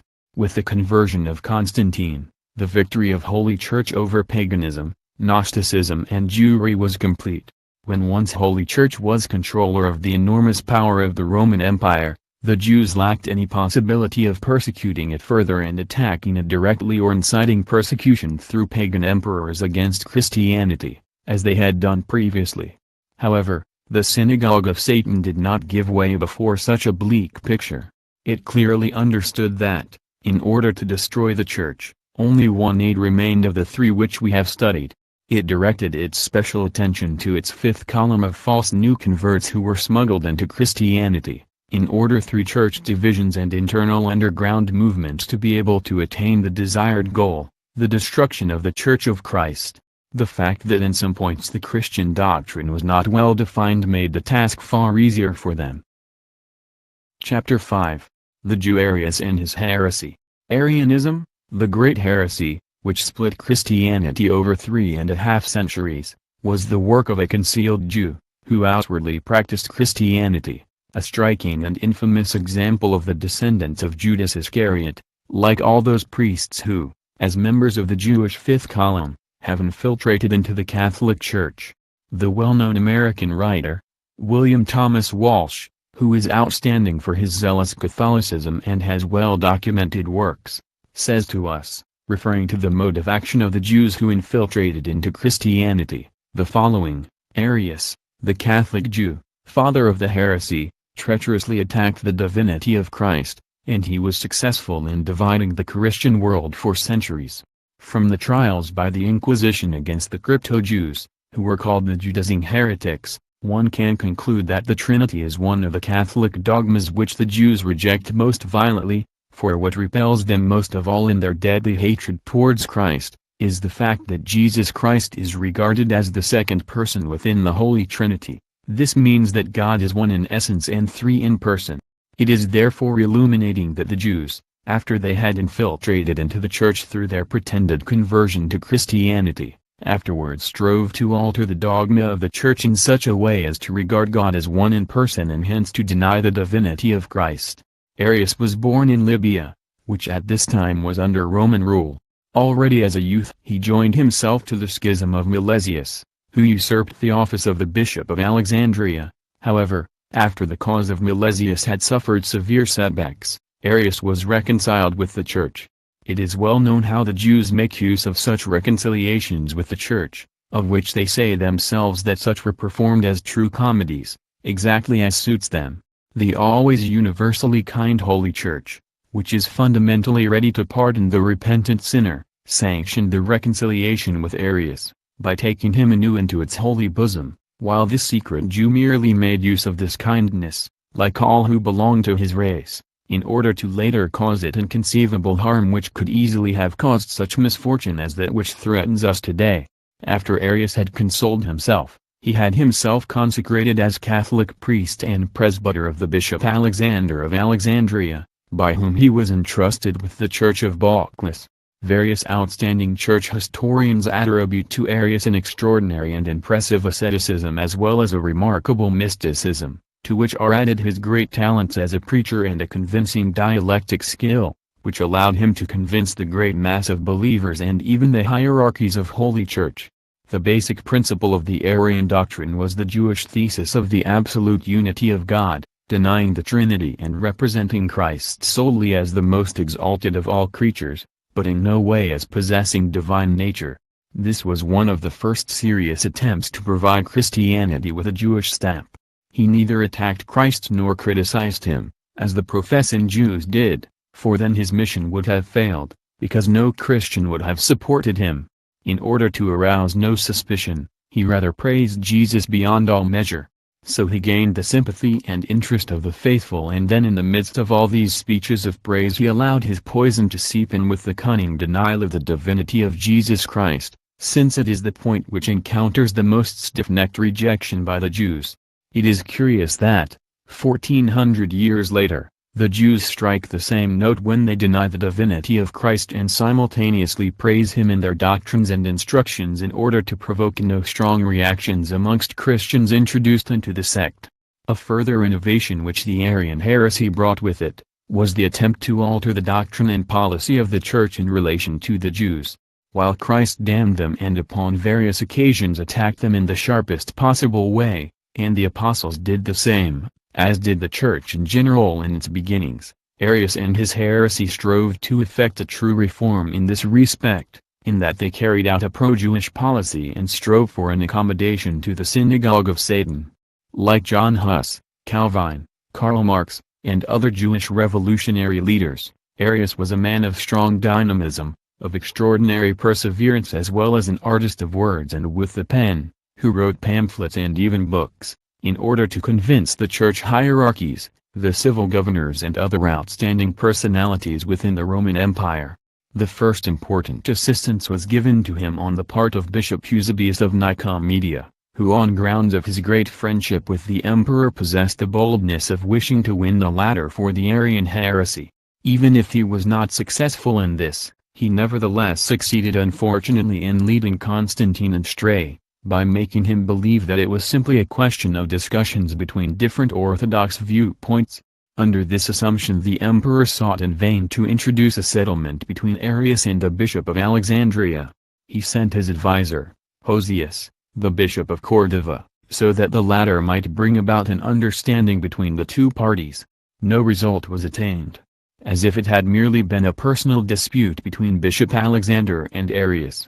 In the course of these negotiations Hosius and the church reached the conviction that here it was not a simple dispute between different schools or persons, but rather a conflagration which threatened to scorch the whole of Christianity. This is worthy of being remarked, since it is the classical technique with which the Jews begin a revolutionary movement. Upon many occasions they give themselves out to be harmless, good-willed, of small influence and without any kind of danger, so that the institutions threatened by the revolutionary germ do not allot to the latter its true importance and therefore look away from applying their whole force against it, which is imperative if it is to be rapidly and effectively destroyed. Lulled through this outward conduct, the Christian or Gentile leading personages are accustomed to avoid such measures, by reacting in a modest way. This is utilized by Jewry, in order to treacherously kindle the conflagration, so that, when combative measures are finally resolved upon, it already possesses such an overwhelming force that it is impossible to halt it. It is interesting to remark that, after Arius had finally been excommunicated by the synod called in the year 321 by the prelate of Alexandria and attended by over 100 bishops, the heretic at first went to Palestine, in order to win disciples. And it is further worthy of note that the first synod to support Arius by betraying Catholicism was precisely that of Palestine, as well as that of Nicomedia, where Eusebius, Arius' right-hand man, was bishop. It is illuminating that it was Palestine where, in spite of the repressive measures of Titus and Hadrian, the most compact Jewish population was found, and where the Jewish fifth column, which had infiltrated into the church, was very powerful. It is therefore not strange that Arius, declared outlawed through excommunication and in a desperate position, sought his salvation in flight, in order to seek support with his brothers in Palestine. He was so successful in this intention that an entire synod of bishops and high-ranking clergy, as was the Synod of Palestine, decided upon support of him and gave new power and prestige to his cause, which, after its condemnation by the Synod of Alexandria, seemed condemned to failure. In the same manner another synod, which was assembled in Nicomedia, supported Arius and imparted to him, like that of Palestine, its approval to return to Egypt. In such a way did Arius and his fellow travelers set one synod against the other and thus divide the episcopate of the Catholic world. The study of this giant struggle which lasted for centuries, is extremely valuable, since it allows us to clearly recognize that the Jewish fifth column which has seeped into the clergy of Holy Church, was then already effective with the same methods as centuries later, when it was successful by means of a crypto-Jew, Cardinal Pierleone, in usurping the dignity of Pope. These are likewise the same methods which, 1,000 years later, were combated by the Holy Inquisition, and the same of which we are witnessing in our days. Arius and the Arianist bishops intrigued against the clergy who defended Holy Church. They persecuted and feuded against them and even attacked the venerable bishops and all priests, without regard for their rank, who had appeared to the fore through their zeal in the defense of Catholicism. They persecuted and fought them by means of secret and poisonous intrigues and by means of false accusations, until they were rendered harmless or destroyed.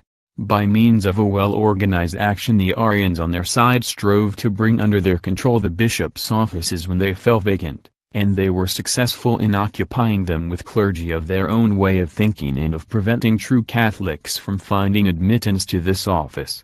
These infamous maneuvers were set in motion above all after the Ecumenical Council of Nicaea. At this council Arius and his heresy were condemned in spite of the opposition of a minority of heretical bishops, who participated with them in the council and who vainly attempted to bring about the victory of their viewpoints which were just as novel and contrary to the traditional Catholic doctrine as those which some bishops wish to make prevail at the present Ecumenical Council of Vatican II. In the campaign instigated by the heretical bishops against the Catholics, the uproar that they set in motion against Eustathius, the bishop of Antioch, is particularly notable. The latter was accused by them of pretending to observe the agreement of the Council of Nicaea, but in reality sowing the Sabellian heresy and discord. With these and other accusations the traitorous clergy were so successful that he was deposed and an Arianist bishop named in his stead. In addition, they were successful in deceiving Constantine, who, in the belief that he was offering the church a service, exiled the devout bishop of the land and allowed the hypocritical heretics to enjoy his support, since he regarded them as the true defenders of the church. But more important still is the conspiracy that they instigated in order to destroy Saint Athanasius, who had succeeded Alexander, after the latter's death, in the Patriarchate of Alexandria. Already at the Council of Nicaea he had demonstrated that he was one of the bulwarks in the defense of Holy Church. This had cost him the hatred of the Arian clergy, who recognized the necessity of making him harmless. In order to gain the emperor to their side, they accused Saint Athanasius of cultivating relations with certain rebels of the empire. This is the classical maneuver of Jewry in all times. If it is wished to remove any kind of leading personage from the sphere of the head of state, then at the suitable moment a conspiracy is instigated, in order to make the latter believe that the former conspires against him and is secretly allied with his enemies. In this manner they succeed in getting the head of state to remove leading personage who hinders the Jewish plans. In such a manner they accused Saint Athanasius of having humiliated the clergy by laying upon them a linen tax, as well as sowing discord in the ranks of the church. This slander is also a classical method of the fifth column, which, when it is seen that a conspiracy is instigated against Holy Church and someone denounces it or rushes to the defense of the institution, sends its crypto-Jewish clergy into the field to accuse the defenders of the Church of undermining the unity of the Church and of sowing discord among Christianity. In reality it is they, the enemies of Christ, who have infiltrated into the clergy, who with their conspiracies and dark machinations provoke those schisms and divisions, and not the true Christians upon whom lies the duty of defending Catholicism and preventing the former from winning ground. So it occurred in the case of Saint Athanasius. The heretical clergy were in reality those, who through their mode of action conjured up the schism. But they possessed the insolence to accuse Saint Athanasius of sowing discord, because he attempted to defend Holy Church in the face of the machinations of heresy.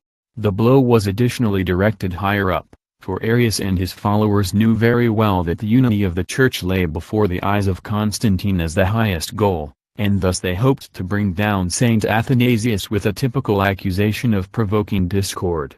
Later, the Milesian heretics, working together with the Arians, accused Saint Athanasius of having murdered one of the collaborators of their leader. However, Athanasius was successful in discovering the whereabouts of the man whom he was falsely alleged to have murdered, so that the slanders were exposed. Since up to then all intrigues had failed, they now took refuge in one last maneuver. In Tyre they summoned a synod of bishops, at which they accused Saint Athanasius of having seduced a woman. However, he was also successful in refuting this slander. However, the Arian bishops were successful in bringing under their control the synod of Tyre and resolved upon the deposition of Saint Athanasius as Patriarch of Alexandria. Concerning this, an inflammatory note was dispatched to bishops all over the world, so that the latter should break off all relations with Saint Athanasius, who was accused of various crimes. Constantine, who highly respected the decisions of the synods of bishops, was highly impressed. This together with another skillfully launched slander campaign, which accused Saint Athanasius of selling grain to the Egyptians in order to prevent it reaching Constantinople and in this manner to create a food shortage in the capital of the Roman Empire, made the emperor furious.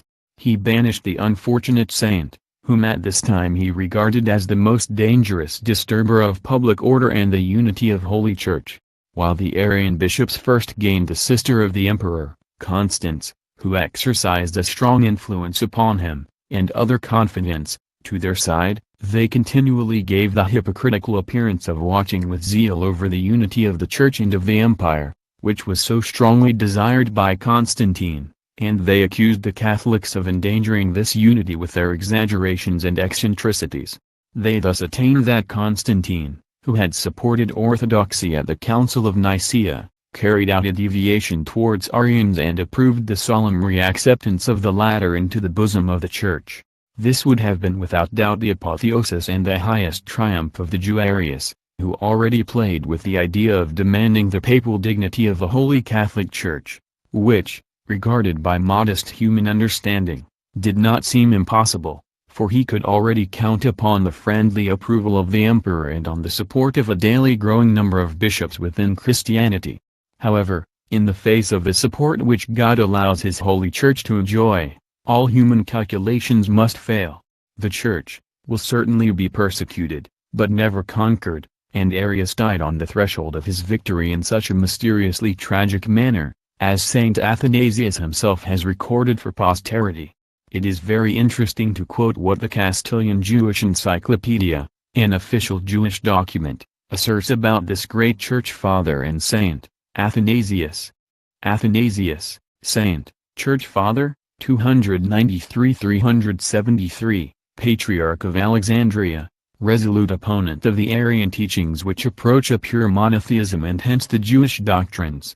Athanasius polemicized against the Jews from dogmatic grounds, but the situation of the Jews worsened everywhere so that the teachings of Athanasius triumphed over the Arian doctrines, as was the case with the Visigoths in Spain.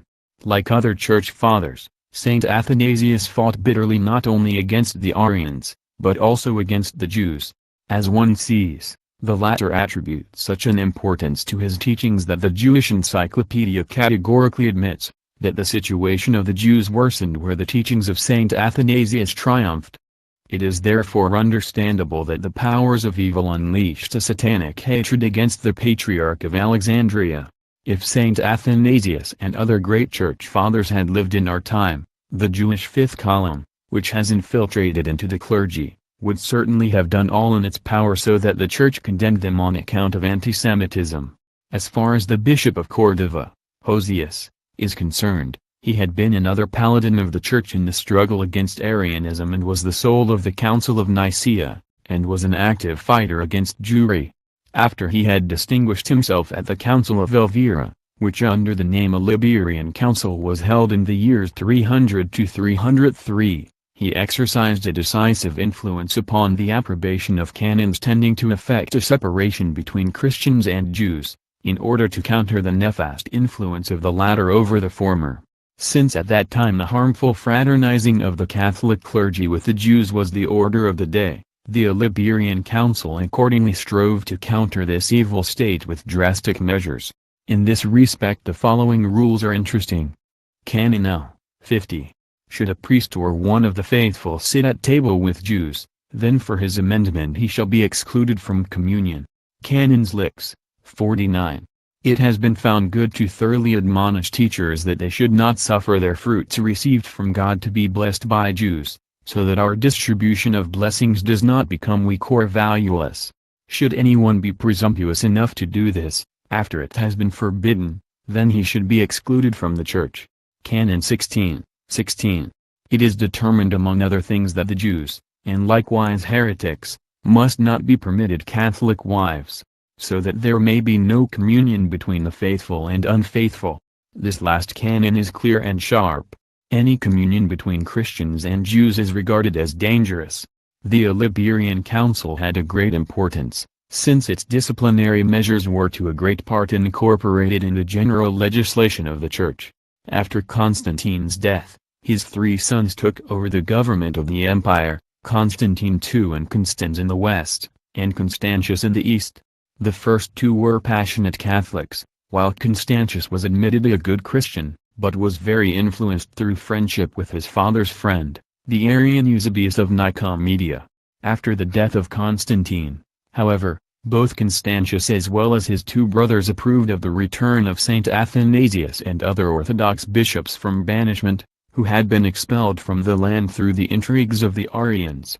In addition, after the death of Eusebius of Nicomedia, in the year 342, this bad influence upon Constantius vanished, who, under the influence of his brother Constans and of Pope Julius, finally supported Catholic orthodoxy. Extremely alarmed over the progress of Jewry, Constantius applied against the latter the measures that the Jews call the first great persecution on the part of the Christians. For the course of 12 years, up to the death of Constans and of Pope Julius, the Catholics were successful in almost overcoming Arianism. Under the imprint of the sermons and the great regard for Saint Athanasius as well as Bishop Hosius of Cordova, it seemed destined to perish. Constantius had a long and extremely heartfelt conversation with Saint Athanasius in Antioch, during which the Emperor of the Orient showed him the greatest deference. And finally the illustrious Father of the Church made his entrance into Alexandria in a kind of veritable apotheosis.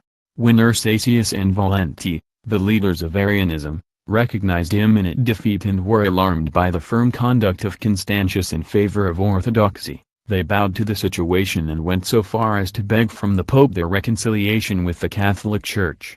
This was one further example of the classical tactics of the foe, which the Jew Stalin called strategic withdrawal. This consists in yielding in the moment of defeat, and abandoning the struggle outwardly, in order to avoid defeat, and in conspiring in the background until one is sufficiently strong to risk a new attack as soon as the possibility of triumph appears. If things went badly with Arianism, then it was worse still for Jewry, for when Constantius had convinced himself of the danger that it represented for the empire and Christianity, he began, as the great Jewish historian Greets proves, to expel the Jewish doctors of laws from the land. In consequence of this decree, many of them had to emigrate to Babylonia. The persecutions worsened to such a degree that the leading Jews were threatened with death, which resulted in an even greater flow of emigration, particularly from Judea. This development caused the decline of the Jewish Academy of Tiberiades.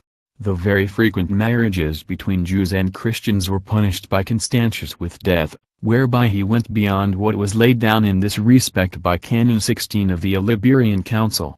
As shown by the Israelite Greeks, the Jews were called the murderers of God by Catholics in that time. In answer to this, the Jews instigated isolated rebellions against the empire, which, however, were nipped in the bud. But all these setbacks did not discourage the enemy, who lurked in the background and awaited the first favorable opportunity to assert themselves again. This favorable opportunity began to show itself when first Constans and then Pope Julius died, whose beneficial influence had caused Constantius to hold firm to Catholicism. The Arian leaders Valenti and Ursacius, who had hypocritically implored their reconciliation with orthodoxy, took up their intrigues anew, while they sought at all costs to estrange Constantius from orthodoxy. For this purpose they flattered his selfishness and made use of his utterly violent reactions towards everything which might lessen his authority or his prestige. In the background the Arians instigated a true conspiracy, in order to distance Constantius from Saint Athanasius and thus obtain his withdrawal with them from orthodoxy. Among other slanders they accused him of disseminating defamatory rumors against the emperor, by which he was alleged to represent the emperor as a heretic and as excommunicated. In this manner they attempted to cause the people to withdraw their support from Saint Athanasius and at the same time to lyingly present him as an enemy of the emperor. The Arians represented themselves as his most loyal subjects. These sinister machinations against Athanasius and the Catholics infuriated Constantius.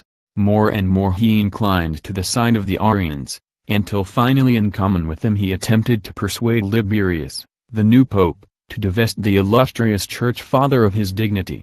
It is incredible how Jewry frequently manages to transform its sworn opponents into unconscious allies, whereby, as in this case, it makes use of the most subtle means in order to attain its goal. In history there have been several examples like that of Constantius. The Holy Father, pressed by the emperor, pointed out the necessity of calling a new council to attempt to put an end to this dispute.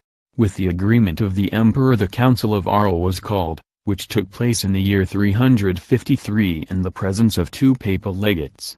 Great were the expectancies which the good placed upon the council for the obtaining of Christian unity, but the bishops, led by Valenti and Ursacius in the service of the fifth column, were able to instigate such intrigues and such pressures that the council finally yielded to the demands of the Arians, who were granted support through the implacable pressure of imperial power. Even the two papal legates yielded and, as a disastrous consequence, The unjust condemnation of Saint Athanasius was resolved upon. The sole bishop, who voted against the resolution, was Paulinus of Trier, who for this reason was expelled from the land. But when Pope Liberius received the knowledge of its disastrous outcome, he raised objectives and proposed summoning another synod, which was held in Milan in the year 355. But this synod also was the target of countless conspiracies and exposed to the pressure of the heretical bishops who enjoyed the support of the emperor. Finally they were successful. This new synod composed of 300 bishops condemned Saint Athanasius once again. Thus Arianism gained a complete triumph and was able to again ban the highly regarded saint. Since the Pontifex Maximus refused to yield to the demands of the Arians and of Constantius, the emperor banished the pope as well, a banishment which lasted quite some time. However, the efforts of Athanasius, that saint and father of the Church, that iron and dynamic man, who revealed so much courage and tenacity in the face of the enemy, finally bore fruit. After 3 centuries of struggle, Holy Church finally triumphed over Jewry and its heresy. What the Church and men of today urgently need are men who possess the hardness, the courage and the energy of such as Saint Athanasius, to counter the Jewish communist threat, which, exactly as in the case of the Jewish Arian heresy, has brought Catholicism to the edge of the abyss. We are certain that in this situation, as also in similar situations, the Lord God shows us his mercy so that among the hierarchies of Holy Church new Athanasiuses will appear, which the Church needs for its salvation. This is the maxim of our time, in which the modern instruments of Jewry within the Church, such as false apostles, play into the hands of communism and the synagogue of Satan.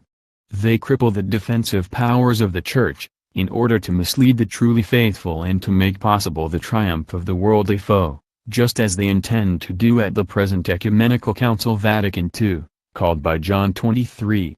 Finally, we must point out that the inconstancy of Constantius is also revealed in his conduct towards Jewry.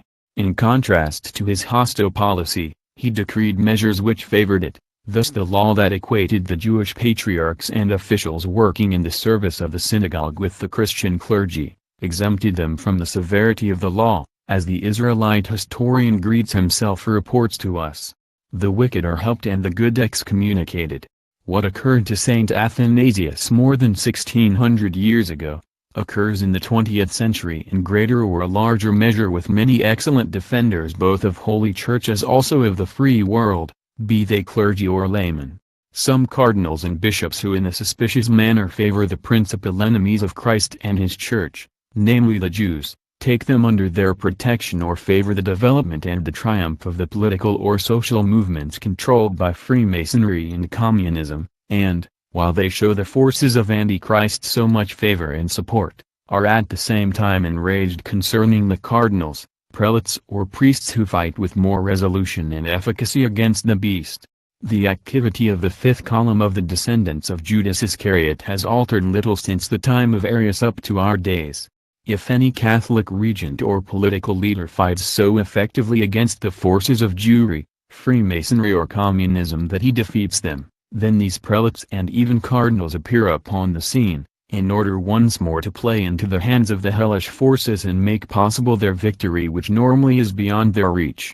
If the Jewish Freemasonic or Jewish communist forces see themselves conquered in practice by direct action through the Catholic leaders or regents, then the fifth column, which has infiltrated into the highest honorary offices of Holy Church, hits upon the plan of unleashing a wild campaign of intrigues and church censures, to set the entire clergy against those leaders or regents, who represent a serious hindrance for the Freemasonic or communist triumph.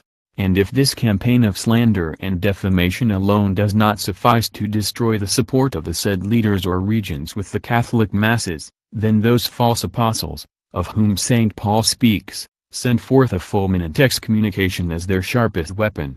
Thus, by undermining the prestige of such regents or leaders, they gain the support of the mass of the people in their favor to make possible as a result the triumph of Freemasonic or communist forces.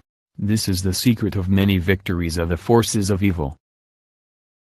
Chapter 6. The Jews as allies of Julian the Apostate. In the year 360, Julian, a cousin of Constantius, was proclaimed Roman emperor by the army. Constantius, who had prepared for battle against him, died on the way. This made easier the final victory for Julian and his proclamation as Emperor of the Orient and Occident. The policy of Julian had three principal aims. 1. To renew paganism and to again declare it a state religion of the empire, so that Rome, which according to his view had declined through Christianity, might return to its old glory. 2. To destroy Christianity. 3. To concede to Jewry its old positions, from which it had been expelled by Constantine and his sons. Even the rebuilding of the Temple of Solomon was to be arranged. From the beginning the Jews were his unconditional allies, which once again proves that, when it suits them, they are capable of fighting for paganism and the cult of idols, even indeed against monotheism, whenever this allows them to work for the destruction of the Church, even though they are inwardly monotheists and enemies of the cult of idolatry. While the Jews allied themselves with Julian and allowed him to enjoy their help, they supported the restoration of idolatry, although they say that they are so greatly repelled by it. However, in order to obtain their goal, namely the destruction of Christianity, they prove that they are capable of everything, even of utilization of the atheistic and materialistic teachings of modern communism, although they remain deeply religious and spiritual. The famous Jewish historian Maurice says of Julian, "The Emperor Julian was one of those strong characters who imprint their names indelibly on the memory of men. Only his early death and the hatred of the ruling church were responsible for his not being provided with the title Julian the Great." He adds that Julian paid great admiration to the Jewish religion, and confirms that the period of government by Julian, which lasted just 2 years, November 361 to June 363, was a time of extreme felicity for the Jews of the Roman Empire. Maurice likewise establishes that the leader of Jewry in the empire, the Patriarch Hillel, was expressly called by Julian his respected friend, and that he promised him in an autographed letter to make an end of the misdeeds committed by the Christian emperors against the Jews. Further, Julian made all necessary preparations in order to begin the rebuilding of the Temple of Jerusalem. He addressed a letter to all Jewish congregations of the empire, in which he spoke in friendly way of the leader of Jewry in the empire, the Patriarch Julius, Hillel, as his brother. He promised the abolition of the high taxes laid upon the Israelites by the Christians, guaranteed that in future none should accuse them of blasphemy, promised freedom and security, and promised to have Jerusalem rebuilt at his expense, as soon as he returned victorious from the Persian War. For the rebuilding of the Temple of Jerusalem Julian commissioned his best friend, Alypius of Antioch, to whom he gave instructions to spare no expense, and commanded the governors of Palestine and Syria to assist with everything necessary. In his zeal to restore paganism, Julian also prepared all means for the reconstruction of the pagan temples. He reorganized the worship of idols and gave them a hierarchy similar to that of the Church. He renewed the pagan cults with great splendor and celebrated the pagan feasts in ancient pompous manner. Labriole and Koch provide us with information concerning the zeal of Julian to provide paganism with new strength by means of the creation of welfare institutions which were similar to the Christian ones. Hospitals, hostels for children and old men, charitable institutions and others of the like were erected. At the same time he made efforts to add to paganism a kind of religious order, which resembled that of the Christian monks. It was not only a question of the re-establishment of the idolatrous cult, but of the creation of a reformed and strengthened paganism with methods copied from the Christians. The threat, which drew over Holy Church, could thus scarcely be graver. The emperor, paganism and Jewry joined themselves together closely, in order to face Christianity with a struggle for life or death. Although in principle Julian gave the assurance of maintaining religious tolerance, since he recalled the bad results which the violent persecutions through the Roman emperors had produced, he nevertheless applied all means in order to achieve the annihilation of Christianity. As Saint Gregory Nazianzen reports to us, who describes the period of Julian's government as the cruelest of all persecutions, martyrdoms unleashed through the fury of the unbelievers were the order of the day. Among the measures decreed by Julian against Catholicism, the following stand out: the renewed expulsion of Saint Athanasius, who was regarded as the bulwark of orthodoxy, the removal of all Christian symbols on coinage and the cancelling of rights accorded to the clergy through the Catholic emperors, as well as the elimination of Christians from public offices, unless they recanted. And with all this it was pretended that these were measures necessary for the maintenance of religious freedom and of equality for believers of all confessions in the Roman state. His Jewish allies had thus in Julian a good master, just as in our own time they applied the same methods with identical hypocrisy in order to cause their Freemasonic liberal revolutions to triumph, through which, under the pretense of introducing freedom of conscience, they robbed the Church of all her rights. But the true intentions of the emperor were revealed when he announced that the Galileans, disciples of Christ, must vanish, because they were enemies of Hellenism. The books he personally wrote to combat Christianity also prove what hatred the emperor felt for the Church. The fact that the rebuilding of the Jewish temple among other things failed as a result of mysterious flames shooting up out of the earth and burning those that worked there, has all the elements of a confirmed historical event. Christian historians also confirm the latter, and it is also accepted by such prestigious Hebrew historians as Greeks. Only that the latter, instead of attributing the occurrence to a miracle, as Catholics do, assumes a natural cause. According to his explanation, the cause was gases compressed in subterranean passages, to which an outlet was blocked, and which, becoming free and making contact with the air, unleashed those fires, which among other reasons caused Alypius to stop the works. As the Catholic historians report in that time it was not only pagan hordes who martyred and slaughtered the Christians. The Jews, enjoying the protection and friendship of the emperor, likewise attacked and began to destroy the churches in Judea and the neighboring regions as well as to cause Christians every conceivable harm. The Jew Greeks naturally calls these versions malicious slanders. For those who have experienced what deeds the Jews are capable of against Christianity if they are allowed a free hand, it cannot be remarkable that in the time of Julian they used all their power in order to destroy Catholic churches. They did this in the same manner in the Middle Ages, when they were supported by some heretical sects, and so have they acted in our days, in order to secure the triumph of their Freemasonic and Communist revolutions. Much of that which they perform in the present is a repetition of what they learned in the times of Julian the Apostate, whose period of rule, if it had lasted longer, would have taken a catastrophic course for Christianity.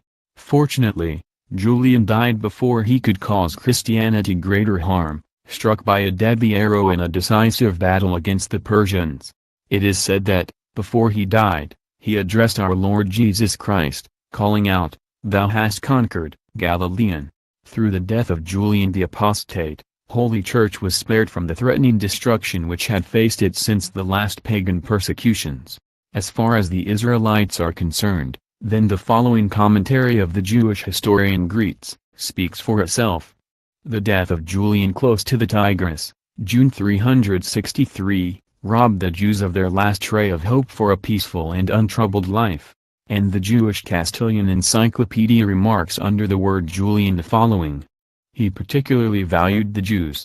He had extensive knowledge of the Jewish cause and refers in his writings to various religious institutions of the Jews. It appears that he wished to found among the Jews of Palestine a patrician order, called Dristo in the Talmud, which was to exercise judicial functions. He attributed a higher value to Judaism than to Christianity, although he regarded it as inferior to the pagan philosophy. With his death, the short period of tolerance was at an end, which the Jewish community enjoyed between the setting in of Christian persecutions. Chapter 7. St. John Chrysostom and St. Ambrose condemn the Jews. The first dissensions to occur within Arianism were apparently produced by the increasingly moderate tendencies of the bishops, who though in error nevertheless acted in good faith. They therefore clashed with the extremists who were undoubtedly controlled by the fifth column. This gradually weakened the heresy in the Roman Empire. Upon the death of Julian the army proclaimed General Jovian as emperor. The latter was a Catholic, so that orthodoxy almost controlled the situation. The new emperor summoned Saint Athanasius back out of banishment and appointed him his advisor.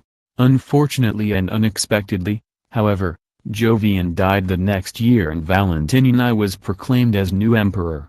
The latter appointed his brother Valens as regent for the eastern part of the empire.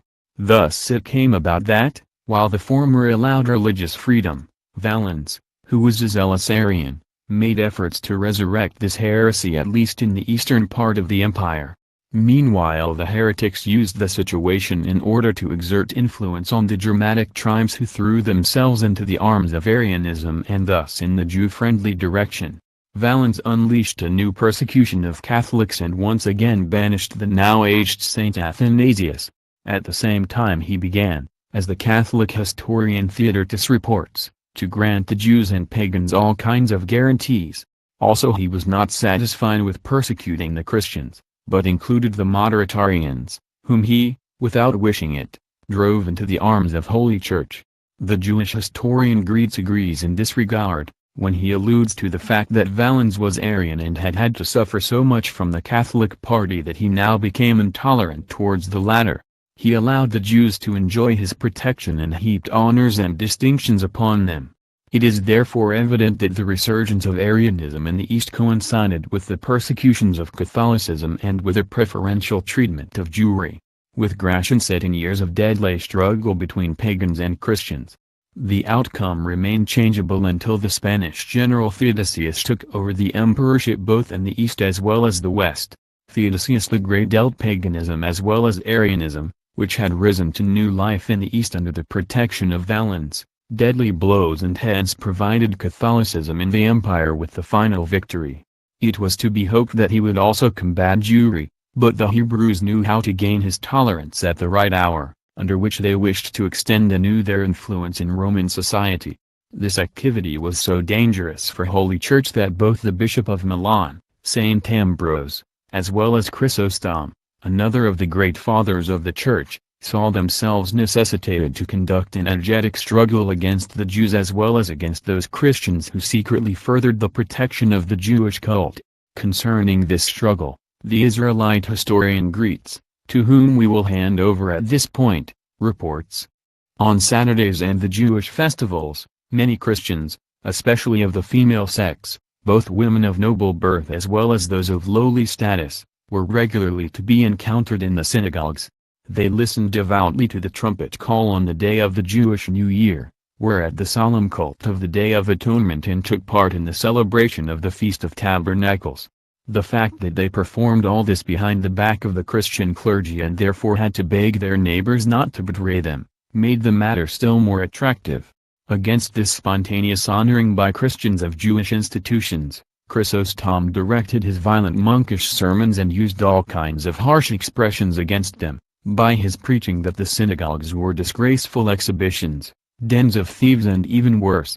This great father of the Church undoubtedly expressed great truths. In fact, if he had uttered them in our days, then he would have been condemned as an anti-Semite by the Jews as well as by the Christian clergy who play into the latter's hands. On the other hand, one sees from this how widespread even in Rome the core of Christians was who outwardly appeared Christian, but in secret practiced the Jewish cult. The Jew Greets describes to us how these kinds of Christians attended the synagogues behind the back of the Catholic clergy, and how they were concerned that their neighbors did not betray them, if they noticed this most suspicious activity. It is therefore natural that the great father of the Church, Chrysostom, thundered against these false Christians, for Holy Church had still not created the institution for their combating and prosecution, namely the Holy Office of the Inquisition. Saint Ambrose, Bishop of Milan, one of the great saints and illustrious Church Fathers, who exercised such a decisive influence upon the emperors Gratian and Theodosius I, and to whom belongs thanks for the final triumph of Holy Church in the Roman Empire, was at that time the most restless and most energetic fighter against the synagogue of Satan. Upon different occasions he condemned the Jews and attempted to prevent them gaining control of the Roman Empire. It was also his heart's wish to prevent them being successful in destroying Holy Church, above all when the usurper Maximus temporarily revealed himself to be lord of half the empire. As Saint Ambrose himself provides evidence, Maximus was a Jew and had attained his crowning as Emperor of Rome by murdering the devout Catholic Gratian. As was to be expected, Maximus supported anew the Jews and pagans who gathered around him. However, he was fortunately defeated by Theodosius in the year 378, as a result of which the hope of the Jews of this time gaining control of the imperium of the Caesars vanished. In order to form an idea of the anti-Jewish zeal and Catholic saintliness that formed the quintessence of Saint Ambrose, we will again allow Greets, the official and classical historian of Jewry, who enjoys so much prestige and authority with the Hebrews, to speak. With dismay he confirms. Ambrose of Milan was a violent official, who had not the slightest inkling of theology, particularly for this reason, because he was notorious within the church as violent. He was elevated to the rank of bishop. On a certain occasion, when the Christians of Rome had set on fire a synagogue and the usurper Maximus had ordered that the Senate should rebuild it at state expense, Ambrose called him a Jew. When the bishop of Callinicus in North Mesopotamia had caused the synagogue there to be burned by monks, Theodosius commanded that it should be erected at his expense, and punished those who had participated in this deed. 388. Ambrose broke out into a violent rage over this and, in the letter he sent to the emperor upon the occasion, used the harshest and most provocative turns of phrase, so that the monarch saw himself obliged to rescind the command. Ambrose accused the Jews of disregarding and deriding the Roman laws. In connection with this he abused them by saying that they might not provide either emperors or governors from their ranks, that they were refused admittance to the army or senate and they did not even possess the right to sit at table with nobility. The Jews were thus only there to pay high taxes. Apart from other extremely interesting things, the outstanding Israelite Greek tells us something which awakens our main interest, namely that Saint Ambrose, on account of his reputation for being violent, was elevated to the dignity of bishop. Greeks himself confirms his violence with details which prove his energy in combating Jewry. As we will later expressly prove, the honorary offices of the Church during the times of the apogee of Holy Church, as with those in the times of Saint Ambrose, were entrusted to those who defended the Church most zealously and energetically, especially against its principal enemy, Jewry. This gives an exact explanation for the glorious period of Catholicism in such times. A combative hierarchy, which is conscious of the enemy on the other side, guarantees the possibilities of triumph, whilst a largely non-combative hierarchy, which does not recognize the true danger, coincides exactly with the epochs of weakness and decline of Holy Church.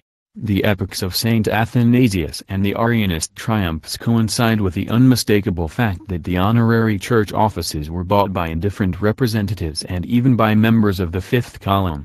The true defenders of the Church were at that time pressed to the wall, disregarded and even persecuted. So it occurred with Athanasius, the great father of the Church, and with all the bishops and clergy who followed him. The same occurs in many places in our time. A great number of clergy and religious dignitaries, who have stood out through their adherence to Christ and their energy in the defense of Holy Church, see themselves humiliated and even persecuted through other clerics who provide communism and Freemasonry with every assistance. Those clergy, who serve the interests of Jewry, strive to purchase the offices of bishops and cardinals when these become vacant, in identical manner as their predecessors in the time of Arius. This concealed maneuver has made possible the Freemasonic and Communist triumphs, so that it already seems as if no one can any longer stop them. By means of these deceptive tactics, of slandering the good and pressing them to the wall, in order to purchase the honorary church offices for the wicked, which fortunately has not been successful in many places, although in others far more so, the fifth column has been able to bring under its control in recent years many positions, which in fact form a minority within the clergy of Holy Church, but have a decisive influence. They form the principal cause why in some lands a more or less considerable part of the Catholic clergy has promoted the revolutionary Freemasonic or Communist movements. As a result, the defense of Catholic governments has been completely crippled, or at least the good patriots frustrated, by being robbed of the support of great sectors of Catholicism and being unconsciously driven into the Freemasonic or Communist revolts. The most recent case of Cuba, in America, speaks volumes in this respect and should be for all the occasion of a deep-reaching study and investigation, since it represents a typical example. The communist and persecutor of the Church, Fidel Castro, was, when he was about to suffer shipwreck, protected by Catholic bishops, and his revolutionary movement was supported by the clerics and bishops with an enthusiasm and zeal which would have been worthy of a better cause. It was this circumstance that in the first place motivated the deeply orthodox Cuban people to commit itself unreservedly to the cause of the communist leader. Thus the latter carried off a triumph, whose desolating result we all know. It is understandable that Saint Ambrose, Bishop of Milan and a great church leader in his time, was dismayed that Theodosius allowed the Jews to overstep the laws of Rome, which blocked admission for them to the Senate as well as allowing them no admittance to the army and to government positions, for he was conscious of the great harm which they could cause Christianity and the empire, if they gained control of the government. A further important fact must be mentioned. The Jews were the initiators and propagandists of the Arian heresy, to which sect many Germanic barbarians from the frontier regions also belonged, of whom the majority, which was an open secret, were inspired by the wish to attack and conquer the Roman Empire. If St. John Chrysostom had lived in our times, then undoubtedly the Jews and their satellites within Christianity would have thrown against them the accusation of being Nazis and disciples of Hitler, just as they do the same with all zealous Catholics who at present wish to protect the Church from the Jewish threat.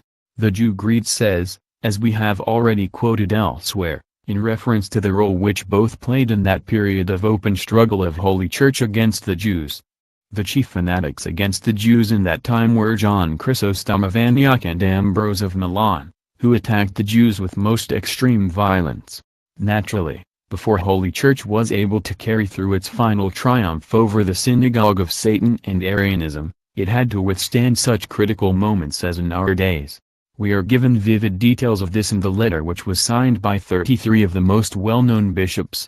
Among these are found the first president of the Ecumenical Council of Constantinople, Saint Meletius of Antioch, the great church father Saint Gregory Nazianzen, who presided over the said Ecumenical Council after the death of Meletius, Saint Basil, likewise father of the Church, and other outstanding personages through their reputation and their holiness.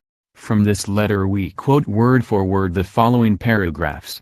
The dogmas of religion are distorted and the laws of the Church are turned upside down.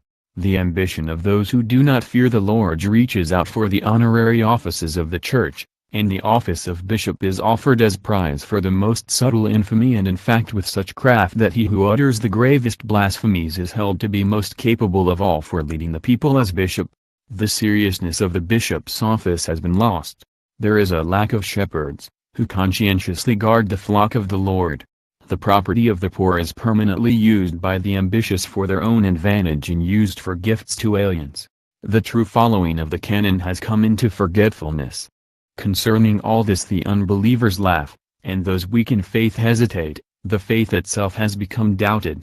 Uncertainty has poured itself over souls, for those who mock the word of God in their maliciousness, reflect the true state of affairs, and the voice of the devout is silent. What finds expression by the aforementioned bishops in this memorable letter can in fact be applied to what occurs at present in some dioceses, even if fortunately not in all. However, there are dioceses, above all such in which the fifth column predominates, in which the semi-Dophilic prelates are at work in perceptible alliance with Freemasonry and Communism to secure themselves in boldest manner the bishop's office, exactly as the saints quoted reveal. They interfere in the internal affairs of other dioceses, in which devout bishops officiate, and only await their death in order to stretch out their feelers in Rome. By means of deceptive maneuvers and misrepresentations they strive to buy the successors of the vacant dioceses and in fact not only for the most capable, but for the accomplices of the fifth column. In such a way they trample upon the right of those, who on grounds of their virtue and services should occupy bishops' chairs. But in that epoch these saints, who have now been canonized by the Church, managed to save the situation. If they also on their side revealed unnecessary caution and hesitancy, then they nevertheless resolutely opposed the powers of evil and unmasked them publicly. They also pilloried all evil conditions, as we clearly recognize by means of the letter quoted, because as these saintly Church Fathers say, the silence of the good makes possible the victory of the evil. As a result of such clear as well as energetic conduct, Holy Church was able to carry off the triumph over Jewry, paganism, Arianism and other heresies. However, the saints who saved Catholicism in such different times, had to pass along a painful path of suffering, and in fact not only from the side of Jewry, against which they fought with such resolution, but also from the side of those within the clergy, who consciously or unconsciously served the interests of the Jews. We have already seen that Saint Athanasius was persecuted by the bishops adhering to the heresy of the Jew Arius, as also by the emperors standing under the heretical influence. Even two church councils did not call a halt to this, but these that had actually been summoned for the salvation of Catholicism, transformed themselves, once they were controlled by the Arians and turned against the orthodoxy, into veritable heretical councils. And in order to complete the picture, which shows how those saints had to suffer, who like Saint Chrysostom opposed Jewry and heresy with energy and resolution, we take over literally what the biographers of the saints mentioned say. As sources we quote Chrysostom himself as well as the Catholic historians John Cassian, Martyrius and others. What is most astonishing and incomprehensible for us, as for John Cassian and the obscurologist of the 7th century, Martyrius, is, that he, Saint John Chrysostom, was not banished or finally condemned to death by a governor of Decius or Diocletian, but by a band of ambitious and ill-willed bishops.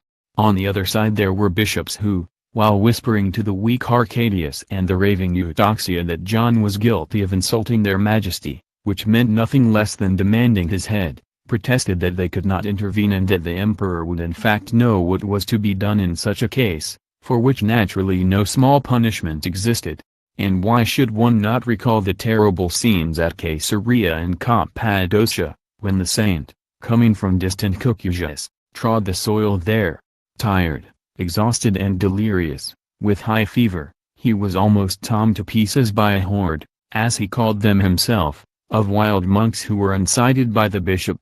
And what was worse, they belonged to the protective troop, which should have accompanied the poor banished saint.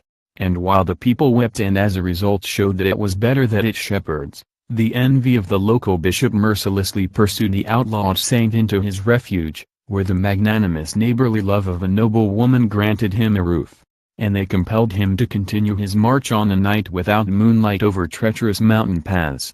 These were the men, who made Christianity great, who allowed Holy Church to triumph, and saved them from the cunning of their outer and inner foes. At present the same type of Catholics, clergy and laymen, are needed in order to save Christianity and the whole of mankind, who are threatened by communism, Freemasonry and the synagogue of Satan which has instigated the whole conspiracy.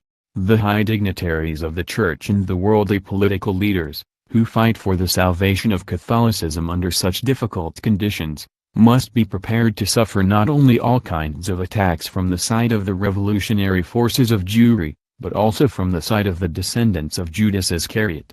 The latter play within the clergy in this or that form the cards of the forces of Satan, and it is they, who through their high and arrogantly usurped struggle within Holy Church can instigate the most violent, destructive and painful attacks against those who fight for the defense of a Catholicism and their gravely threatened nations. May the Lord God provide faith, resolution and strength to them who, in imitation of Christ, take up the cross in order to follow him in this decisive hour for the fate of the world. Chapter 8. Saint Cyril of Alexandria conquers Nestor and expels the Jews. After the death of Theodosius I, his sons Honorius and Arcadius inherited the throne of the already divided empire, the first in the west and the second in the east. Their policy towards the Jewish enemy was weak, since they completely disregarded the norms of an energetic struggle, such as had been preached by Saint John Chrysostom and by Saint Ambrose. In addition, Arcadius in the east surrounded himself with corrupt advisers, who sold their protection to the Jews Rufinus and Eutropius, who, according to Greeks, showed the Jews most extreme favor. Rufinus was avaricious, and the Jews had already discovered the magic power of gold in order to thaw out the most hardened hearts. As a result various laws favoring the Jews were announced. Among these laws is found that which had already been put in force again through Constantius and confirmed, concerning which Greece asserts. The patriarchs and likewise all synagogue servants were placed equal to the Christian clergy, by their being freed from the heavy burden of the magistracy. What the renowned Jewish historian stresses here, is in fact of the highest importance, for it shows that the Jews had already discovered the power of gold, in order to bribe the Christian and pagan leaders. In reality they had already found this out much earlier, as the example of the Jew Simon the magician proves, who even wished to bribe Saint Peter, or that of the Jewish superintendents, who were successful in buying one of the 12 apostles, that he might betray Jesus. In the course of history the Jews have systematically used the power of gold in order to buy political and religious leaders and to maintain a policy favorable to Jewry. The successors of Judas Iscariot have caused the Church and mankind grave harm by means of this method, and they are to a great part guilty of the misfortune which stands before our door. The protection in the East and tolerance in the West allowed the Jews to collect sufficient strength, which was extremely dangerous, if one takes into consideration that they were the sworn enemies of the Church and of the Empire. Even in our times Jewish evidence has been handed down to us, which provides us with information about the hatred that the Jews fostered against ancient Rome. In the east of the empire Theodosius II, the successor of Arcadius, was attentive to the danger at the correct time and seized upon a series of measures, in order to counteract them and to ward off the Jewish danger in a resolute manner. However, the Jewish historians always record these defensive measures of the Christian states as persecutions which were unleashed through the fanaticism and the anti-Jewish tendency of the Catholic clergy. The Jew Greece speaks about these events as follows. The Middle Ages began for Jewry with Theodosius II, 408–450, a very talented emperor, but guided by monks, and whose weakness granted freedom from punishment to the fanatical zeal of some bishops and fostered cruelty. Edicts of this emperor forbade the Jews to build new synagogues, to celebrate on Thursdays the synagogue service communally for Jews and Christians, and to keep Christian slaves. In addition they contained some other bans of lesser importance. Under this emperor the Patriarchy finally fell. The Patriarchy was an institution which for a long time performed the representation of Jewry in the Roman Empire and in many other places. It had its seat in Jerusalem.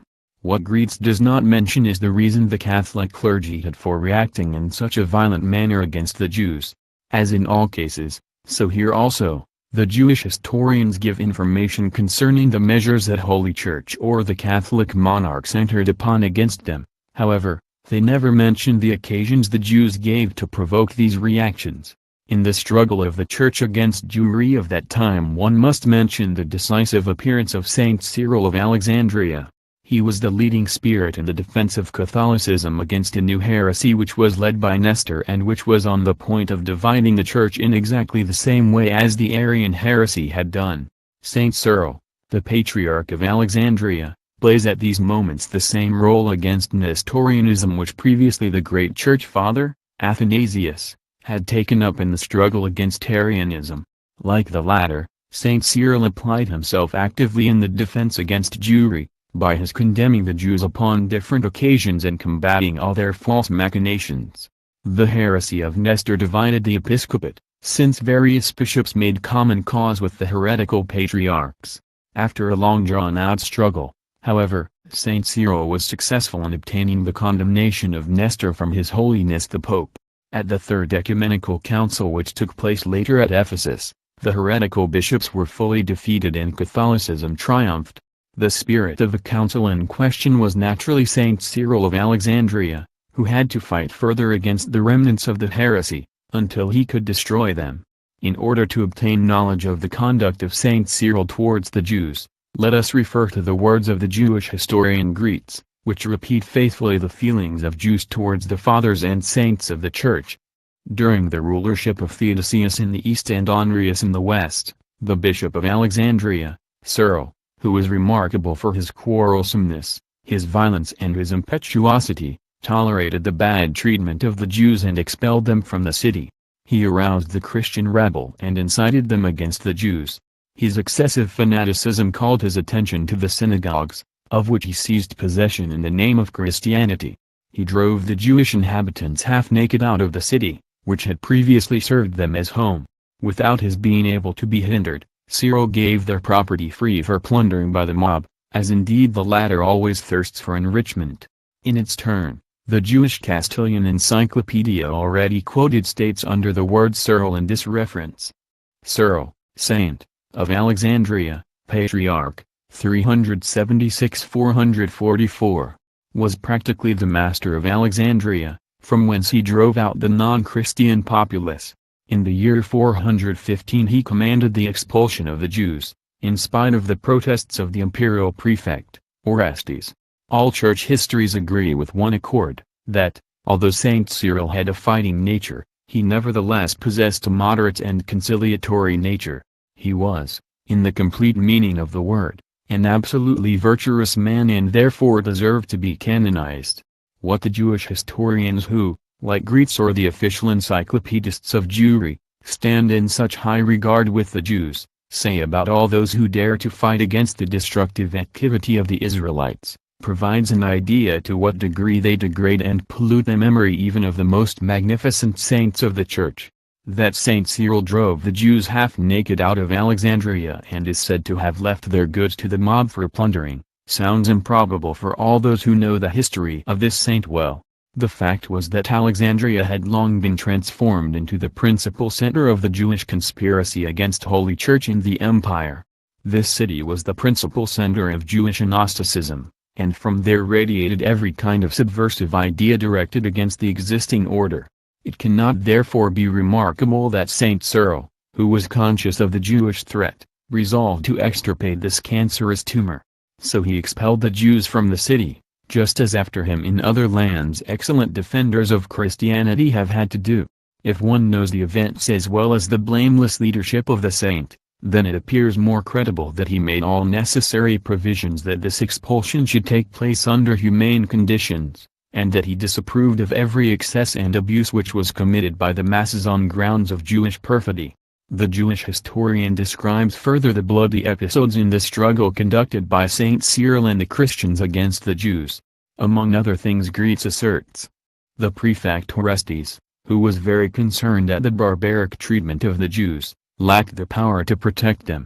He merely pulled himself together to lay complaint against the bishop. However, Cyril won the case before the court of Constantinople. What now occurred after the expulsion of the Jews in Alexandria, gives a proof of how great the fanaticism of this bishop was. Not far from the city there was a mountain, which was called Mount Nitra, where lived an order of monks whose desire to acquire the crown of martyrdom had transformed them into a pack of wild beasts. Goaded by Cyril, these monks threw themselves upon Orestes and stoned him as punishment for his not having approved the expulsion of the Jews. Only when they had half killed him did they leave off attacking him. The same fanatical band cut up into pieces the body of the celebrated philosopher Hypatia, who had astonished the world through his deep knowledge, his eloquence and his purity. The Catholic clergy at this time, who certainly knew what importance the terrible Jewish problem had, and who possessed an exhaustive knowledge of the Jewish conspiracy against the Church in the Empire, threw themselves without hesitation into the fight in order, as good shepherds, to defend their sheep against the cunning of the wolf. But the Jews always exaggerate in their history books what had occurred by inserting hair-raising passages with the aim of discrediting Catholicism and the saints defending the Church.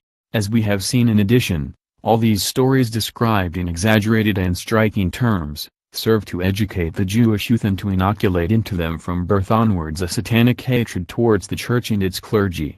Thus they breed an unquenchable lust for revenge, which expresses itself at the first opportunity offered in the burning down of monasteries, destruction of churches, cruel slaughtering of priests and all kinds of violence against the Christians.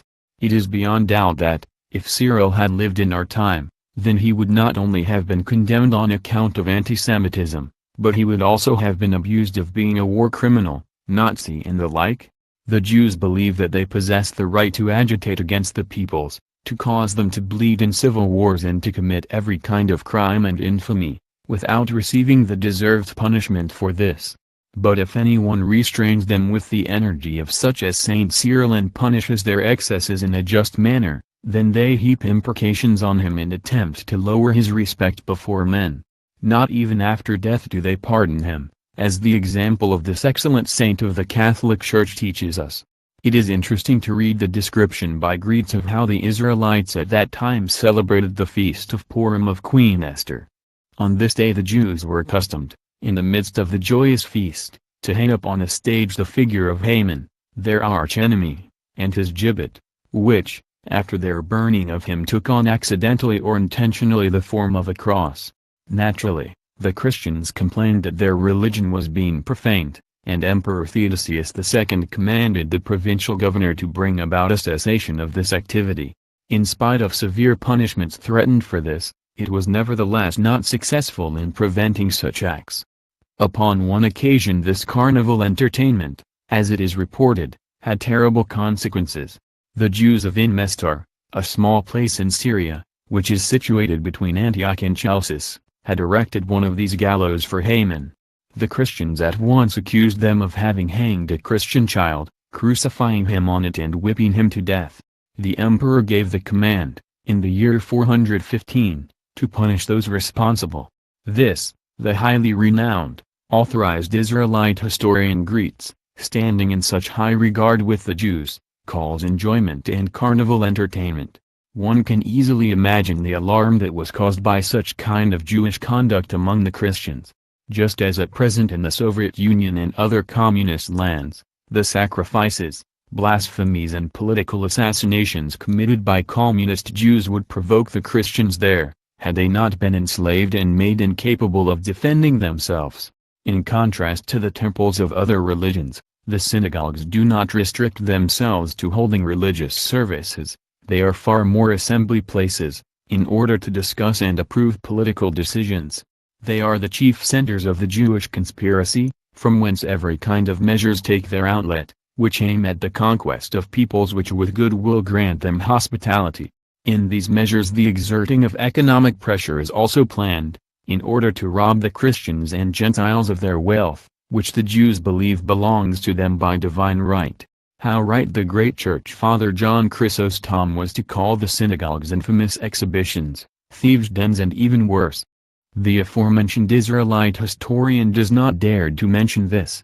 It is therefore understandable that the Catholic clergy at that time, conscious of the danger that they represented for Christianity and the empire, accordingly strove to close down those centers of conspiracy and infamy. Besides the measures already referred to, which the clergy introduced for this purpose, it is worth mentioning what occurred on the island of Minorca, which at that time was a Roman possession, and of which Greece says, that Severus, the bishop there, set on fire the synagogues on the island and drove the Jews through the streets with blows, as a result of which he was successful in leading many of them to Christianity.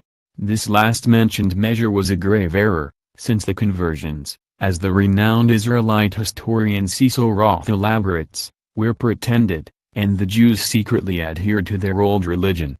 Thus the number of underground Jews was increased, who certainly practiced the Christian religion outwardly, but in truth formed the Jewish fifth column in the bosom of Holy Church. It was the cause of most heresies, to which it provided aid and stimulation.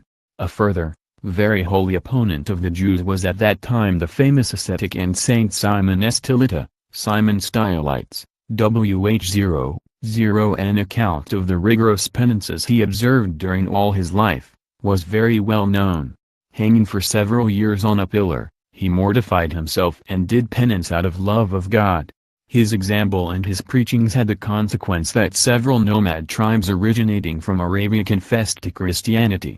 On account of his saintliness he stood in high esteem with Emperor Theodosius II, with whom he always made intercession for all those persecuted. In the controversies between the Catholic Church and the heretics he made his influence felt in favor of orthodoxy.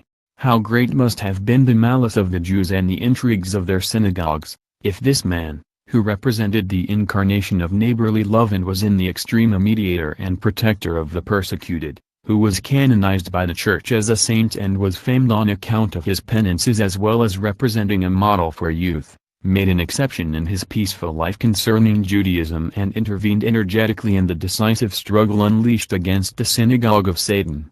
In connection with this saint, Greets informs us that, when the Christians of Antioch took away their synagogues from the Jews, which occurred as requital on account of the Christian child killed by the Jews at Mestar at the feast of Purim, The prefect of Syria described to the emperor this expropriation of the synagogues in such an impressive manner that he succeeded in getting Theodosius to, despite his priestly fanaticism, to order the inhabitants of Antioch to return the same, which greatly vexed Saint Simon Stylites.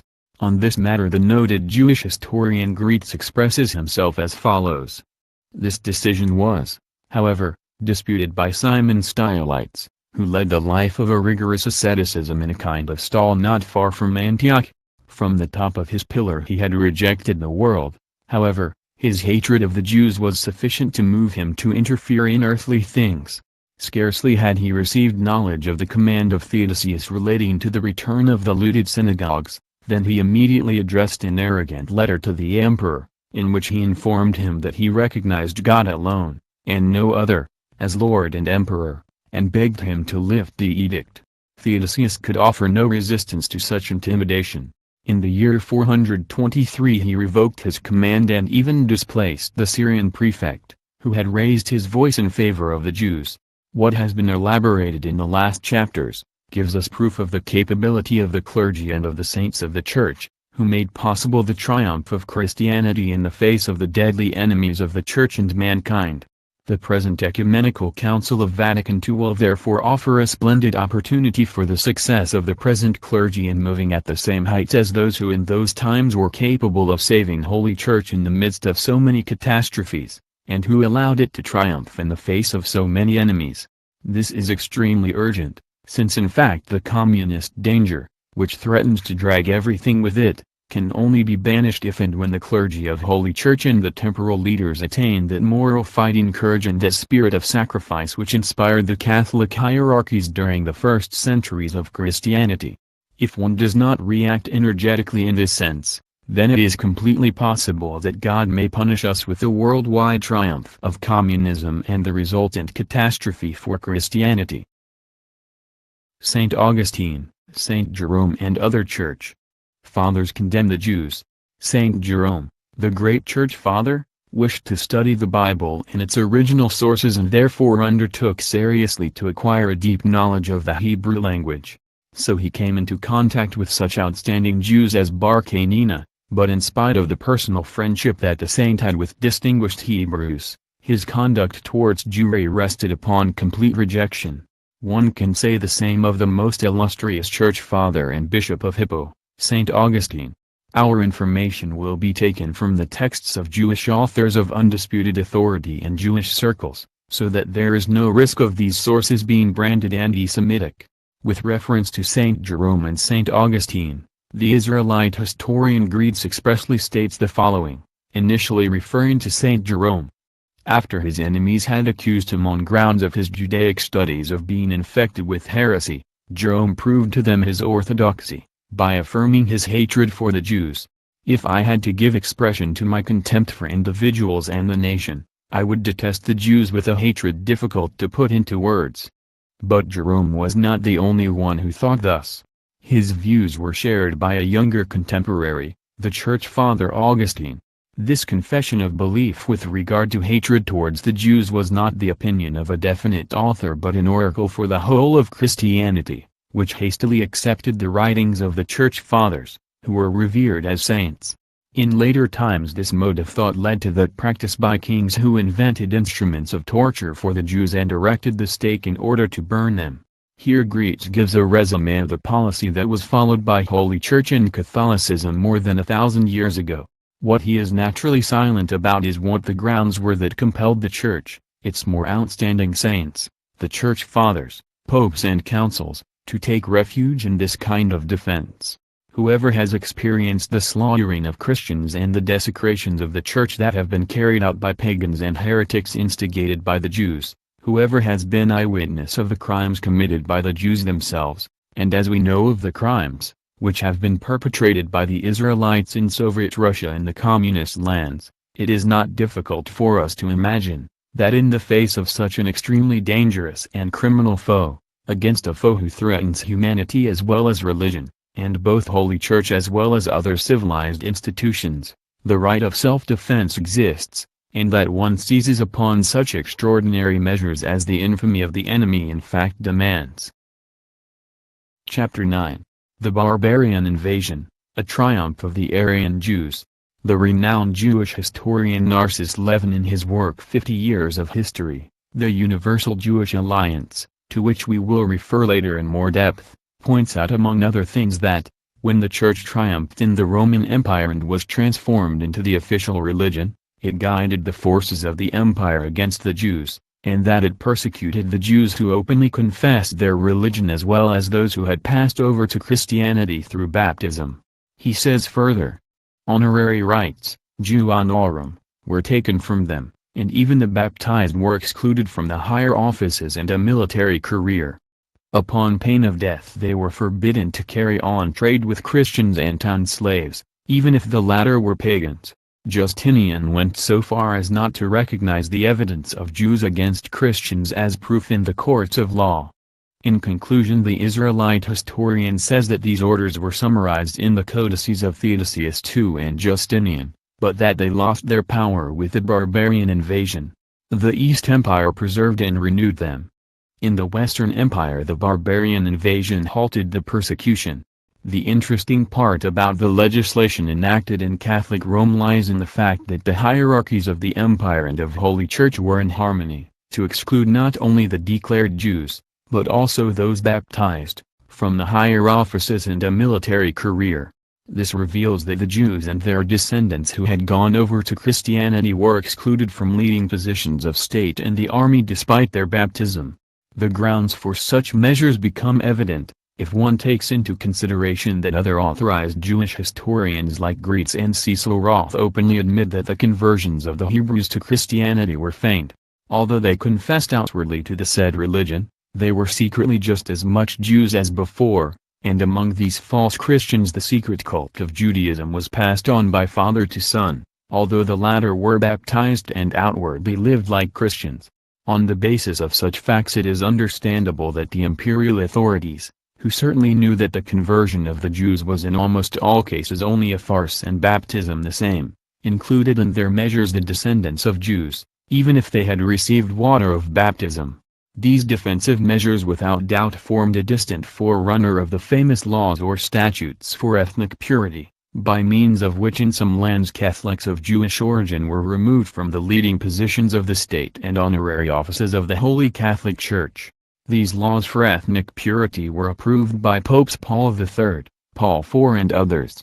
These were approved as means of preventing the false Christians, who were secretly Jews, from infiltrating further into the clergy. This means that these false Christians were regarded as a Jewish fifth column introduced into the bosom of the Church, the principal cause of the triumph of heresy and subsequently of the Freemasonic and Communist revolutions, as we shall when the opportunity presents itself. The position of the Jews on the eve of the decline of the Roman Western Empire is described to us by the Israelite Greeks as follows. The fanaticism of Theodosius II was also alive in the emperor of the Western Empire, Honorius, and his absurd laws. Both placed the Jews in that abnormal position in which the then developing, new Germanic states found them. It was already no longer permitted the Jews, as was previously the case, to occupy public offices or to obtain military ranks. The historian and great friend of the Jews, José Amador de los Rios, says, in commenting upon the situation of the Jews in the empire after the Iliberian Council, the situation that the fathers of the Iliberian Council created by virtue of such legal ideas, could not be more awkward and distressing for the sons of Israel. Inspired without doubt by the same spirit that is reported to us at the end of that century, as the Lyre of Prudence reveals, these church fathers gave a striking example of the regrettable animosity which that host of unfortunate Jewish believers all over the world encounters, upon whose shoulders rests the terrible accusation of deicide. Such Jewish and Semitophilic historians lament the situation of the Jews in the last days of the Roman world. However, they are careful not to mention the true reasons which placed them in that situation. It is worthy of note that Catholicism attained its complete triumph in the empire exactly at that time when the Jewish beast was enchained, a highly significant coincidence. Therefore the invasion of the Teutonic Aryans was for the Jews a great triumph, albeit it only a temporary one. The northern Teutonic tribes, standing under the influence of the Aryan sects, in fact pursued a policy of friendship and alliance with the Israelites, which was opposed to that observed by the triumphant Catholics in the Roman Empire. On the basis of this circumstance, the situation of the Jews and Catholics in the Western Empire altered with the invasion of the barbarians into the Western Empire. The former clambered once more upon the ladder of power and of influence, while the Catholics, especially in some districts, had to suffer the cruelest persecutions. Some assure us that the Jews encouraged the Teutonic leaders to fall upon the empire, and that they were even helpful to them with the carrying out of the conquest. We have had no time to set up an exact investigation concerning this point, but in the Jewish Castilian Encyclopedia we find something very interesting.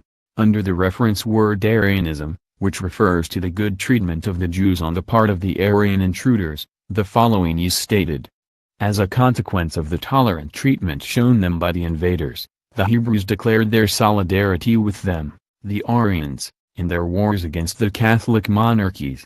Thus they took an active part in the defense of Arles, 508, against Clovis, the king of the Franks, and in that of Naples, 537, against Justinian.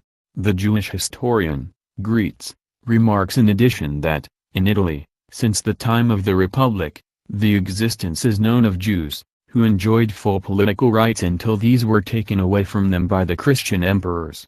They, the Jews, probably viewed the fall of Rome with great satisfaction and were delighted when they saw that the city, which had guided the fates of the world, was transformed into the booty of the barbarians and subject to the derision of the whole world. It is evident that the Jews are not willing to admit that they bear a great part of the guilt for the destruction of the Roman Empire and for the catastrophe that this signified for civilization. But the pleasure they felt at the fall of Rome, and the general confirmation that they felt a solidarity with the Aryan barbarians in their wars against the Catholic monarchies, reminds us that the principal Catholic monarchy against which the Teutonic disciples of Arius fought was in fact the Roman Empire of the West. In order to illuminate the historical truth and define the responsibilities, one must strive to gain a profile of this and at the same time take into consideration that the destruction of the then prevailing order and its replacement by one that favored them suited no one more than the Jews. Almost all Teutonic tribes penetrating into the empire were Arian. Among the few exceptions stand out the Franks, who embraced Christianity from the beginning. Speaking of the political change that took place with the invasions of the barbarians, the Philosemite J. Amador de los Rios says the following in relation to the Iberian Peninsula. It was in this way that, when Arian tolerance had made the way free to a hitherto unknown prosperity, the Israelite community on Iberian soil became stronger during the first epochs of the Visigoth rule. Thanks to their intelligence and their wealth they attained no less favor and importance and came to enjoy the exercise of public offices, which provided Jewry with unusual regard within the Republic. In his turn, the Jewish historian Cecil Roth refers to the fact that the Arian Visigoths favored the Jews, in contrast to the Catholics, whom they persecuted. The Jewish historian Maurice gives us an example which proves what good conditions the Jews enjoyed in the lands conquered by the Nordic Aryans, in contrast to that under which they lived in the Catholic kingdoms. He relates to us at first that, in the then Catholic Byzantine Empire, one of the emperors drove the Jews out of their synagogue and converted it into the Church of the Mother of God, and that in the midst of such persecutions the Jews had then to drag the sacred vessels of the Temple of Solomon from one place to another, until they were conveyed to Carthage, which was then under the rule of the Arian Vandals. Maurice then continues. They remained there almost a century, and it was with great sorrow that the Jews of the Byzantine capital witnessed their translation to Constantinople by the conqueror of the Vandal kingdom, Belisarius. With triumphant cries, the Jewish trophies were dragged away together with Gelimer, the prince of the Vandals and grandson of Genseric, as well as the treasure of the unfortunate monarch. During the disintegration of the Roman Western Empire by the Aryan barbarians, the Jews devoted themselves in great style to the slave trade. In this respect the Jew Maurice affirms that the repeated invasion of the barbaric tribes and the countless wars caused the number of prisoners to rise, and the Jews carried on a lively slave trade, although they were not the only ones to do so. It is worth noting that the Jews played a main role in the slave trade in the course of history, and that in the 17th and 18th centuries they were the principal traders in this disgraceful business. They seized the unfortunate Negroes in Africa and mercilessly dragged them away from their homesteads, in order to sell them in various parts of the world, especially in America, as slaves. Chapter 10. Catholic Victory. The conquest by the East Roman Empire of great territories controlled by the Arian barbarians, as well as the conversion to Catholicism of all Teutonic princes who previously belonged to the sects of the Jew Arius, once again altered the situation in Europe. With the triumph gained by Catholicism over this heresy, there naturally arose a new situation for the Jews, which brought with it the loss of their privileged position and prevented them from further harassing the Christians. It must be remarked that Arian control over the immigrant Teutonic tribes was weak, since it fundamentally depended upon the conversion and loyalty of their leaders to the heresy. When the latter were now gained for Catholicism through the restless evangelizing labor of Holy Church, Arianism received its death blow. It is hardly surprising that, following all the abuses and excesses committed by the Jews while they were protected by the heresy, its collapse led to a truly anti-Jewish reaction in the lands newly conquered for the Church of Rome. Even José Amador de los Rios, who was so favorable to the Jews, after mentioning the fact that the Jews in the Arian epoch scaled the government posts and were able to obtain an unusual influence, allowing them, contrary to the decision of the Liberian Council which had been made a dead letter by the Arians, to keep Christian slave girls and concubines, says the following. Such esteemed prerogatives, denied to the Spanish Latin people by the Visigoths, in flat contradiction to the decisions of the Liberian Council, may have flattered the pride of the descendants of Judah for a while, demonstrating their superiority, but they nevertheless gravely endangered their future when Catholic doctrine arose victorious over the errors of Arius. On the other hand, the Jews attempted in every manner to prevent the triumph of the Catholic armies. Thus, in the case of the Ostrogoth Empire established in Italy, where the Jews had already begun to have conflicts with Theodoric, we see how, at the threat of an invasion by the Catholic Emperor Justinian, they resolutely stood by their Arian friend, King Theodotus, Theodoric's successor, with tenacity and fanaticism. Later, when the armies of Justinian attacked Naples, the inhabitants of the city divided into two parties, of which one wished for capitulation and the other war. In this case the party resolved upon war was not willing to sacrifice itself for the Ostrogoths, who according to Greeks were hated throughout Italy. And on this point the Jewish historian stresses. Only the Jews and two legal scholars, Pastor and Asclepiadatus, who had risen high thanks to the influence of the Ostrogoth kings, opposed the surrender of the city to the Byzantine general. The Jews that were rich and patriotic, offered their lives and their property for the defense of the city.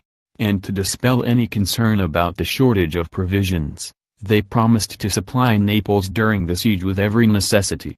Given the extensive nature of this work, it is not possible for us to quote further examples of this kind, but there is no doubt that the Jews everywhere desperately attempted to prevent the triumph of Catholicism over Arianism.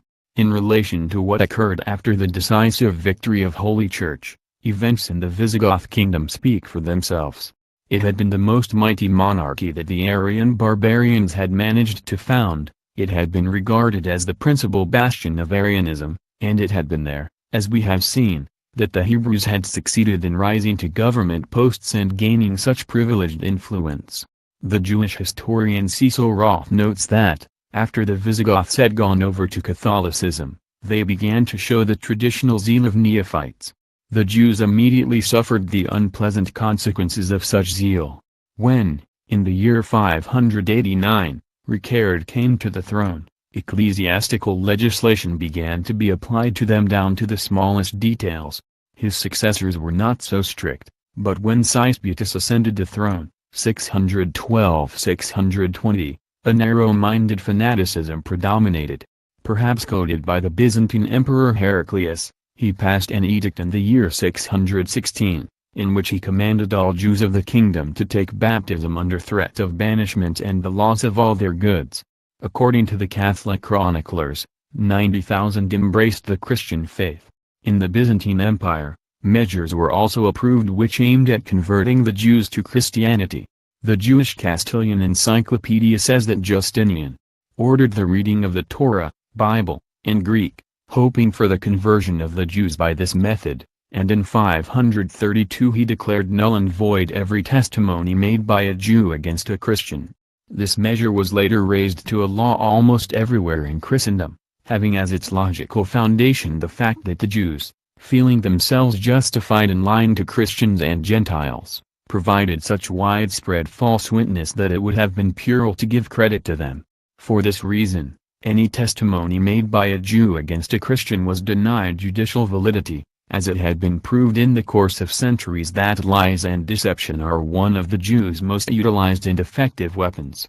All these measures, which the Christian states introduced, in order to achieve the conversion of the Jews, ranging from peaceful persuasion to force, originated from the apostolic fervor of Holy Church, eager to guide unbelievers to the true religion. Simultaneously both Holy Church as well as the Catholic states recognized the vital necessity of putting an end to the synagogue of Satan, which was in fact a group of foreigners infiltrated into the Christian states, ever conspiring against both church and state. It was a permanent danger both for the stability of its institutions as also for the defense of those peoples against their external foes.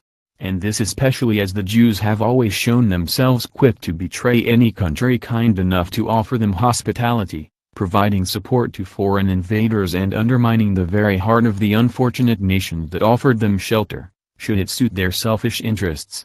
One way of solving such a tremendous problem seemed to be that of eliminating the unwholesome sect of Jewry by converting them to the Christian faith.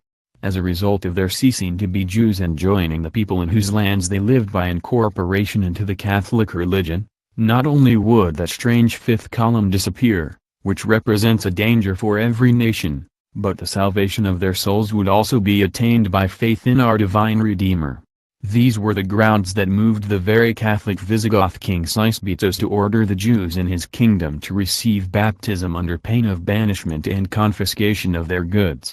These were the same motives that inspired the no less Christian Byzantine emperor, Basil I, the Macedonian, 867–885, when he compelled the Jews to accept the waters of baptism, offering those who agreed to this demand all kinds of honors and tax exemptions. Unfortunately all these measures failed, since the Jews, as the Israelite historian Cecil Roth assures us, only feigned the conversions, in order in secret to continue to adhere to the Jewish religion. Because of this, the contingent of the fifth column within the bosom of Holy Church was vastly augmented. The Jewish Encyclopedia says that with the conversion carried out in the times of the Emperor Basil, more than 1,000 communities saw themselves compelled to accept baptism. However, after the death of the emperor, they returned to their primitive religion. The conversion of the Jews in the Visigoth kingdom, which was carried out at the time of Sisbetos to a massive extent, provided no better results. The Jew Cecil Roth says, "The notorious infidelity of the newly converted as well as their descendants continued to form, up to the Arab attack in the year 711, one of the greatest problems of Visigoth policy. All measures were also in vain, which were introduced against the unfaithfulness of those converted from Judaism and their descendants.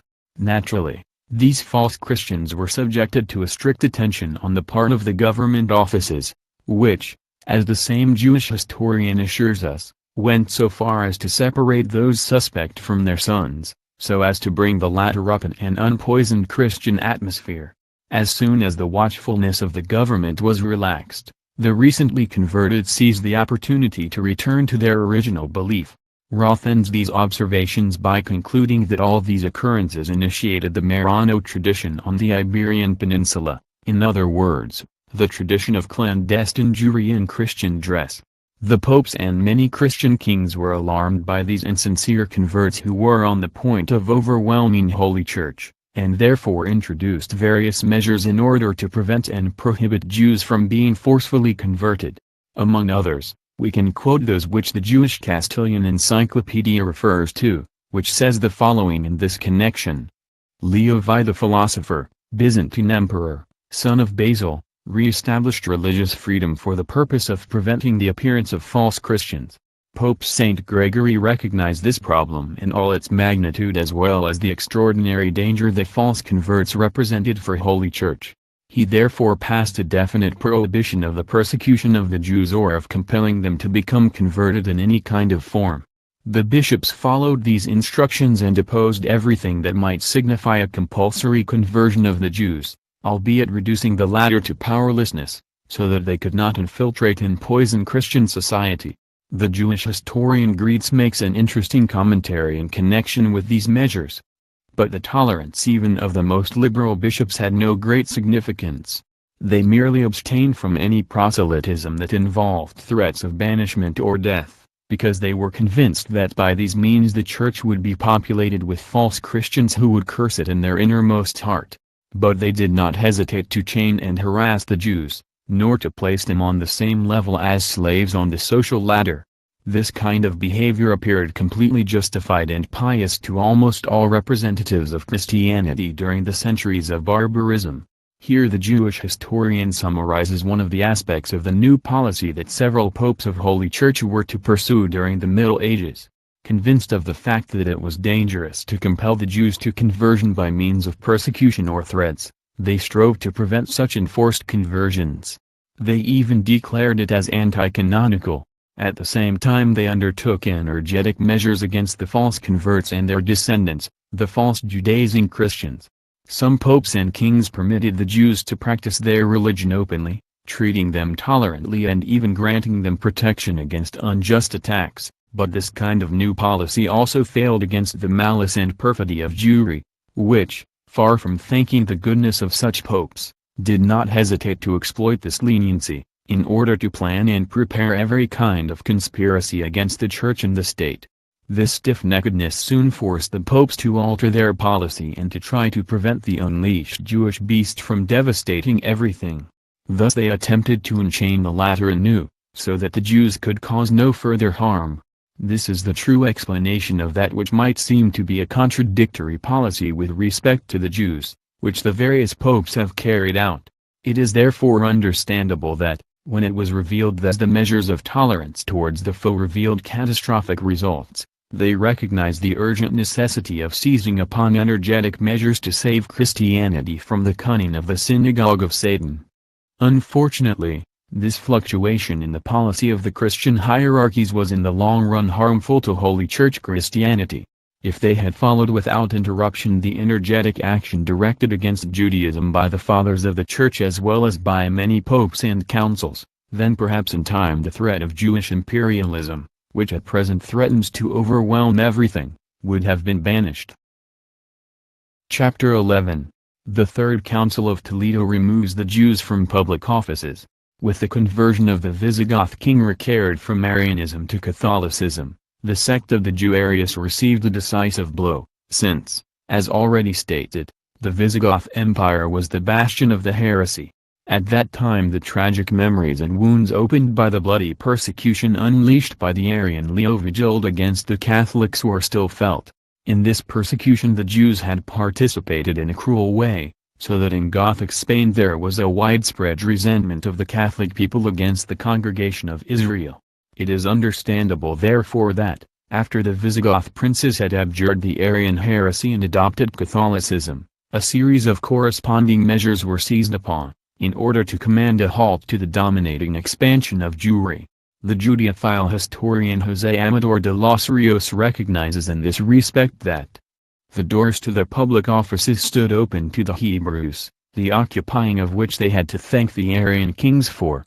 Through marriage they could infiltrate into the Christian family, which considerably improved their position and their wealth and in the future secured them no small influence within the state. Made dizzy by their prosperity and their power, they had perhaps taken some part in the last and most painful persecution carried out by the Arians against the Catholics during the reign of Leovigild. The fear of the Toledo Fathers, who knew of the importance of the Catholic triumph and the cause represented by them, was therefore no objectionable and childish suspicion. Inspired by the example of the Liberian Synod, they set themselves to bridle the Jews, reducing them to impotence against the Christians. Among the canons passed by the Third Council of Toledo for this purpose, Canon 14 stands out in account of its importance. which states the following concerning the Jews. No public offices shall be conferred on them by virtue of which they could impose penalties on Christians. This statute of the Holy Catholic Church has its complete justification, since the Jews always misuse the government posts that they acquire within peoples who have offered them hospitality, in order to cause the Christians damage in this or that form. It is completely beyond doubt that, if the metropolitans and bishops of the said Toledo Council had lived in our days, they would have been accused of a cruel anti-Semitism by the Jewish fifth column which has crept into the Catholic clergy. The prelates of the Third Council of Toledo likewise ordained that if Christians have become polluted with the Jewish rite or circumcision, the former should be reinstated without any kind of reprisal into a position of freedom and in the Christian religion. The aforementioned historian J. Amador de los Rios, commenting upon other anti-Jewish statutes of the Holy Council, says the following. In recommending these repressive measures to Ricard, as a principal point and one of major importance, the Council Fathers were seeking to follow the intentions of the Council of Elvira, denying the Hebrews any alliance and mixing with the Hispanic Latin race, just as with the Visigothic people previously and for a long time afterwards mixing was not permitted to the peoples ruled by them. Among the statutes passed by the said Toledo Council were found those that refused the Jews the right to buy Christian slaves. They agree perfectly with the statutes passed by His Holiness Pope Saint Gregory the Great. This pope not only violently opposed the forcible conversions of Jews and any kind of oppression that could force them to convert as false Christians, but decisively forbade them to buy Christian slaves. He also energetically combated every manifestation of clandestine Judaism practiced by those who passed themselves off in public as Christians. In this respect, the Jewish historian Greets quotes a very interesting case, writing about Pope Saint Gregory. He says, having learned that a certain Jew named Nazis had erected an altar in Elijah, probably a well-known synagogue under that name, on the island of Sicily, and that Christians met there to celebrate the divine services, Jewish, Gregory commanded the prefect Libertinus to tear down the building and to impose corporal punishment on Nazis for this offense. Gregory ruthlessly persecuted the Jews who bought Christian slaves or possessed them. In the Empire of the Franks, where fanaticism had still not taken root, there was no ban forbidding the Jews to take part in the slave trade. Indignant at this, Gregory wrote to King Theodoric, Dietrich, of Burgundy, King Theodobert of Austrasia, and likewise to Queen Brunhilda, whereby he gave expression to his astonishment that they allowed the Jews the possession of Christian slaves. With great zeal he admonished them to alter this evil state and to liberate the true believers from the violence of their foes. The Visigoth king Ricard, who had subjected himself to the Holy See, was flattered by Gregory in such grand style that he promulgated an edict of intolerance. One sees from this that the measures for restraining the Jews that were approved by the Visigoth Ricard were, according to the Jew Greeks, inspired by no less than Pope Saint Gregory the Great, who attempted for a time in vain to gain the Jews through kindness and tolerance. It is likewise interesting to note that Pope Saint Gregory the Great, whilst rejecting forced conversions, cherished the hope of evangelizing the Hebrews by peaceful means. Although he knew that in general the conversions were feigned and insincere, he hoped at least that the children of the conversos might be sincerely rooted in Christianity. In this respect our Jewish historian clearly states concerning Saint Gregory. However, he was not deceived into thinking that converts obtained in this way were loyal Christians, but he reckoned upon their descendants. If we do not gain them, then we will at least gain their sons.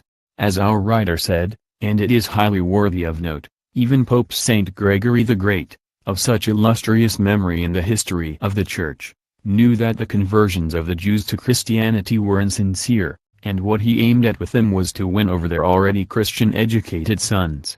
Unfortunately, the malice and perfidy of Jewry always causes the most apparently logical calculations to fail. As we have already seen in Chapter 2 of Part 4, the Jewish historian Cecil Roth confirms that Marianism, that is clandestine Judaism, is characterized by the transmission by parents to children of the secret Jewish religion, hidden under the appearances of a Christianity practiced in public by the Marranos. For this reason, the calculations of all the hierarchies of the Church and of the Christian states, based on the idea that even if the conversions are pretended and false, one could nevertheless convert the descendants of the conversos into good Christians, have failed lamentably throughout the centuries, as we shall analyze further in good time. Chapter 12.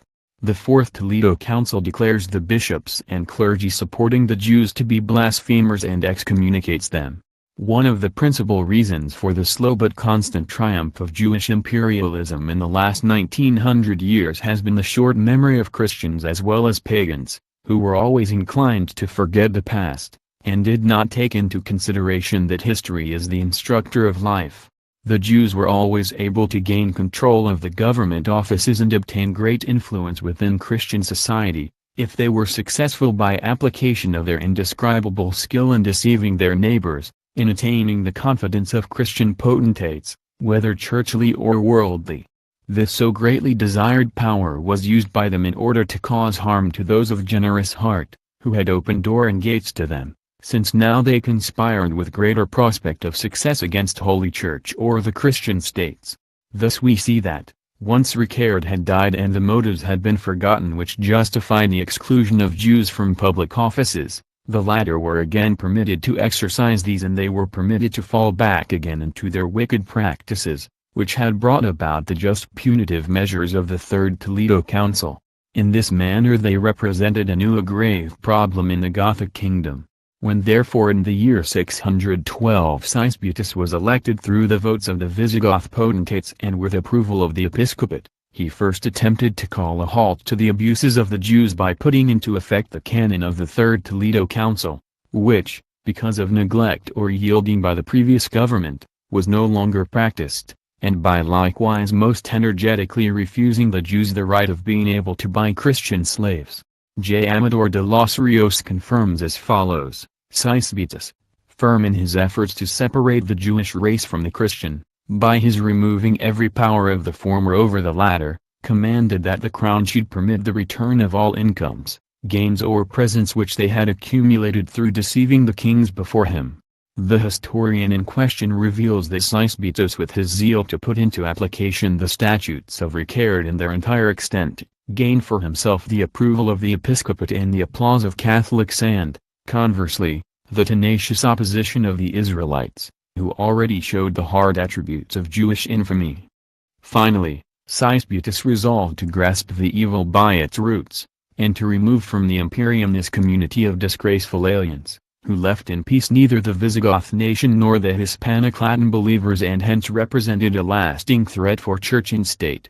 He therefore announced a fulminant edict, which uttered the expulsion of all members of the Jewish race from the kingdom. However, he committed the cardinal blunder of excluding from the statute those who confessed to Catholicism, so that the majority preferred to remain and allow themselves to be baptized. As the Jewish historian Cecil Roth has reported, such conversions were pretended and consequently only served to replace Judaism practiced in public as their religion by one cultivated in secret, as a result of which a strengthened fifth column grew up which represented a much more dangerous organization than that of open Jewry. The Jesuit historian Mariana says, when he speaks about this general conversion of Iberian Jews, that a great number of Jews had themselves baptized with proclamation of this decree, of which some were conversions from conviction and the majority hypocritical. Mariana further elaborates that the Jews who received water of baptism, in order to evade the edict of Sysbutus, followed anew and with greater zeal the confession of belief of their elders upon the latter's death in the year 621. The faulty memory of Christian rulers, which has been so grave in its consequences and of such advantage for the Jews, brought with it the fact that the Christians and pagans in the course of history, forgot the lessons of the past and fell into the old faults of wishing to bring the terrible Jewish problem towards a solution through conversion. Thus they admittedly ordered the expulsion of the fifth column, but at the same time left the escape valve of conversion open, so that things were merely made worse. For the majority preferred to remain and to falsely convert themselves into good Christians, whereby a fifth column grew up, which refined itself more and more, took effect in secret and therefore became more dangerous. The expulsion of all Jews from the Gothic kingdom would have signified a solution of the problem, if it had been carried out totally, and the possibilities had not been made clear for the Jews to retain a loophole through their apparent conversions. The expulsion would have been justified on the other side, for the owners of a house have always the right to show a guest the door, who, far removed from giving thanks for the hospitality enjoyed, sets himself to rob his hosts of their property or to cause them difficulties. The commentary which the Jew Greets makes, referring to the expulsion edict of Sisbetus, is characteristic in this respect, when he says, that Sisbetus, by means of this fanatical persecution, cleared the way for the dissolution of the Visigoth kingdom. Undoubtedly he here refers to the fact that the complicity of the Jews favored the triumph of the Mohammedan invaders. The fact is that the Jews had not ceased, since the conversion of the Visigoths to Catholicism and their abjuration of Arianism, to conspire against the new position of things. If there existed a fault on the part of Sisbetus or his successors, then it was that of not expelling completely the conspiratorial aliens who had infiltrated into the land, which in fact favored from within outwards the Arabic conquest. Without Jews on Gothic soil this service of espionage would not have been able to be performed, and the handing over of fortified places as well as the desertion of troops in the army of Roderick would not have been able to be effected, as the Jews were successful in doing. It was the fault of the Goths that the possibility was left open to the Jewish fifth column by means of a pretense of a false conversion to remain further on their soil, for it is always dangerous to allow the activity of any kind of fifth column. It is very important to establish that Sisbetus was certainly conscious of the lack of strength on the part of the Christians, of pursuing throughout history a firm policy towards their enemies, as well as the faulty memory of the peoples in relation to the lessons of the past. Therefore he did everything humanly possible to prevent his successors falling into the traps of the skilled deceptive maneuvers on the part of cunning Jewish diplomacy and renouncing the laws which he had enacted for defense of the Church and of the state. The legislation created by him for this purpose, which was incorporated in the Fuero Juzgo, was impressed upon the hearts of his successors by Sisbetus himself, so that the latter applied all strictness in the following of the anti-Jewish laws, with the punishment of seeing themselves deprived of rights for lifetime, as well as with death, to be thrust out of the host of believers in Christ and cast among the Jews so that the raging flames of hell licked them eternally. And Sisbetus, who well knew the chronic faults of the Christian dignitaries, did not earn this. Scarcely was he dead, then the new king Swintila soon fell a victim to the smooth diplomacy of the Jews, who have the special gift of injecting confidence in their future victims, by their lulling them through an extremely hardy treatment and hypocritically pretending to show a friendship and loyalty, which covers their black plans and allows them to appear as victims of the most disgraceful injustices. With their classical methods of deception they were successful in winning Swintila for themselves, who disregarded the admonitions of Sisbetus to his successors not to alter the anti-Jewish laws for the defense of the kingdom, and who did not know how to cast his curse against those who disavowed the said laws.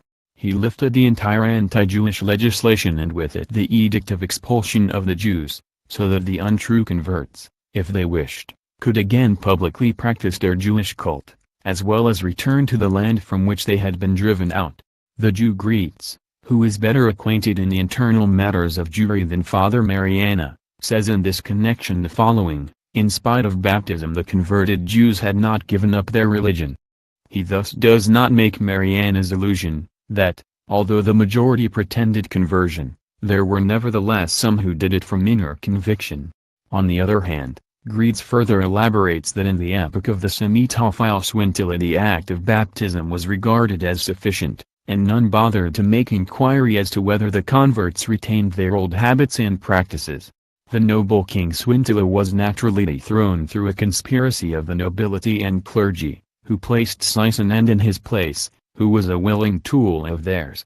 Here the Jew Greets mentions a condition, which represents the ideal for the false converts from Jewry and which consists in that they already transformed themselves into true Christians through baptism, without anyone bothering to investigate whether the converts and their descendants still adhered in secret to the Jewish cult. This is exactly the situation today of the descendants of the false converts, who enjoy freedom of action as powerful fifth column within the Church and cause Christianity colossal harm, without anyone setting up a real investigation, in order to establish who practices Judaism in secret. Conversely, At other epochs of the Visigoth monarchy, watch was kept with Argus eyes over the converts and their descendants, in order to discover who of them still carried on Judaism. It is natural that, under the protection and shield of Swintilla, the Jews again accumulated great power within the kingdom and brought the Christian Church anew into danger. This explains and justifies the secret measures of the Catholic clergy, in order to overthrow the traitorous monarch, who, as is to be expected, is praised as good and liberal by the Jews. Leader in this new struggle against the synagogue of Satan was Saint Isidore of Seville, another of the most renowned fathers of the Church, who, after the fall of the unfaithful Swintilla and the crowning of Sisinant, organized and directed the Fourth Toledo Council, which was highly authorized in church doctrine. The greatest difficulty in this situation was that those who had gone over to Judaism, and their descendants, followed their old tradition and allowed their sons to enter into the Catholic priesthood, as a result of which they could even rise and occupy the bishop's chairs, which thus served to provide the Jews with aid in their conspiracies against the Catholic faith. This is the typical case of activity of the Jewish fifth column which had infiltrated into the Church, whose destructive activity can be traced up to our days. In other cases the Jews took refuge in that system which had commenced with their predecessor, the Jew Simon the magician, by buying the favor of the clergy who, although they were not secret Jews, sold their support to the cause of the devil, exactly as their forerunner Judas Iscariot had done as one of the chosen 12. The treachery which had made itself noticeable up into the highest offices of Holy Church, called forth the alarm of the Fourth Toledo Council and its leader, Saint Isidore of Seville. Upon the metropolitans and bishops assembled there fell the task of laying down in the holy canons a series of statutes which not only had the aim of countering the Jewish threat at this time, but also of banning and punishing the treachery in the high clergy, which was most dangerous of all for Holy Church in the Christian states. Thus among the canons passed for this purpose the following stand out: Canon 58. Concerning those who show support and favor to the Jews against the faith of Christ. The avarice of some is so great that they therefore separate themselves from the faith, just as the apostle expressed it, just as even many among the clergy and laity accept presents from the Jews and aid their perfidy, in that they allow them to enjoy their protection, to those, of whom one knows not without reasons, that they belong to the body of the Antichrist, since they work against Christ. Every bishop, priest or layman, who in the future grants support to them, the Jews, against the Christian faith, be it through briberies or favors, shall be regarded as profane and blaspheming God. He shall be excluded from the communion of the Catholic Church and be regarded as not belonging to the kingdom of God, for it is no more than right that those who reveal themselves as protectors of the enemies of the Lord be separated from the body of Christ. The threat which had arisen for the Church and Christian society, must have been very great on grounds of the complicity of the bishops and priests with the Jews, these eternal enemies of Christianity. This is the reason why the wise Saint Isidore of Seville had to expose them before the council, which consisted of metropolitans and bishops, in this quoted canon, and called those bishops and priests who supported the Jews profane and blasphemous, whereby they at the same time threatened them with the punishment of excommunication. May this be borne in mind by all those clergy and highest dignitaries of the Church, who, instead of serving Holy Church, at present prefer to give free rein to the Jews, these principal enemies of Christ, or to Jewish enterprises like Freemasonry and Communism. And they should give account concerning the great responsibility, which weighs upon them, as well as the grave sins, which they commit as a result. As is known, the Toledo councils enjoyed great regard within the Holy Catholic Church, and their edicts even found entry into civil law. Thus the statutes and penalties of the aforementioned canon were taken over in the Fuero Juzgo, which was proclaimed with approval of Holy Church. In Article 15, Title 2, Book the 12th of Law 15 it is stated, so that the cheating by the Jews does not have the power to broaden itself in any kind of form and to govern according to its choice, over which we have always to watch.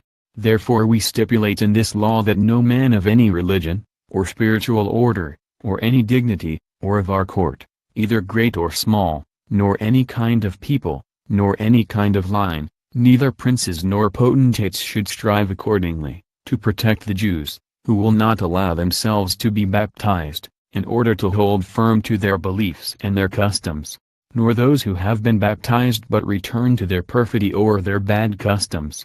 None should risk to defend them in their malice with his strength in any kind of way. No one should attempt to help them, neither by means of arguments nor deeds, so that they may not be able to agitate against the holy belief of Christians. Neither shall anyone in secret or in public undertake anything against the faith. Should anyone accordingly risk this, whether he be bishop, priest, member of an order or lay brother, and if proof is shown against him, then he shall be separated from the community of Christians, excommunicated by the church, and a quarter of his property declared to be confiscated in favor of the king. In this form, in those critical times, Holy Church as well as the Catholic state enacted sanctions, and in fact the former with the approval of the first named, against the accomplices of Jewry within the church and the high dignitaries of the clergy itself. In order to come back now to the Fourth Toledo Council, we now reproduce what Canon 59 orders, which refers directly to the Jews, who after their going over to Christianity were revealed in their secret practices of Jewish belief. About this the canon in question expressly states, "Many Jews took on the Christian faith for a certain time and now give themselves, by slandering Christ, not only up to the Jewish rites, but even go so far as to carry out the repellent act of circumcision." In reference to these Jews and upon proposal of the highly devout and highly religious Lord, our King Sisinant, this holy council decrees that the said converts, after they have been purified through the papal authority, are again conducted into the care of the Christian dogma, but those, who do not better themselves from their own decision, should be restrained by clerical punishment. And relating to the circumcised, it is ordered that, if it is a matter of their own sons, then they shall be separated from their parents, but if it is a matter of slaves, then they shall be granted freedom on account of the injury done to their body.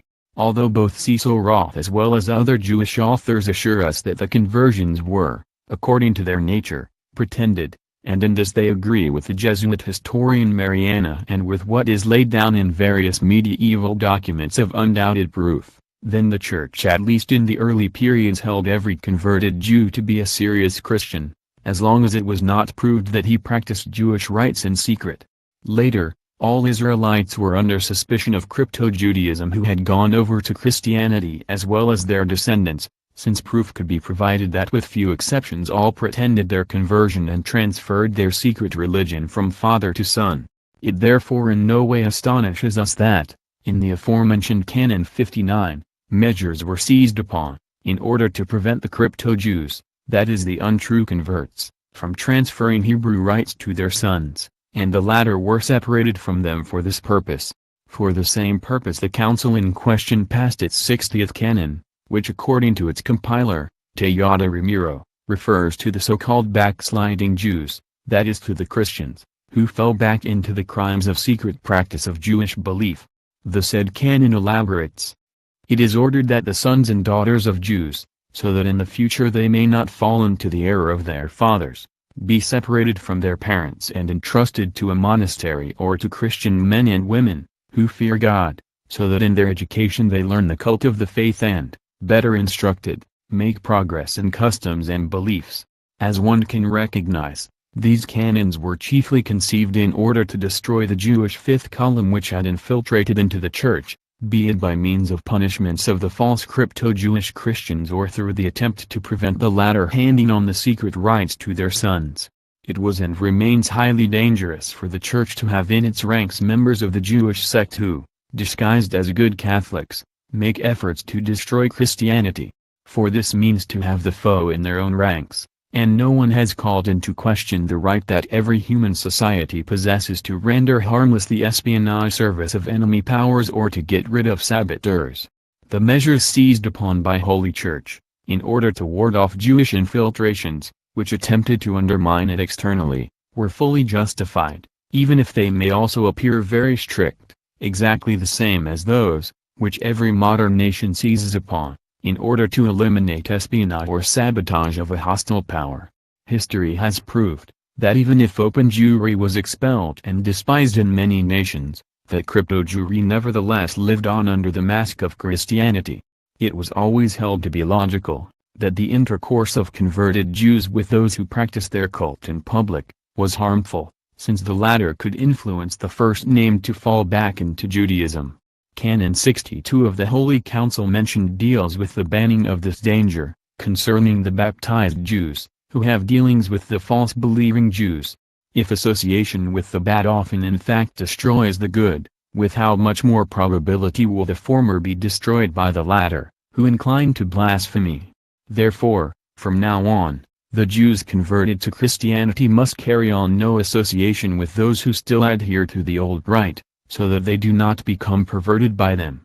Whoever in consequence does not avoid this association, will be punished as follows. If he is a baptized Jew, he shall be handed over to the Christians, and if he is not baptized, he shall be publicly whipped.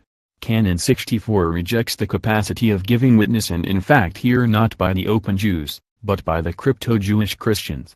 Up to then the Christian law had solely refused the open Jews the right of bearing witness against Christians, but Canon 64 forms an innovation, since it also denies to Christians still practicing the Jewish cult in secret, the capacity of bearing witness. Canon Luxiv. Whoever has been untrue to God, cannot be faithful to men. Therefore the Jews, who became Christians and again fell away from the faith of Christ, shall not be permitted as witnesses, and not even then if they declare to be Christians.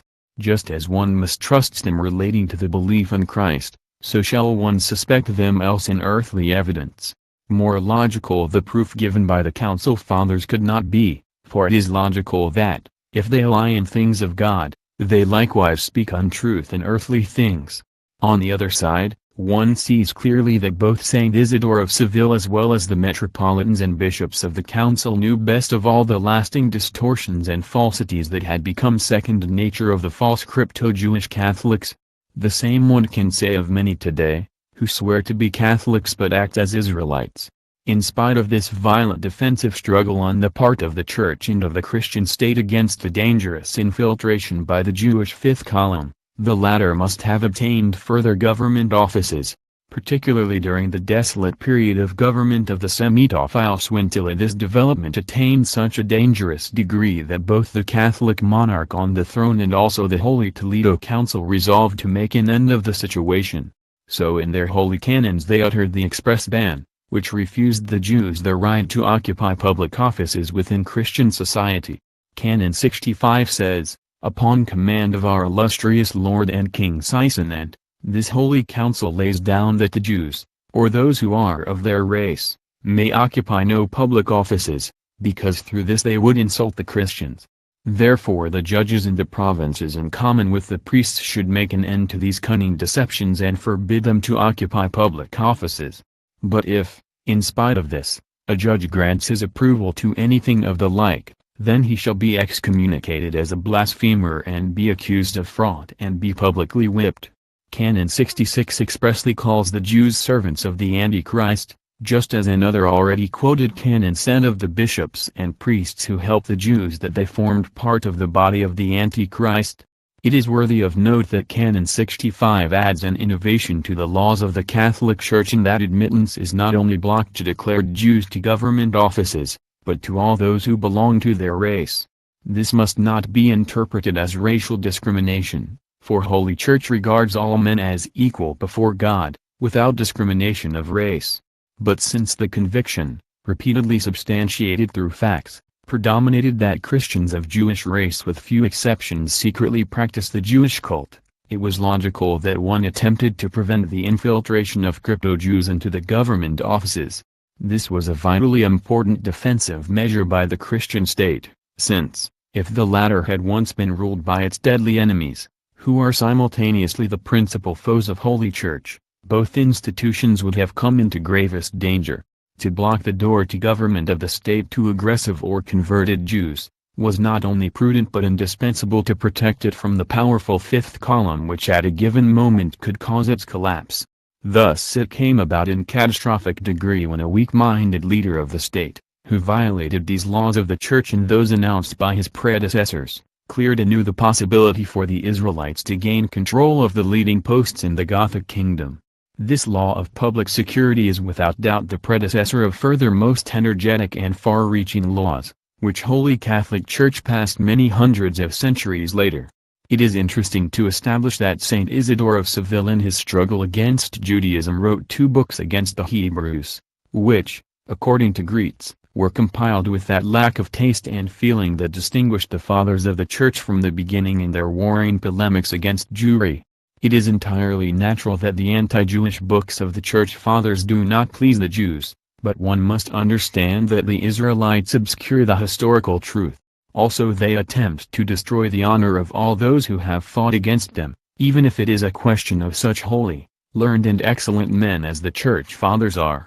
It is completely beyond doubt that, if Saint Isidore of Seville as well as the metropolitans and bishops of the Fourth Toledo Council had lived in our days, they would immediately have been accused of anti-Semitism or criminal racism, and in fact not only by the Jews, but also by the clergy, who give themselves out as Christians, but in reality stand in the service of Jewry.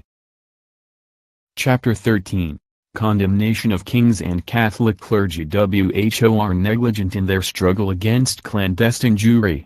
As we were able to observe, the Holy Church laws of the Fourth Council of Toledo should have finally destroyed the Jewish fifth column in Christian society. Its decisions would have been more effective, if the Jews had not always been from of old so skilled in politics and diplomacy and knowing how, through flattery, perfected false loyalty, false arguments and confidence-giving comedies, to deceive. In addition, they know how to sow discord among their opponents, in order to keep the upper hand. They ally themselves first with the one in order to destroy the other, then defeat their first allies with the aid of the other, and finally destroy them all. This was one of the great secrets of their victories, and the clergy and politicians of all mankind must bear this in mind, in order to protect themselves from such Machiavellian maneuvers. Another ground for their successes was their great courage to accommodate themselves to an unfortunate situation, their resolution to never surrender to their enemies and to combat the cowards in their own ranks, since the latter could make a transitory into a final defeat. In the supreme hierarchy of Christianity there are such cowards. They are responsible for so many defeats and compromises in recent times and are cynical enough to conceal their cowardice and their egoism behind apparent clear and conciliatory arguments. It means nothing to them that their cowardice handed over entire peoples to communist slavery, and they say to themselves, "Let us live comfortably at the expense of the beast, even if the peoples, whom we lead, perish." That is the supreme wisdom of their false prudence and compromises. If the Jews had been like this, they would finally have been defeated in the Gothic kingdom, when Christianity brought defeat to them and triumphed at the Fourth Council of Toledo. However, they did not think of surrendering, as today the cowards. They fought on with zeal and fanaticism and prepared the moment when they could conduct a new battle, in which they could triumph. With their accustomed tenacity they began to circumvent the laws, which the Holy Council of Toledo had passed in order to make them powerless, supported the rebellious spirit of the nobles against the king and worsened it through their intrigues. When hearts were sufficiently aroused, they then served as effective protagonists of the demands of the rebellious nobility. If the king, Holy Church and the Visigoth nobility had been united, they could not have been conquered by the Jews. It was thus necessary to break this unity and to divide the enemy, in order to weaken him.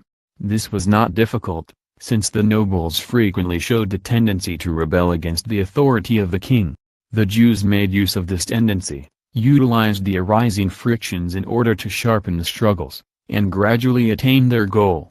At first they made efforts in order to obtain the protection of certain aristocrats, in order to circumvent the Toledo Church laws and the laws of the monarch. The nobles, deceived by the Jewish falsehood, had fallen into the trap and held them for valuable allies in their struggle against the king. For this the Jewish converts and their descendants were principally to be thanked, who pretended to be loyal Christians and who thus easier gained the confidence of the Visigoth aristocrats. The Jewish historian Greets comments, "These resolutions of the Fourth Council of Toledo and the persecutions by Sysis and against the converted Jews do not appear to have been carried out with the planned strictness. The Spanish Visigoth nobles took the Jews more and more under their protection and against them the royal authority had no power." One thus sees that the converted Jews skillfully discovered the weak point of the Visigoth kingdom and effectively utilized it, just as they also understood 1,000 years later in England how to conquer the nation, by their utilizing the struggles of the parliamentary nobility against the king, and sharpened these even more. In the midst of increasing internal struggles, which began to weaken the heroic Visigoth kingdom dangerously, Chintu attained power. At the beginning of his period of government, the Sixth Council of Toledo took place. The lack of constancy by non-Jews in their struggle against the principal enemy was also chronic and made easier the latter's successes, even in the case of the Catholic Visigoth monarchs, who were thus conscious of the threat of the Jews and who wished to exterminate them. Therefore the archbishops and bishops at the council sought to prevent this evil. In Canon 3 it is stated, "Through devoutness and superior power, the unbending falsehood of the Jews seemed to decrease, for through devotion to God, we know that the illustrious Christian prince in his zealous faith has resolved together with the priests of his realm, to make impossible from the start their violations of duty and not to allow non-Catholics to live in his kingdom. But for our caution and great watchfulness, with it our zeal and our labor, which often fall asleep, which must not be abandoned, we pass further edicts.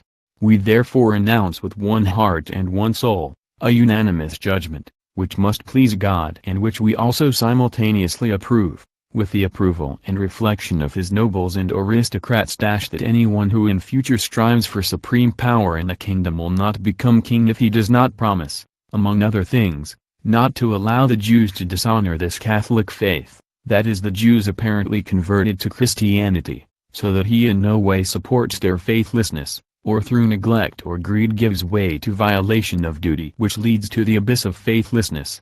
He must therefore ensure that in the future he continues to stand firm, which in our time has required so much effort, for the good has no effect if it does not proceed with constancy. If he afterwards breaks his promise, may he be accursed in the presence of the eternal God, may he burn in everlasting fire, and with him all priests or Christians who share his error. We add this and confirm the preceding determinations of the General Synod concerning the Jews, for we know that in this all necessary measures are laid down for the salvation of their souls. Therefore the appertaining prescriptions should be valid. This polemic against the kings and Catholic clergy who would not participate in the struggle, not only against the open Jews, but also against the betrayal by Christians of Jewish origin, who were described as friendly to the Jews, could not be sharper.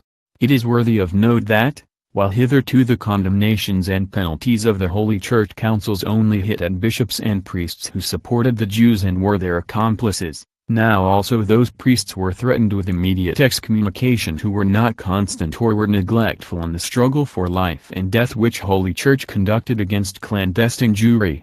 One thus sees that the archbishops and bishops of the Holy Councils not only exactly knew the faithlessness of the Jewish enemies, but also the weaknesses and the lack of constancy of the civil and clerical members of Christianity in such a just struggle. It is strange that at this council they still restricted themselves to combating the negligence of the priests without alluding to the bishops. This is perhaps to be attributed to the circumstance that particularly the bishops passed those statutes and did not dare to include themselves among those who deserved this punishment. However, the negligence of the prelates themselves in the time following must have been so serious that, at a later council, they even proceeded with alarm and uttered severe penalties against the guilty, just as they had previously declared for godless and excommunicated those who supported the Jews to the harm of Christianity. It is likewise worthy of note that in this law those are again mentioned who out of avarice or forgetfulness of duty gave way to the converted Jews. Without doubt the simony briberies played a major role in the Jewish intrigues, which appears to be confirmed in law, for in which among other things it is stated, "Therefore, whoever imitates Simon, the instigator of the Simonist heresy, in order to acquire church offices, not in the usual way, but through gifts, offerings, etc." The Jew Simon Magus introduced this policy of bribery into Holy Church, which was called simony after him. In the course of centuries it could be proved that the converted Jews and their descendants, who already belonged to the priest class and the hierarchy of Holy Church, had learned very much from their predecessor Magus and bought church dignities or on their side sold church goods, as the Holy Inquisition and the church authorities repeatedly revealed. Worthy of note is also the commentary of the Jewish historian Greece concerning the command of King Chintila, which was greeted by the Sixth Council of Toledo, to admit no non-Catholics in the Gothic kingdom. This statute is directed only against the Jews. For the second time the Jews were compelled to emigrate, and the converts who had remained true to Judaism in their innermost hearts had to sign a confession and obligate themselves to practice the Catholic religion and follow it without reserve. But the confession of man whose sacred conviction was a matter of honor, could not be honest, and it also was not. They resolutely hoped for better times, so that they could allow the mask to fall, and the constitution of the elected monarchy of the Visigoth kingdom made this possible to them. The present condition lasted only 4 years under the rulership of Chintila, 638–642. The historian could not be clearer concerning the false Christianity of the converted Jews and the invalidity of their confessions and promises. Greece further observes that the converted Jews broke their promise not to practice the Jewish rite in order to become honest Christians, and Chintila accordingly condemned them to be burned or stoned. The historian Amador de los Rios shows the practical consequences of all these measures. However, notice must be taken that this immoderate severity of the lawmakers was not sufficient to suppress the impatience of the Jews. When 15 years had passed and Reswinth ruled, the fathers saw themselves compelled to repeat the demand which obligated the elected king to swear that he would defend the faith against Jewish faithlessness. This occurred at the Eighth Council of Toledo and is laid down in Canon X 90. As Greece has said, the Jews were successful after the death of Chintila in introducing, on grounds of the elected monarchy, a favorable change for their interests with the new king. Here we have another example of that chronic malady from which we Christians and also the pagans suffer. We are incapable in the face of this foe of maintaining a firm lasting conduct over several generations of rulers. With us Christians and also with the pagans the rulers strive so much for innovations that the edicts of their predecessor are always made useless and no united policy towards Jewry is possible. If the Jews without doubt also influence this change in policy, nevertheless our own inconstancy and our lack of tenacity is principally guilty of this. During the period of rule by Reswinth, the converted Jews and their descendants in Toledo handed to him a very interesting petition, in which they demanded of him, since the kings Sisbutus and Chintila had compelled them to give up their law and they lived in all things like Christians, without deceit or cunning, he might allow them not to eat pork. They said that they begged this far more because their belly would not stand it, since it was not accustomed to such flesh, than from stings of conscience. It must, however, already be anticipated that centuries later, when the prosecution through the Inquisition threatened to exterminate clandestine Jewry, the Christians who were secret Jews had to eat pork very much to their sorrow, for the Inquisition and all the people in general suspected the Christian who ate no pork of being a secret Jew, even if he swore only to do this out of disinclination. From then up to today the clandestine Jewry abolished the religious statute of eating no such flesh, in order to arouse no suspicion among their neighbors. Therefore a secret Jew eats everything today, and no one suspects that he is a Jew on grounds of his diet. Only 1 or 2 fanatics among the Jewish Christians still maintain this statute. Unfortunately no effective barrier was erected so that the converted Jews and their descendants could not introduce themselves into the clergy. The more they joined themselves to it, all the more increased the cases of simony, which grew to such frightening extent that the Eighth Council of Toledo had to energetically fight this vice of Jewish origin. In its Canon 3 it is therefore stated that many wished to buy the grace of the Holy Ghost for a shabby price, in order to fully receive the sublime papal blessing and forgot Peter's words to Simon Magus, "Thy money be cursed with thee, for thou wouldst have the gift of God for money." Upon this follow the punishments for this crime. The Jewish historian Greece writes that the king, when he noticed that the European nobles of the land showed protection to the Jews and allowed them to practice their Jewish religion in secret, passed an edict which forbade all Christians to protect the secret Jews. Whoever did not follow this command should be punished, and it is further stated, these measures and statutes, however, had not the desired results. The secret Jews, or, as they were called officially, the Jew Christians, could not force Judaism out of their heart. The Spanish Jews, threatened by the danger of death, had from of old exercised themselves in the art of remaining true to their religion and their most secret hearts and of evading the sharp gaze of their enemies. In addition, they celebrated the Jewish feasts in their houses and despised the festivals of the church. In order to make an end to this condition, the representatives of the church passed a law which was intended to take from these unfortunate people their home life. From now on they had to observe the Jewish and Christian festivals under the scrutiny of the clergy, since it was wished to compel them not to observe the Jewish festivals and to maintain the Christian. Here the Jewish historian forgets all evasions and calls the Christians of Jewish origin by their name, secret Jews or Jew Christians, that is Jews who practiced the Jewish religion in secret. In addition, he quotes interesting feasts in their homes, since as apparent Christians they could not do this in ordinary synagogues. Simultaneously the famous historian, so respected in Jewish circles, explains the reason for the decision of the Ninth Council of Toledo that the Jews should spend the Jewish and Christian festivals under scrutiny of the Catholic clergy. In Canon 17 of the Ninth Council of Toledo, to which Greets openly refers, it is expressly stated, the baptized Jews should spend the festivals with the bishops. The Jews baptized anywhere and at any time can assemble. But we determine that they must come together on the chief festivals laid down through the New Testament and on those days which were once sacred for them according to their ancient law, in the cities and public assemblies with the highest priests of God, so that the Pontifex learns their life and their faith and they become really converted. In this law it becomes clear that the bishops of the council doubted, and with good reason, the sincerity of the Christianity of the Jews converted to our holy faith. After the death of Reswinth, Wamba was elected as king. The Jews utilized anew the disunity of the nobility and attempted to alter the existing order to their favor.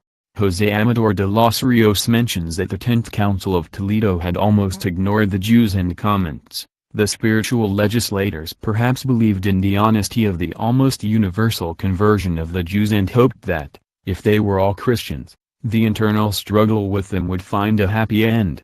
But their hope was in vain. Scarcely had Wamba ascended the throne of Ricard than the rebellion of Hilderic and Paul gave them opportunity to reveal their secret grudges and to place themselves openly on the side of the rebels. As a result, many Jewish families who had been expelled from the kingdom at the time of Sisebutus returned into the Visigoth kingdom and especially into the region of Gothic Gaul, southern France, where the rebellion had its outlet.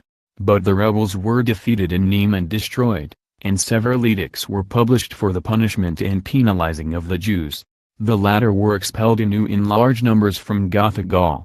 The Jesuit Pater Mariano also confirms that, after the defeat of the rebels, many edicts were passed against the Jews, who were expelled from the whole of Gothic Gaul. The Jew Greets gives us interesting details in this respect and reports that after the death of Reswinth, the Jews participated in a rebellion against his successor, Wamba, 672–680. Count Hilderic, governor of the Spanish province of Septimania, refused to recognize the newly elected king and hoisted the flag of rebellion. In order to obtain support and followers, he promised the converted Jews a place in his own province where they could freely practice their religion. The latter accepted the offer and followed him in great numbers.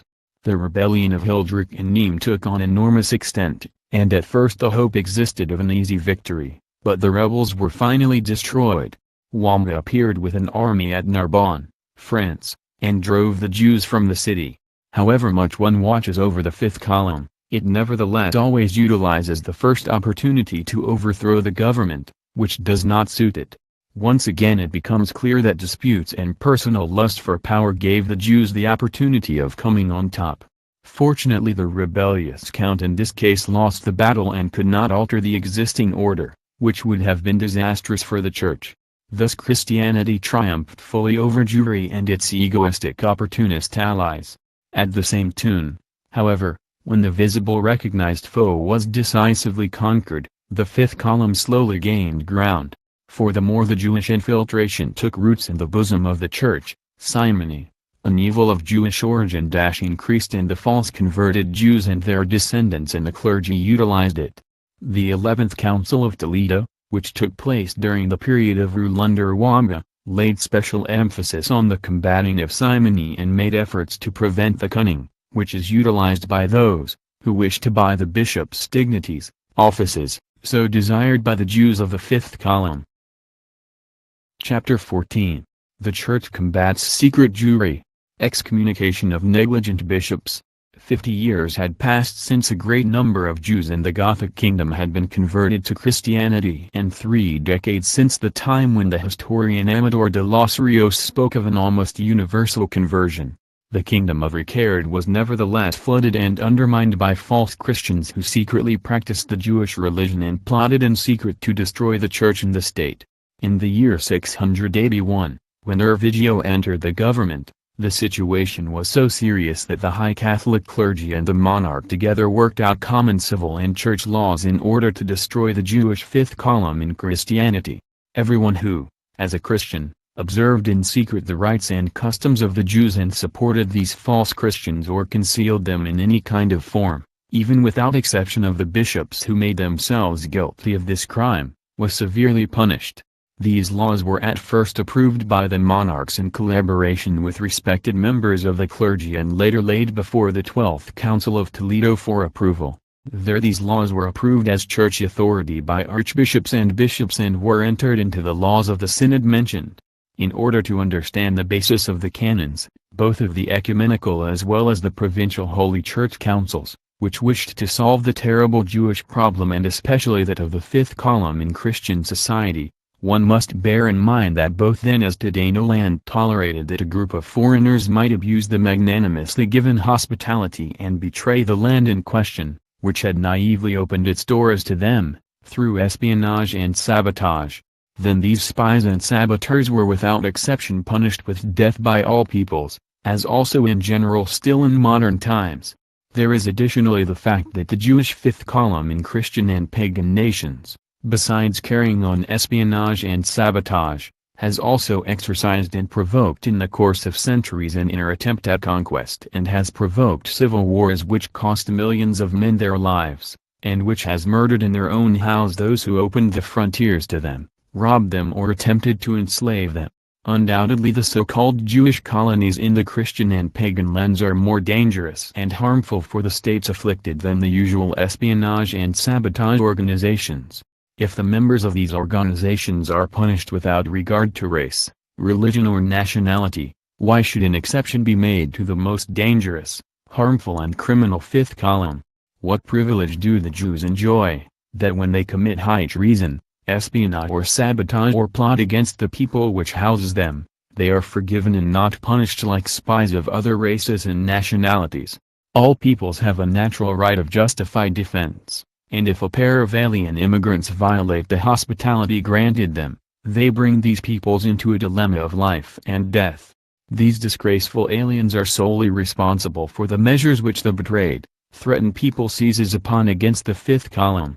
So did Holy Church and the Christian monarchs conceive things, and at several councils, as we will see later, it is made clear that these criminals should be punished with death. But instead of passing in this case the customary and completely justified judgment, Holy Church and the Christian kings made an exception with the Jews and presented them with life 100 times over. As a result they endangered their future and their right to live in peace and freedom in their own land. With such exceptionally goodwill a series of measures, instead of radically suppressing them, were seized upon in order to prevent the Jewish fifth column from being able to cause all too much harm and so that it did not injure the people which sheltered them. But since they were granted life, the measures were ineffective. Therefore the various councils of the Church and the papal bulls passed a series of norms and laws, laying down, for example, that the Jews should wear a sign, so that they were distinguished from the other inhabitants of the land in which they lived. This should enable it to be easier to safeguard oneself from the revolutionary activity of the Jews against church and state. These signs varied. They had to have a mark on their heads, they had to wear a special cap, a dress or another distinguishing mark. In other cases it was ordered in the church laws and the papal mandates that they must restrict themselves to certain parts of the city, so-called ghettos, and that they might occupy no government or church offices, which made it possible for them to continue their activity of conquest and their domination over the people which in unfortunate manner had opened its frontiers to them. The backsliders were often executed, but in most cases these were spared their lives, and it was limited to confiscating their goods, to expelling them from the land, or by applying lighter punishments, such as whipping, no longer customary today, which was then the practice in all lands of earth. Since this dangerous fifth column again and again plotted against the Christian peoples and Holy Church, the Church attempted, instead of seeking the final way out and applying the death penalty, as all peoples do with professional spies and saboteurs, to suppress them by gentler methods, by removing their authority from the grown-ups and bringing the children into monasteries and honorable Christian families. In this manner they wished to attain that, after 2 or 3 generations, the threat from the fifth column would be eliminated, without carrying out mass executions of these masters of espionage, of sabotage and of betrayal. However, it must be recognized that this extraordinary goodwill by Holy Church, by Christian monarchs, and also by the high personages of the Islamic world, was of no avail. The repressive measures against the fifth column were not only hated, but the Jews also made use of countless subterfuges in order to evade the measures which tied their hands and which were intended to prevent them from doing too much evil. They made use of bribery and bought with gold the bad civil and church personages, so that the latter caused the valid civil and church laws to become dead letters, or they spun countless intrigues in order to free themselves from this control, which was intended to restrict their power. They called forth fresh revolts, plotted more and more dangerous conspiracies, and abused the goodness of the Church and Christian peoples, until they were successful in modern times in breaking the chains which had prevented them from causing greater harm, in invading Christian society, and threatening it with complete destruction. In order to grasp the justification of all church laws which we investigate in this work and all measures to preserve the peoples from the conspiracy of these harmful aliens, we must recall all the preceding. We understand among this that Holy Church acted in no way cruelly, as the Jews assert, but in an extremely good-willed way with them. And perhaps this most extreme goodwill was particularly responsible for the great progress that the Jews with their conquest and enslaving of the peoples could make, as is the case today in the unfortunate lands in which the totalitarian dictatorship of Jewish socialism rules. This is a catastrophic situation, which would have already come into existence many centuries before, if the Church had not at least carried out the precautionary measures which we will investigate in the ensuing chapters of this work. After these justified elaborations concerning the defense of doctrine and policy which Holy Church followed in course of the centuries, we will now occupy ourselves with the corresponding statutes of the 12th Council of Toledo. In the letter which the king laid before the Holy Synod it is stated as follows: "Here, honorable fathers and respected priests of the heavenly ministries, I come with tears in the eyes to your honorable paternal gathering, so that through the zeal of your court the earth will be freed from the infection of wickedness. Arise, I beg thee, arise, unmask the guilty, censure the repellent customs of the evildoers, show the whip of your zeal towards the faithless, and make an end to the bite of the arrogant, make easier the burden of the oppressed, and above all exterminate the Jewish pest thoroughly, which each day reaches out more rapidly around itself, et quod plus his omnibus estate, Judiorum pestum qua in novem semper recrutus et insaniam radicitus extirpate." Investigate also very thoroughly the laws, which you passed a short while ago against the falsity of the Jews, strengthen these laws still more and compile them in a statute, in order to bridle the blasphemy of the faithless. It is interesting that, among the evil conditions which were brought to the notice of the Synod, the Jewish pest, which day by day increased in alarming measure, is held to be the worst. In Canon 9 of this Holy Council the laws approved against clandestine Jewry were confirmed, that is against the Jews who pretended to be Christians and who were described both by the monarchs as also by the Synod simply as Jews, since one was certain that, as descendants of the Jews, they secretly practiced their Jewish religion. Of the law mentioned, which comprises the entire anti-Jewish legislation, we will repeat only the most interesting parts. Canon 9. Confirmation of the laws against the wickedness of the Jews, qua in Judiorum nequitiam promulgati sunt, arranged according to the different titles as they are recorded in this law. We have read the titles of the different laws which the famous prince has recently passed against the monstrous falsehood of the Jews and have approved them after strict examination. And since they were approved by the Synod with justice, They will be irrevocably applied in future against blasphemy. Among these fall.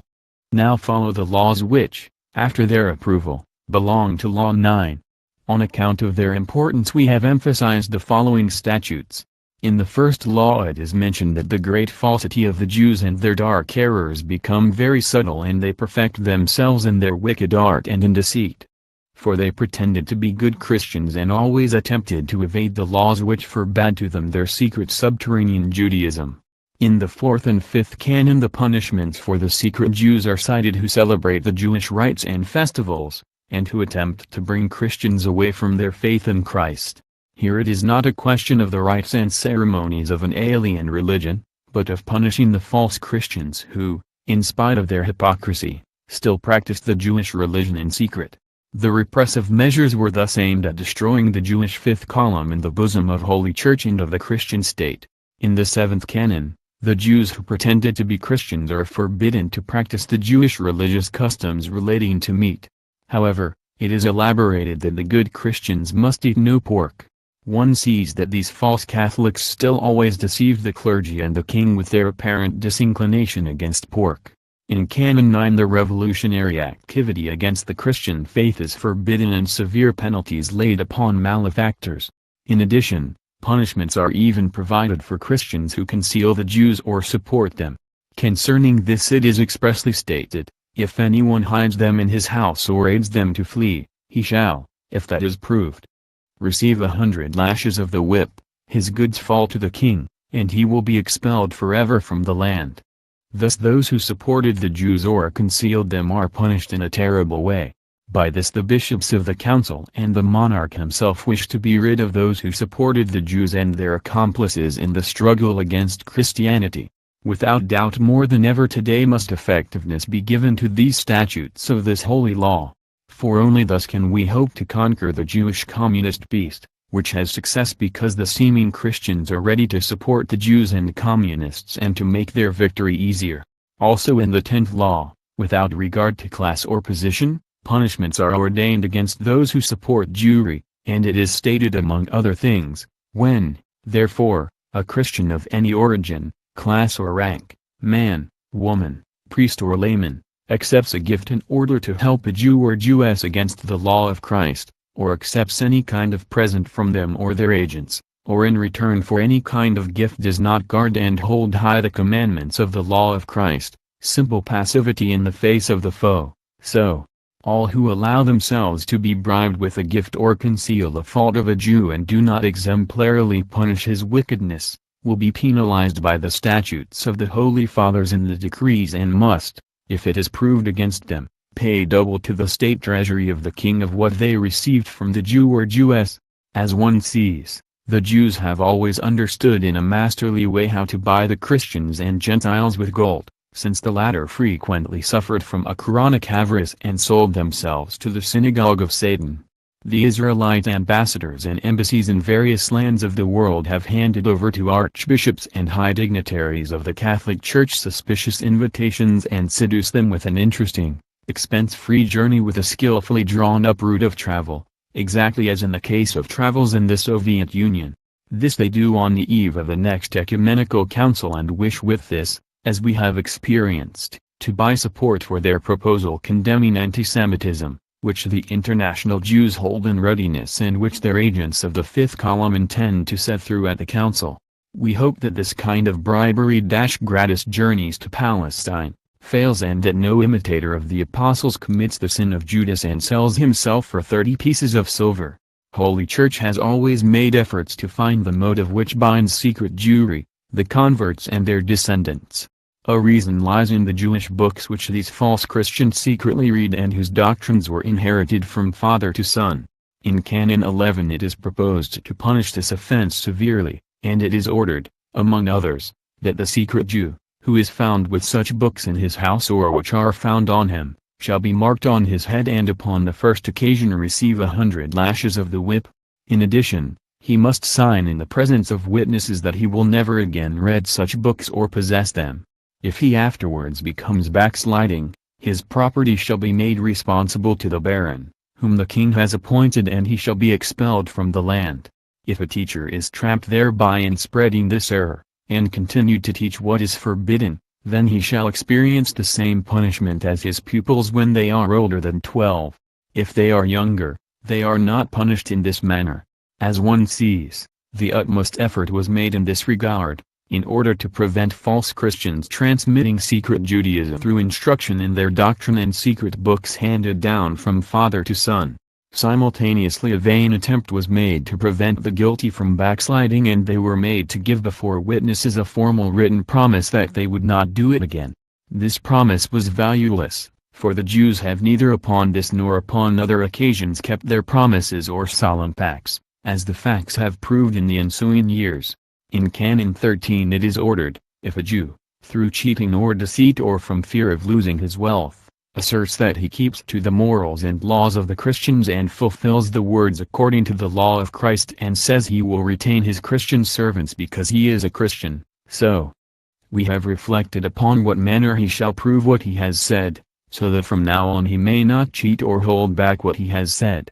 Therefore we ordain that all Jews in the province of our kingdom can sell their Christian servants, as we have ordered in the preceding law. If they wish to keep them, they must declare themselves to be Christians as we have declared in this book. For we give them an opportunity not to further render themselves suspect and to wash themselves free of all doubts in the time of 60 days, from 1st February to 1st April of this year. Accordingly, they are obligated through this law to go to the bishop of the province, and to promise openly before witnesses to give up all Jewish customs which they condemned, and that they never more fall back into their old unbelief and maintain all other statutes which we explain in this chapter, that they under such circumstances confess and openly admit not to preserve in their heart the opposite of what they proclaim with their mouth, and not to hypocritically adopt Christianity outwardly and in their hearts preserve Judaism. And if one of them gives himself out as a Christian and, after the evidence mentioned and the oath, holds again to the law of the Jews, believes in it and thus breaks his promise and does not hold it, and has falsely spoken in God's name, and falls back into the unbelief of the Jews, his goods are confiscated in favor of the king, he shall receive 100 lashes of the whip, be marked on the head, and banished to the uttermost ends of the world. With this determination, which belongs to the collection of laws mentioned that were approved and empowered in the Church Canon 9 of the 12th Council of Toledo, the archbishops and bishops of the Holy Synod wished to prevent the secret Jews controlling Christian servants and gave them the opportunity of remaining Jews openly, without expropriating them. By the uttermost caution with which the prelates and the king proceeded, it is clear that the Jews, in order to retain their Christian servants, pretended to be bound to the Christian faith whilst they remained Jews in secret and belonged to that destructive Jewish fifth column in Christianity. Therefore they were threatened with severe punishments if they were discovered in the act, and a vain attempt was made to attain the honest conversion of the Jews and their descendants, and to destroy the dangerous fifth column. Unfortunately, neither Holy Church nor the Christian monarch could attain their goals. They only attained that the false Christians became more and more successful in concealing their subterranean Judaism based on their experience and because they knew that lack of reflection and lack of caution could betray them. As a result, they perfected their deceptive methods and in the course of centuries attained the greatest possible perfection in this art. On the other hand, the Holy Synod already concerned itself with a problem which was intended to draw the attention of Christian and Mohammedan peoples, that the Jews should wear a special distinguishing mark that distinguished them from the rest of the people, so that the latter could protect themselves from their deceit and their revolutionary activity. Here the Holy Synod determined that they should be marked on the head. As a result they were perhaps distinguished in a more effective way as dangerous, secret Jews than they were later by other Christian and Mohammedan devices, and lastly by the Nazi device of the renowned Star of Judah on their clothing. They could remove their caps, their special dress or their stars, but only with difficulty the distinguishing mark on their heads. A similar determination would alarm us in the 20th century, if the Holy Church Council passed it.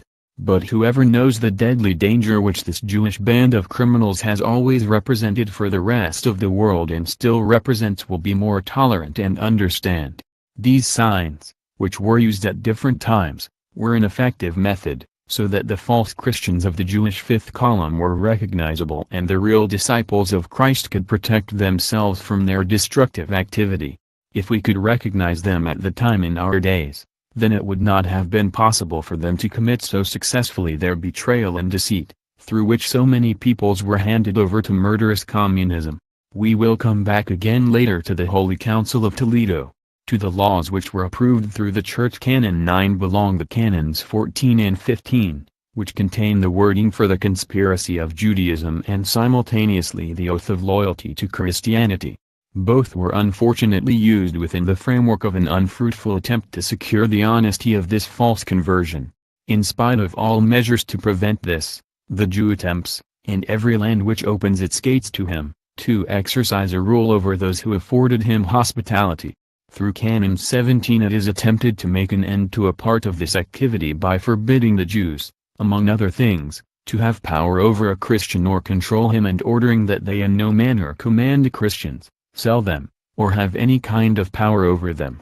For the Jews who overstep this law and also for the nobles and barons in public offices who violate it and give the Jews power over the Christians, penalties are ordered. Unfortunately, the Jews spurred on the rebellious spirit of the Visigoth nobles against the monarch, in order to secure their protection and thus made the efficacy of these laws largely worthless.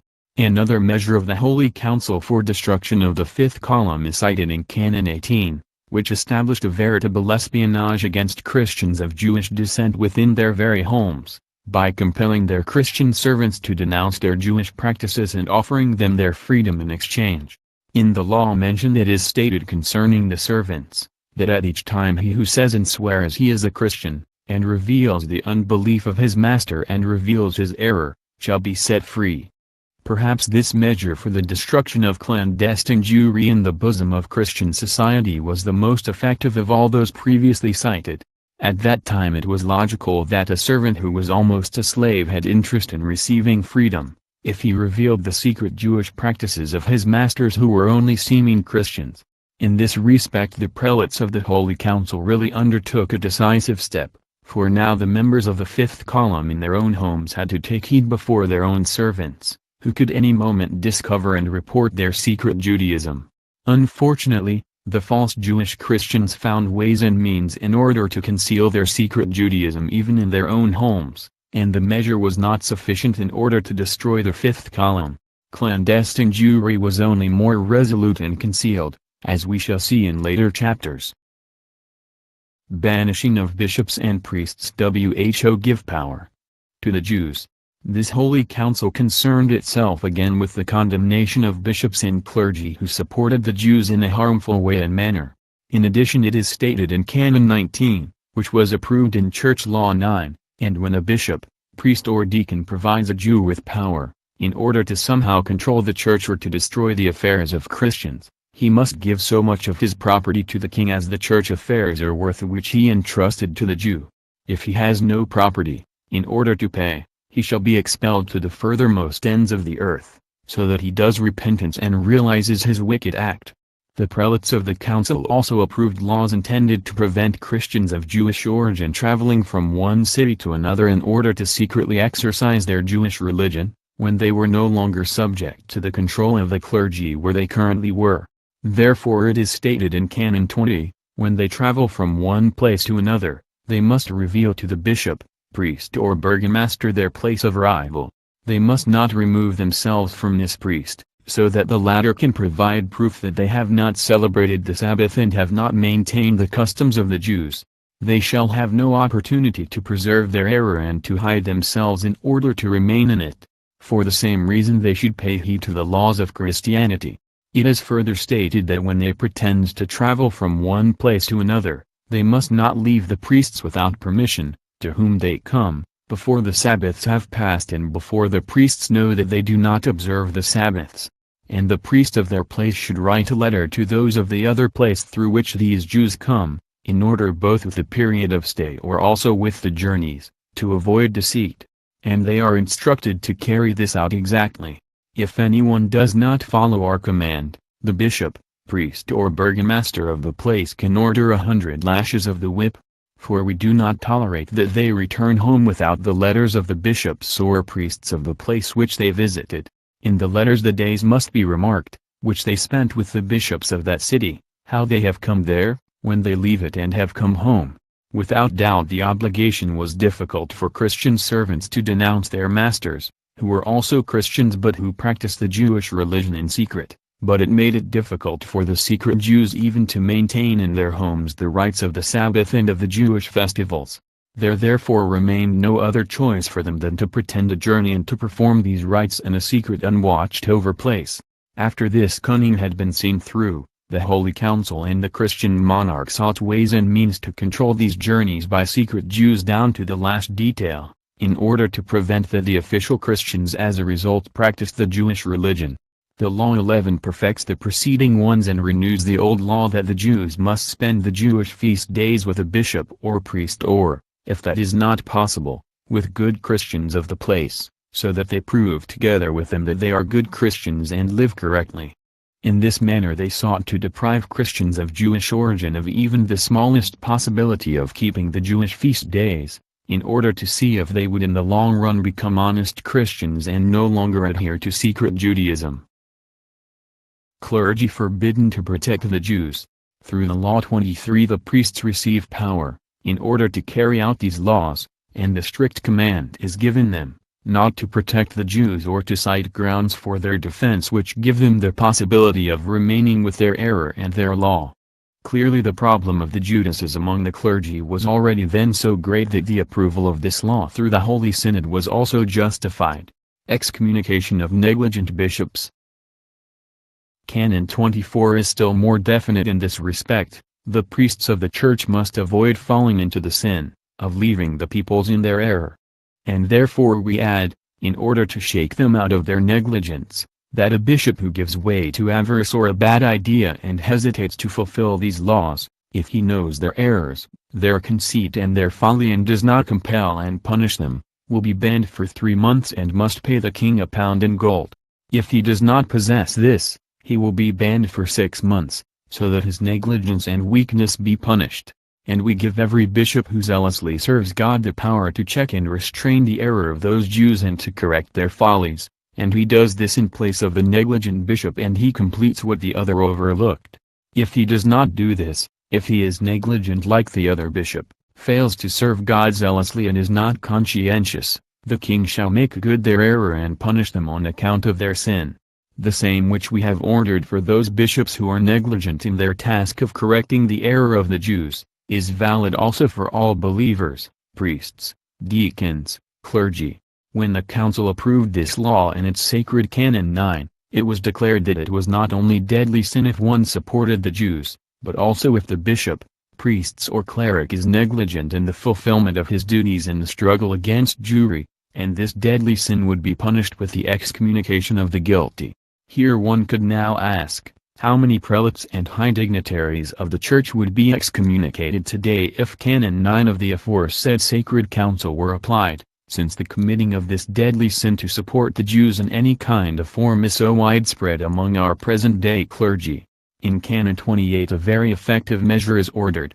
The honesty of the Christian belief of Catholics of Jewish origin should not only be proved through the witness of the bishops, priests or burgomasters of the land, but also through the actions of the Christians themselves. It no longer suffices that they give the assurance of being honestly converted, but they must prove it through deeds. This law, however, deals even more strictly with Christians who, having already been unmasked as secret Jews and pardoned on demonstrating their repentance in words and deeds, were soon to be discovered again practicing the Jewish religion. Concerning these recidivists it is stated in the law mentioned, that one will never more pardon them and they should suffer punishment without any kind of sympathy, be it now the death penalty or a lesser one which they deserve. When this canon was approved by the Holy Council, the doctrine of the Catholic Church in this respect was also firmly laid down. For, although our Lord God is ready to forgive every sinner before his death, it is quite another matter to hold that the Jews, who represent a constant threat for the Church and mankind, must be punished by the civil authorities on account of their crimes.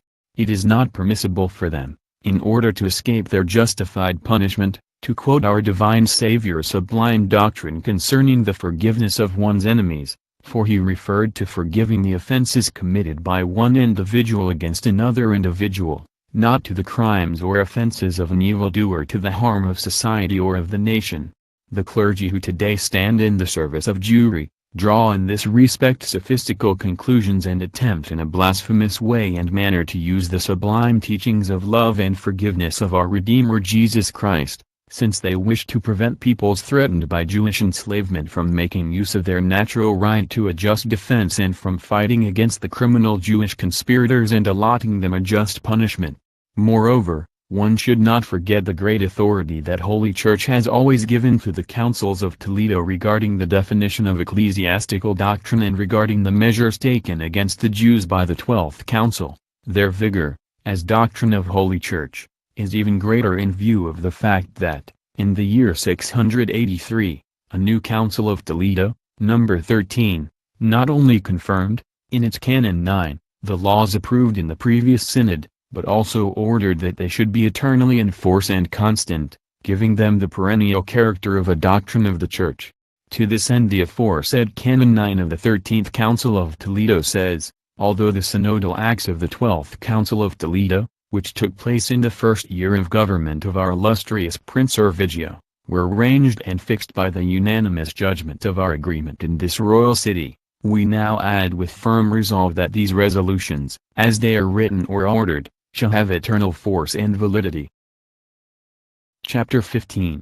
The 16th Council of Toledo holds the destruction of the Jewish fifth column to be necessary. As we have already said, the Visigoth kingdom, after the almost universal conversion of the Jews to Christianity, had to fight tenaciously against a far more dangerous kind of Judaism, clandestine Jewry. The efforts of the 12th and 13th Synods of Toledo to destroy this powerful block of Jews in the bosom of Holy Church had completely failed. The all-embracing, energetic anti-Jewish collection of laws, which were approved by both councils, was ineffective to destroy the dangerous fifth column, since they did not have the effect that the Christians of Jewish origin gave up their secret Jewish practices and became true Christians. The proof of this is that 10 years later, when Ejeca already ruled, the 16th Council of Toledo concerned itself anew with this fearful affair. Already in the first law it is stated, Canon I, in the face of the falsehood of the Jews. Although there are countless judgments of the old fathers concerning the falsehood of the Jews and in addition many new laws, nevertheless, as per the prophetic prediction relating to their stiff-neckedness, the sin of Judah is written as with an iron pen on a diamond, harder than stone in its blindness and obstinacy. It is therefore very necessary that the wall of their unfaithfulness is combated through the machinations of the Catholic Church more thoroughly, so that they may either improve themselves against their will or be destroyed in such a way that they perish forever by judgment of the Lord. After clarifying this point of doctrine, the Holy Council enumerates in the canon cited additional measures that should be immediately applied against the Jews. This definition of the doctrine of Holy Church against the Jews served centuries later as basis for the later popes and councils asserting the death penalty for the secret Jews in the bosom of Catholicism. For defense of these doctrines and of the policy of Holy Church we have already cited that all states of the Christian and pagan world have always approved similar measures against spies or saboteurs of hostile nations and they also still approve them today. It has never occurred to anyone to criticize a government because it executes members of the fifth column and traitors to the country. The whole Jewish propaganda is, however, already directed against the Church, because they, like all other lands of the world, held the death penalty for the Jews in the bosom of Christian society as justified, who carried on espionage in Christian society and wished to destroy or conquer it. It is, of course, regrettable to kill a man. But if the peoples have the right to defend themselves, then Holy Church has it also, which defends not only herself but also the peoples who believe and trust in her, especially when we reflect that the Jews in the bosom of Holy Church not only organize an all-embracing network of the usual espionage and sabotage, but represent the most destructive fifth column in the same land, whose institutions they unfortunately also utilize. Thus without doubt action was taken against them on account of the state and for defense of Holy Church, whereby Holy Church and the Christian state directed themselves with one accord against them. The ideal solution would be that the Jews voluntarily leave the land which generously accepted them and return to their homeland, that they should recognize the independence of every people, and not commit the crime of the worst espionage and sabotage as members of the most dangerous fifth column which has existed in the world. No one would then trouble them and the remaining nations could live in peace. If in addition they commit crimes for which the supreme penalties exist, they are solely responsible for the just punishment they have received for such crimes in the course of history. In addition, they have in fact their own land, which has been allotted to them in the Soviet Union and in Israel. During the centuries when they had no homeland, they could have behaved like other immigrants, lived in peace with the peoples and recognized the religions which they accepted. Then nothing would have happened to them. However, they betrayed the nations which allowed them hospitality, attempted to conquer them, to rob and destroy them, and did everything possible in order to destroy Christianity from its beginnings onwards. They accepted it and attempted to disintegrate it from within through heresies. They gave impetus to the bloody Roman persecutions and furthered them. Through their crimes they called forth universal rejection and defense, not only from the side of the Church and Christian peoples, but also on the part of Islam and the peoples ruled by it. The Jews themselves through their criminal, ungrateful and treacherous mode of action called forth the bloody repressive measures which the threatened peoples seized upon against them by making use of their right to justify defense. They complain about this repression but conceal the motives. It is the same as if the Romans, who wished to conquer Gaul and who had to mourn many thousands of dead in the battle, had been cynical enough to accuse the attacked Gauls of being murderers and persecutors of the Romans. Or if the Japanese, in the last war when they conquered China and suffered hundreds of thousands of losses, had possessed the insolence to describe the Chinese as murderers or persecutors of the Japanese, then we could say, if the Romans had not fallen upon Gaul, they would also not have needed to lament that the Gauls killed thousands of Romans. And if the Japanese had not attacked China, they would also not have had to lament the death of their fellow citizens. While these and other peoples, however, have never struck upon the idea of lamenting over the losses and injuries which they suffered on grounds of their battles of conquest, the Jews for centuries have secretly and hypocritically begun the cruelest, most totalitarian and bloodiest war, and were cynical enough to make a great outcry if religions or peoples justifiably defended themselves and killed Jews or robbed them of their freedom in order to prevent them from causing further harm. If Jews in the future wish not to bear the consequence of their stiff-necked, cruel universal struggle for conquest, they must abandon it. If they do not do this, they should at least be so brave and adapt themselves in a dignified way to the consequences as the other conqueror peoples of the world have done.